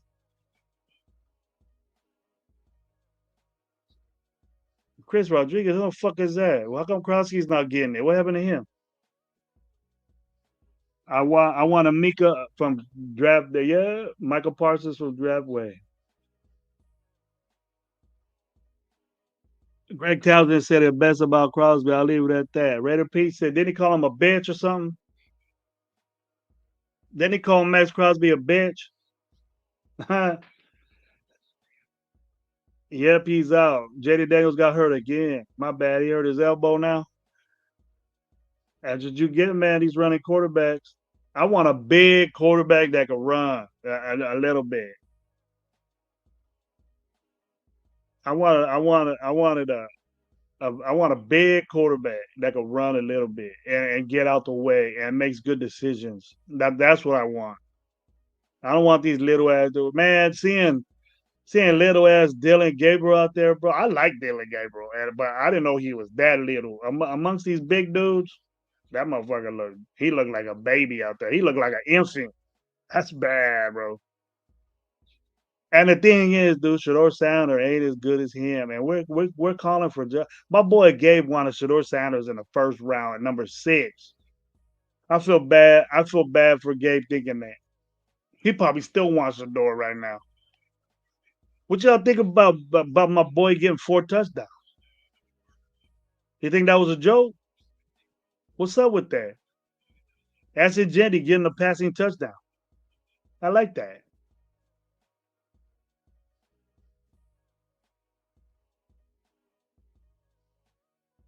Oh, so he's not doing shit? I started him today, man. I started Mary. Rodriguez is taking over. Shit, I'll pick up Rodriguez then. Correct. I wanted Sanders. Here we go.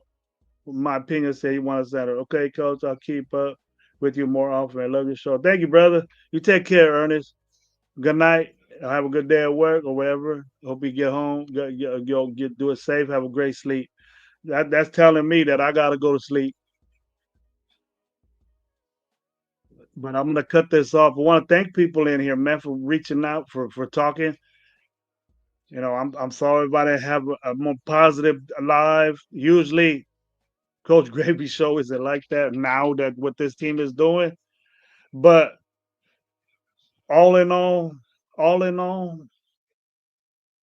I think Brock Bowers is the man. That's a great, great sign for us that he's back. And I just dread that. I just dread that he's wasting, you know, a lot of things over here. And I don't want him to get hurt. We pushed the ball to him today and well deserved. It's all we had. That's all we had. So, and that note, I want to say peace out, everybody. Good night. And you guys have a wonderful evening.